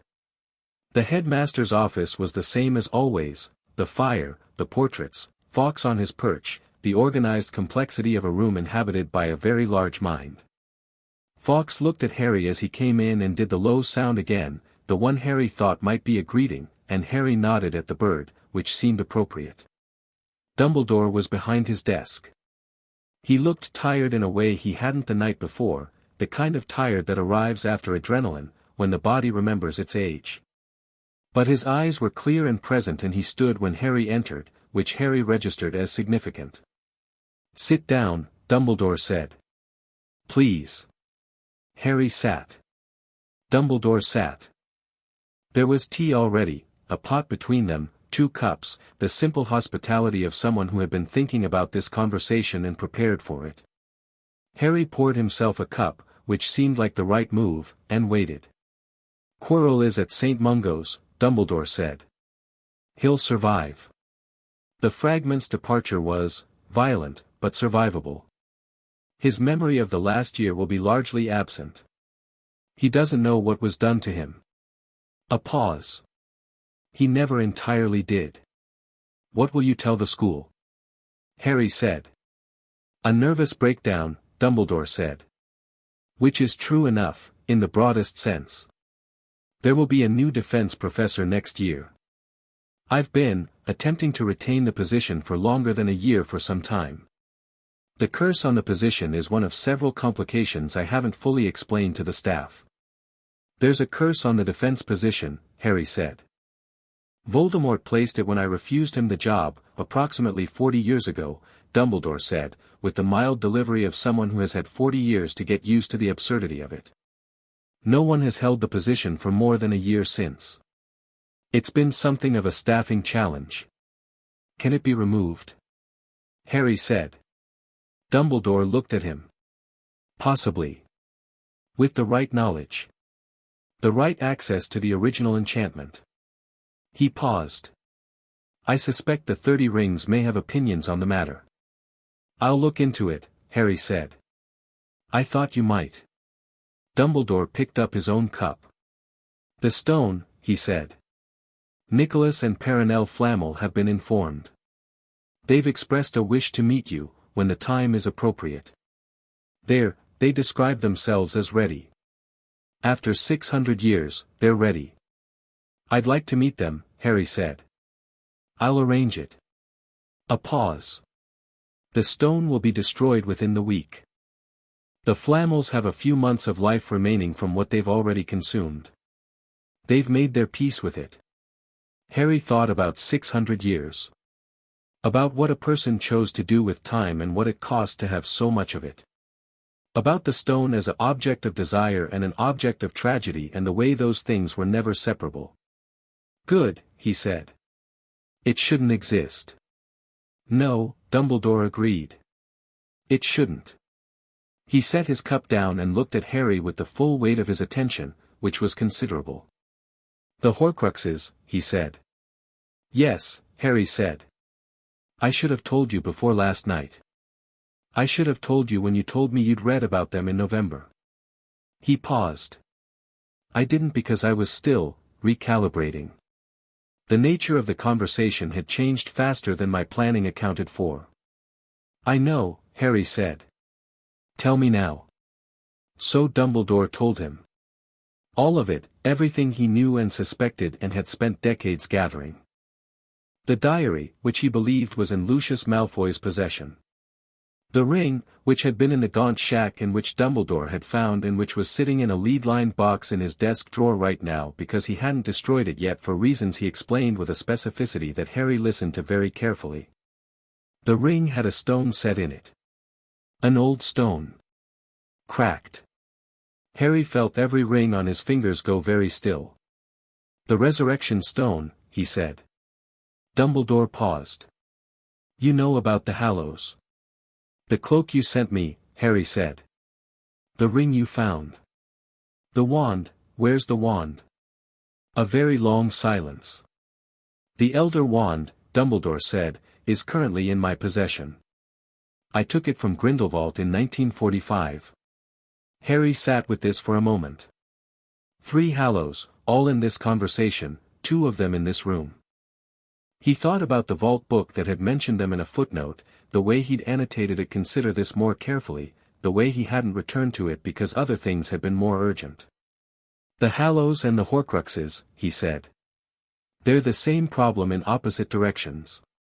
One is about cheating death through objects. The other is about cheating death through objects. A somewhat simplified framing, Dumbledore said. But accurate. But accurate, Dumbledore acknowledged. I have spent a very long time understanding why one path is a trap and one path is a gift, and I am not entirely certain I've worked it out. The Hallows aren't Voldemort's trap, Harry said. His Horcruxes are. The Hallows are Merlin's, or older than Merlin's, older than any name we have for them. They're part of the ley line system. He could feel the rings as he said it, a warmth that was confirmatory. The cloak connects to the network. The ring's stone, it's connected to the vault's ley lines. That's why it ended up at Godric's Hollow, with everything else. Dumbledore stared at him. You worked this out when, he said. Just now, mostly, Harry said. Some of it last night. The rings filled in the gaps. The rings, Dumbledore said slowly, are still actively informing you. When I'm ready to understand something, Harry said. Yes. It's how the vault works. Not all at once, in layers, as I can take them. He paused. The ring in your drawer. The stone in it. I need to be careful with it. You won't be tempted by it? Dumbledore said, and there was a very specific quality in the question, not challenging, genuinely asking, a man who had been tempted and knew what that felt like and wanted to know if Harry was being honest with himself. Harry thought about the mirror of Erist. About what it had shown him. About his parents at the shoulder of the image, present but not demanding, satisfied rather than beckoning. I want to see my parents, he said. Of course I do. But the stone is a Horcrux housing now. Voldemort put a piece of his soul in it. Using it like the original Hallow would mean touching that. He paused. And even if it were clean, the mirror showed me what I actually want, and it wasn't that. I want them to have lived. The stone can't give me that. Dumbledore closed his eyes briefly. No, he said. It can't. He opened them. I will show you how to destroy a Horcrux, he said. Not today. This summer, when you're prepared. We'll do it properly. Together, Harry said. Dumbledore looked at him. Together, he said. Not reluctantly, with something that sounded like relief. And the others, Harry said. The diary in Malfoy's possession. The rest. We'll find them, Dumbledore said. Now that we're working from the same information. It will be faster. I have some ideas about the diary, Harry said. Lucius Malfoy has been using it. Whatever it contains, a fragment, it's been active. He paused. I'm going to need to deal with Lucius Malfoy. Deal with, Dumbledore said carefully.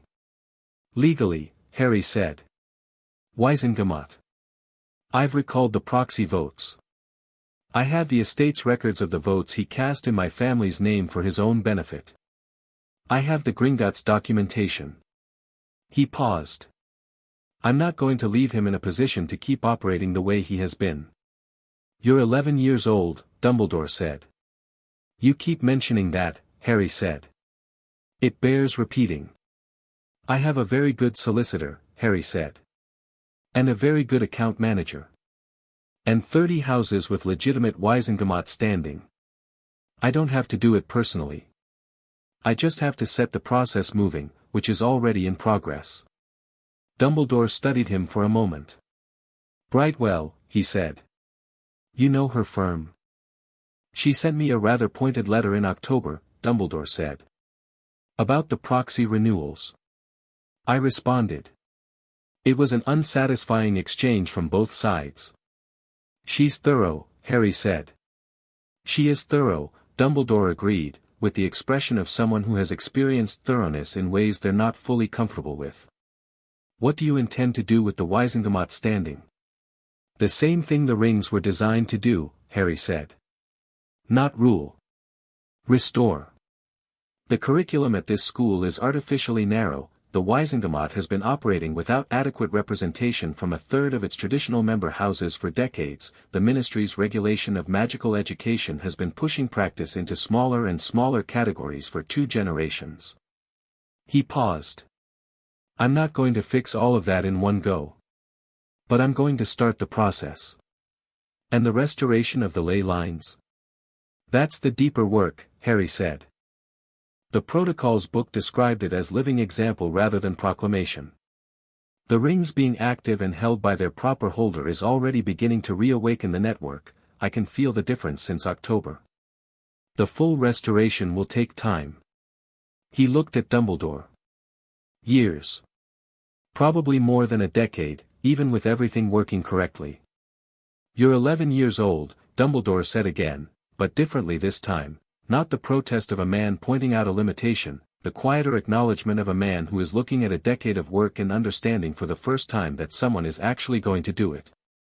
I know, Harry said. I've got time. Fawkes made a sound from his perch, longer than the previous ones, a phrase of something that was music in the specific way that Phoenix song was music, which was in the category of things that affected you whether you chose them to or not. Harry felt it in his chest like warmth. Dumbledore looked at his phoenix for a moment. He likes you, he said. I noticed, Harry said. He doesn't like everyone, Dumbledore said. In 600 years of my acquaintance with phoenixes, I've only known 2 or 3 individuals who received that response on first meeting. Who were the others? One of them you have a significant inheritance from, Dumbledore said. The other was your mother. Harry sat with that. Tell me about her, he said. Quietly, without the urgency of need, just the clean request of someone who wants to know. Dumbledore was quiet for a moment. Not avoidant, gathering, the way you gather for a real answer rather than a polished one. She was, he said finally, the most genuinely powerful which I've taught in 60 years. Not powerful in the sense of raw force, in the sense of depth. She understood magic the way you understand it, which is to say as a relationship rather than a resource. He paused. She was also funny, which I think surprises people who remember her primarily as brilliant. She was very funny and entirely unsentimental about things that didn't deserve sentiment, which sometimes looked like coldness and was not coldness at all. McGonagall said I'm like her, Harry said. McGonagall was extremely fond of her, Dumbledore said.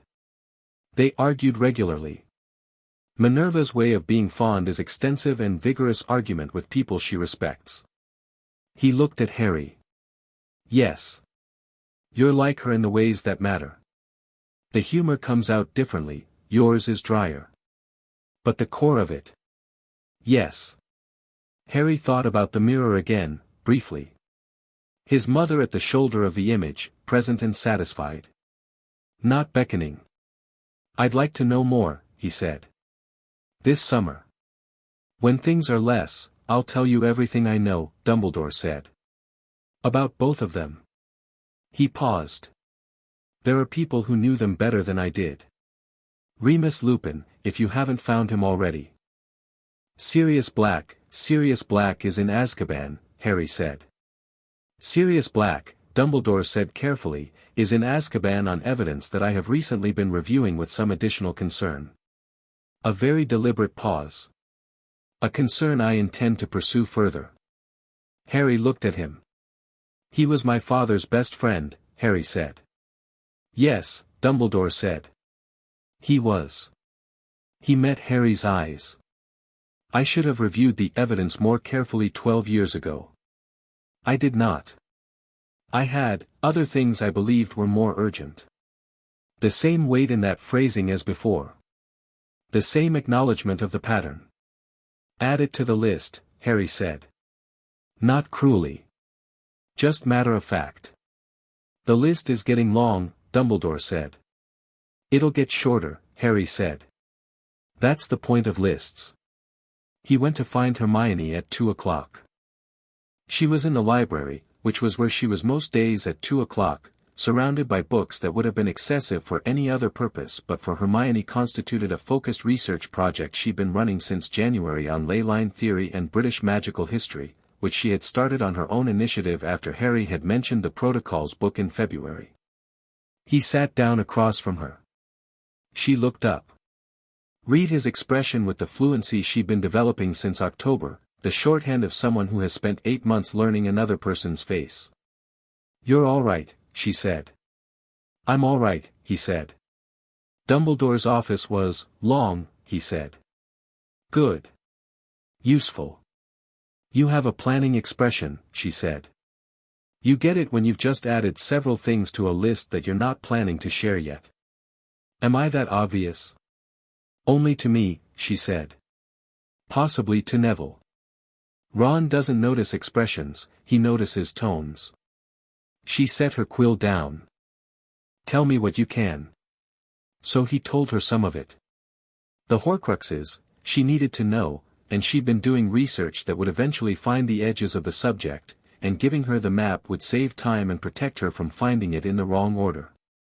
He watched her process the information with the controlled steadiness that was becoming one of her defining characteristics, the willingness to sit with genuinely frightening things and keep her analytical function running. 7, she said. We believe 7. That's, the magic involved in making one would be, she stopped. Where do we start? Dumbledore has one, Harry said. He'll show me how to destroy it this summer. The second one is at Malfoy Manor. The diary, she said immediately. You mentioned Malfoy's correspondence referenced an object. A diary would be a natural vessel, you could carry influence through it passively, anyone who wrote in it would be in contact with the fragment. Yes, Harry said. That's exactly what I think it is. She absorbed this.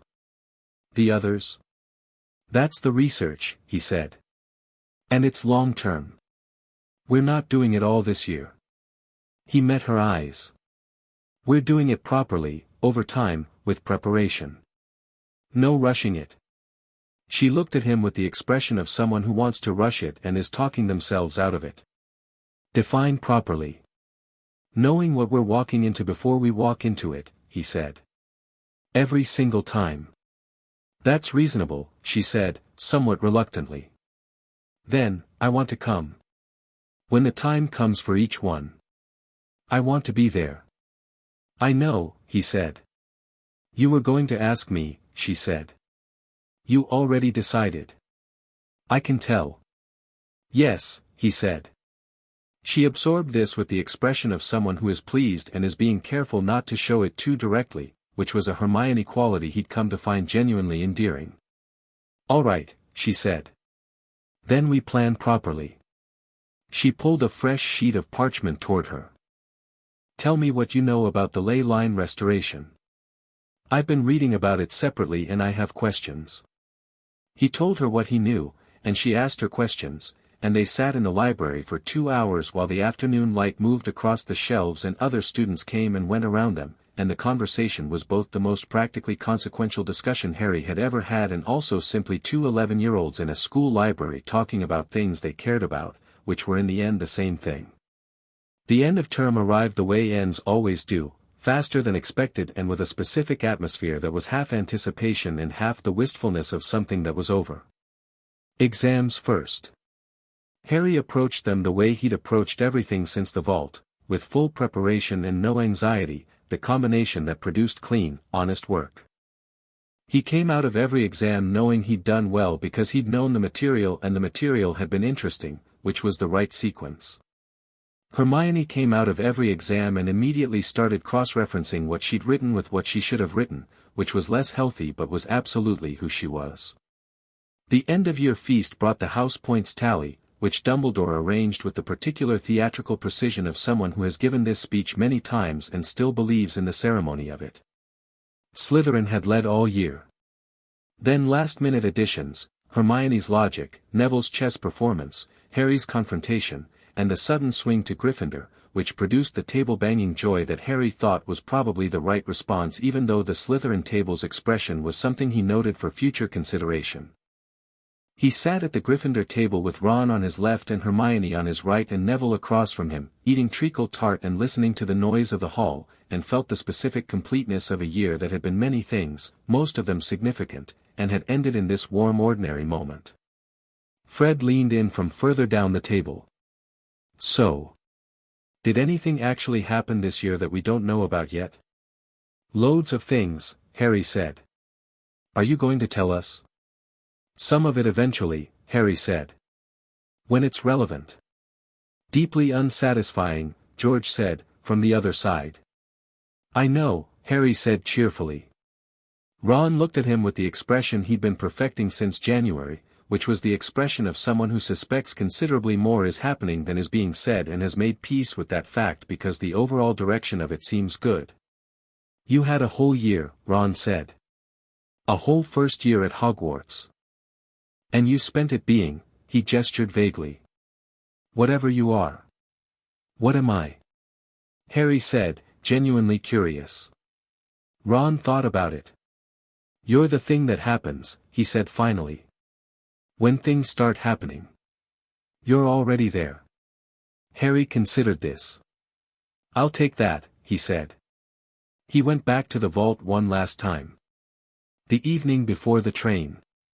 He went alone, under the cloak, through Hogsmeade in the long evening light, down to Godric's Hollow by a route he knew now with the certainty of somewhere that had been home longer than anywhere else, through the village and down the lane and through the gate into the ruined garden. The vault opened for him the way it always had, easily, recognizingly, with no more ceremony than a door opened by someone expected. He went down. The silver light was the same. The shelves had reorganized, as they always did. What occupied eye level now was a section he hadn't seen before, texts he couldn't read the titles of yet because they were in languages that required the rings to have developed further before they became accessible. Patient. Waiting for him to grow into them. There was a letter on the shelf. He picked it up. Opened it. The handwriting was different this time, not the small precise script of all the previous letters, but something looser, warmer, written quickly in the way of something that has been waiting to be written for a long time and is finally being allowed. You did well. Not because you were powerful, though you were. Not because you were prepared, though you were that too. Because you stayed yourself throughout. That is harder than it sounds when the world is trying to tell you who to be. The fragment is gone. The stone is safe. The covenant is beginning to restore. I can feel the ley lines more strongly than I have in decades, which tells me what you've been doing since you first sat on my floor at the age of 7. There are harder things ahead. You know this. The Horcruxes, the full restoration, the political work, the year when he returns properly and everything becomes more serious than it has been yet. I won't pretend otherwise. But you have the right people beside you. The girl who sees implications before anyone else states them. The boy who acts in spite of fear, which is the only kind of acting that counts. The old man who is learning, slowly, stubbornly, genuinely, to trust the world to people who are not him. The boy who chose a different path than his father without anyone telling him he could. The 30 houses are yours, but they were never the point. The point was always what you do with them. The answer is what Merlin intended, not power. Not authority. Restoration. The slow careful work of returning what was dimmed. You'll find your parents' memories more fully as the rings develop. They're in there, both of them.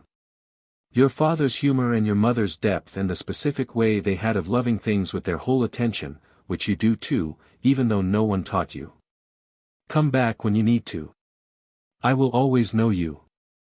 Harry stood in the vault with the letter in his hands and the silver light steady around him and the 30 rings warm on his fingers and was quiet for a long moment.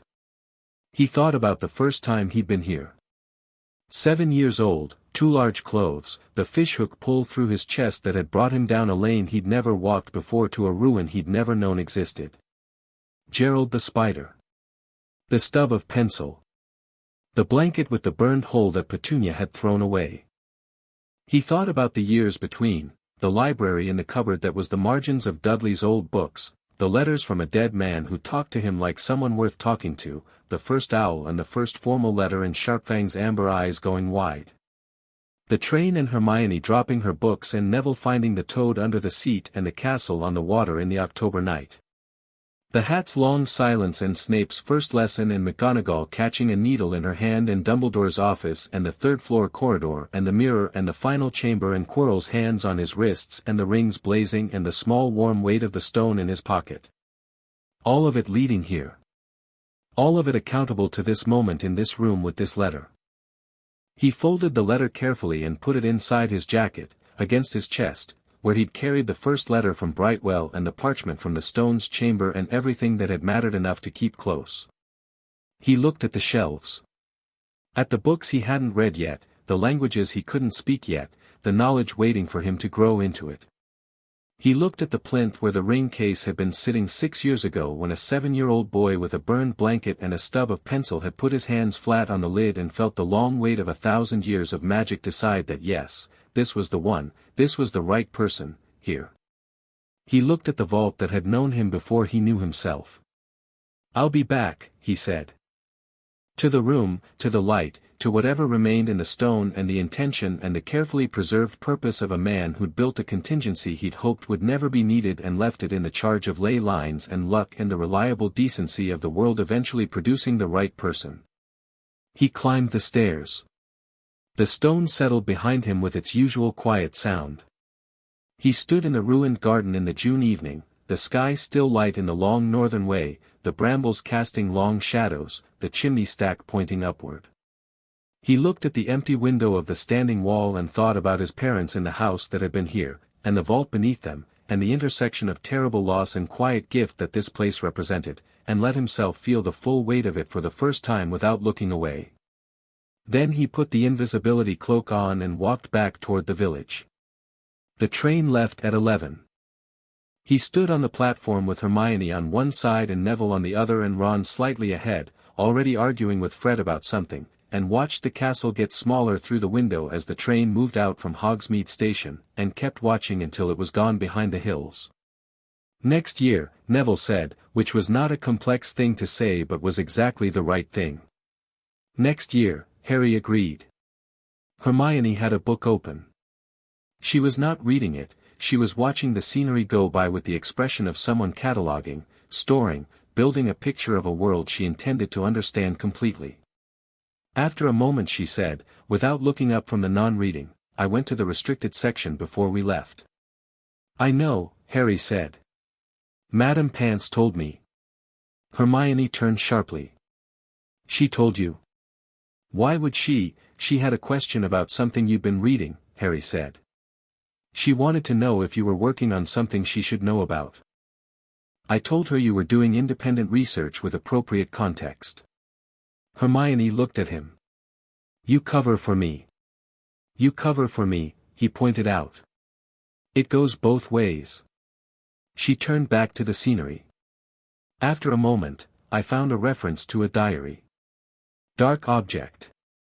Created in the 1940s. She said it very carefully. Very precisely. I know, Harry said. It was in a section on legacy enchantments. The author described it as an object that could preserve a personality fragment indefinitely. She paused. The author said it had been seen in Lucius Malfoy's possession as recently as 1989. Harry watched the countryside go past. Good find, he said. What do we do with that? We give it to Brightwell, he said. And Sharp Fawn. And we let the process work. He paused. And we keep researching. This summer. I'll write to you, she said. Write to me, he confirmed. I'll answer quickly. I'll be at one of the estate properties, I spoke to Brightwell about it. The Yorkshire Manor. It's been empty for 10 years but it's staffed. She glanced at him sideways. You're not going back to the Dursleys. No, he said simply. She was quiet for a moment. Then, good, she said, with the precision of someone who had been wanting to say it since November. Ron had come back from the argument with Fred and dropped into the seat opposite, flushed and satisfied. Fred bet me a galleon I couldn't name 5 starting positions in a professional Quidditch team, he said, with the satisfaction of someone who has just discovered a profitable intersection of talent and opportunity. Can you? Neville said. I named 7, Ron said. Neville looked at Harry. Harry looked at Neville. They both looked at Ron with the specific warmth of people who have found someone exactly as themselves and find it excellent. We'll play this summer, Harry said. If you want. The Yorkshire property has grounds. Ron's face went through several expressions in quick succession, the first being startled, the second being pleased, the third being the particular calculation of a 6th child working out the logistics of visiting someone whose estate has a Quidditch pitch. Yeah, he said, landing on simple. Yeah, I'd like that. Hermione too, Harry said. I don't play Quidditch, Hermione said. You can watch, Harry said. And tell us everything we're doing wrong. I could do that, she said, with a small private smile that was genuine and slightly surprised by its own genuineness. The train moved south through the summer countryside, and outside the window Britain passed in its green rolling ordinary way, the fields and villages and roads that connected everything, the deep old land that Harry understood differently than he had a year ago, that had ley lines running through it like a circulatory system waiting to be woken. That had 30 houses and 1,000 years and a vault at its oldest convergence point and a boy who'd been told since birth that he was famous for surviving something, and was in the process of demonstrating that surviving was the least interesting thing about him.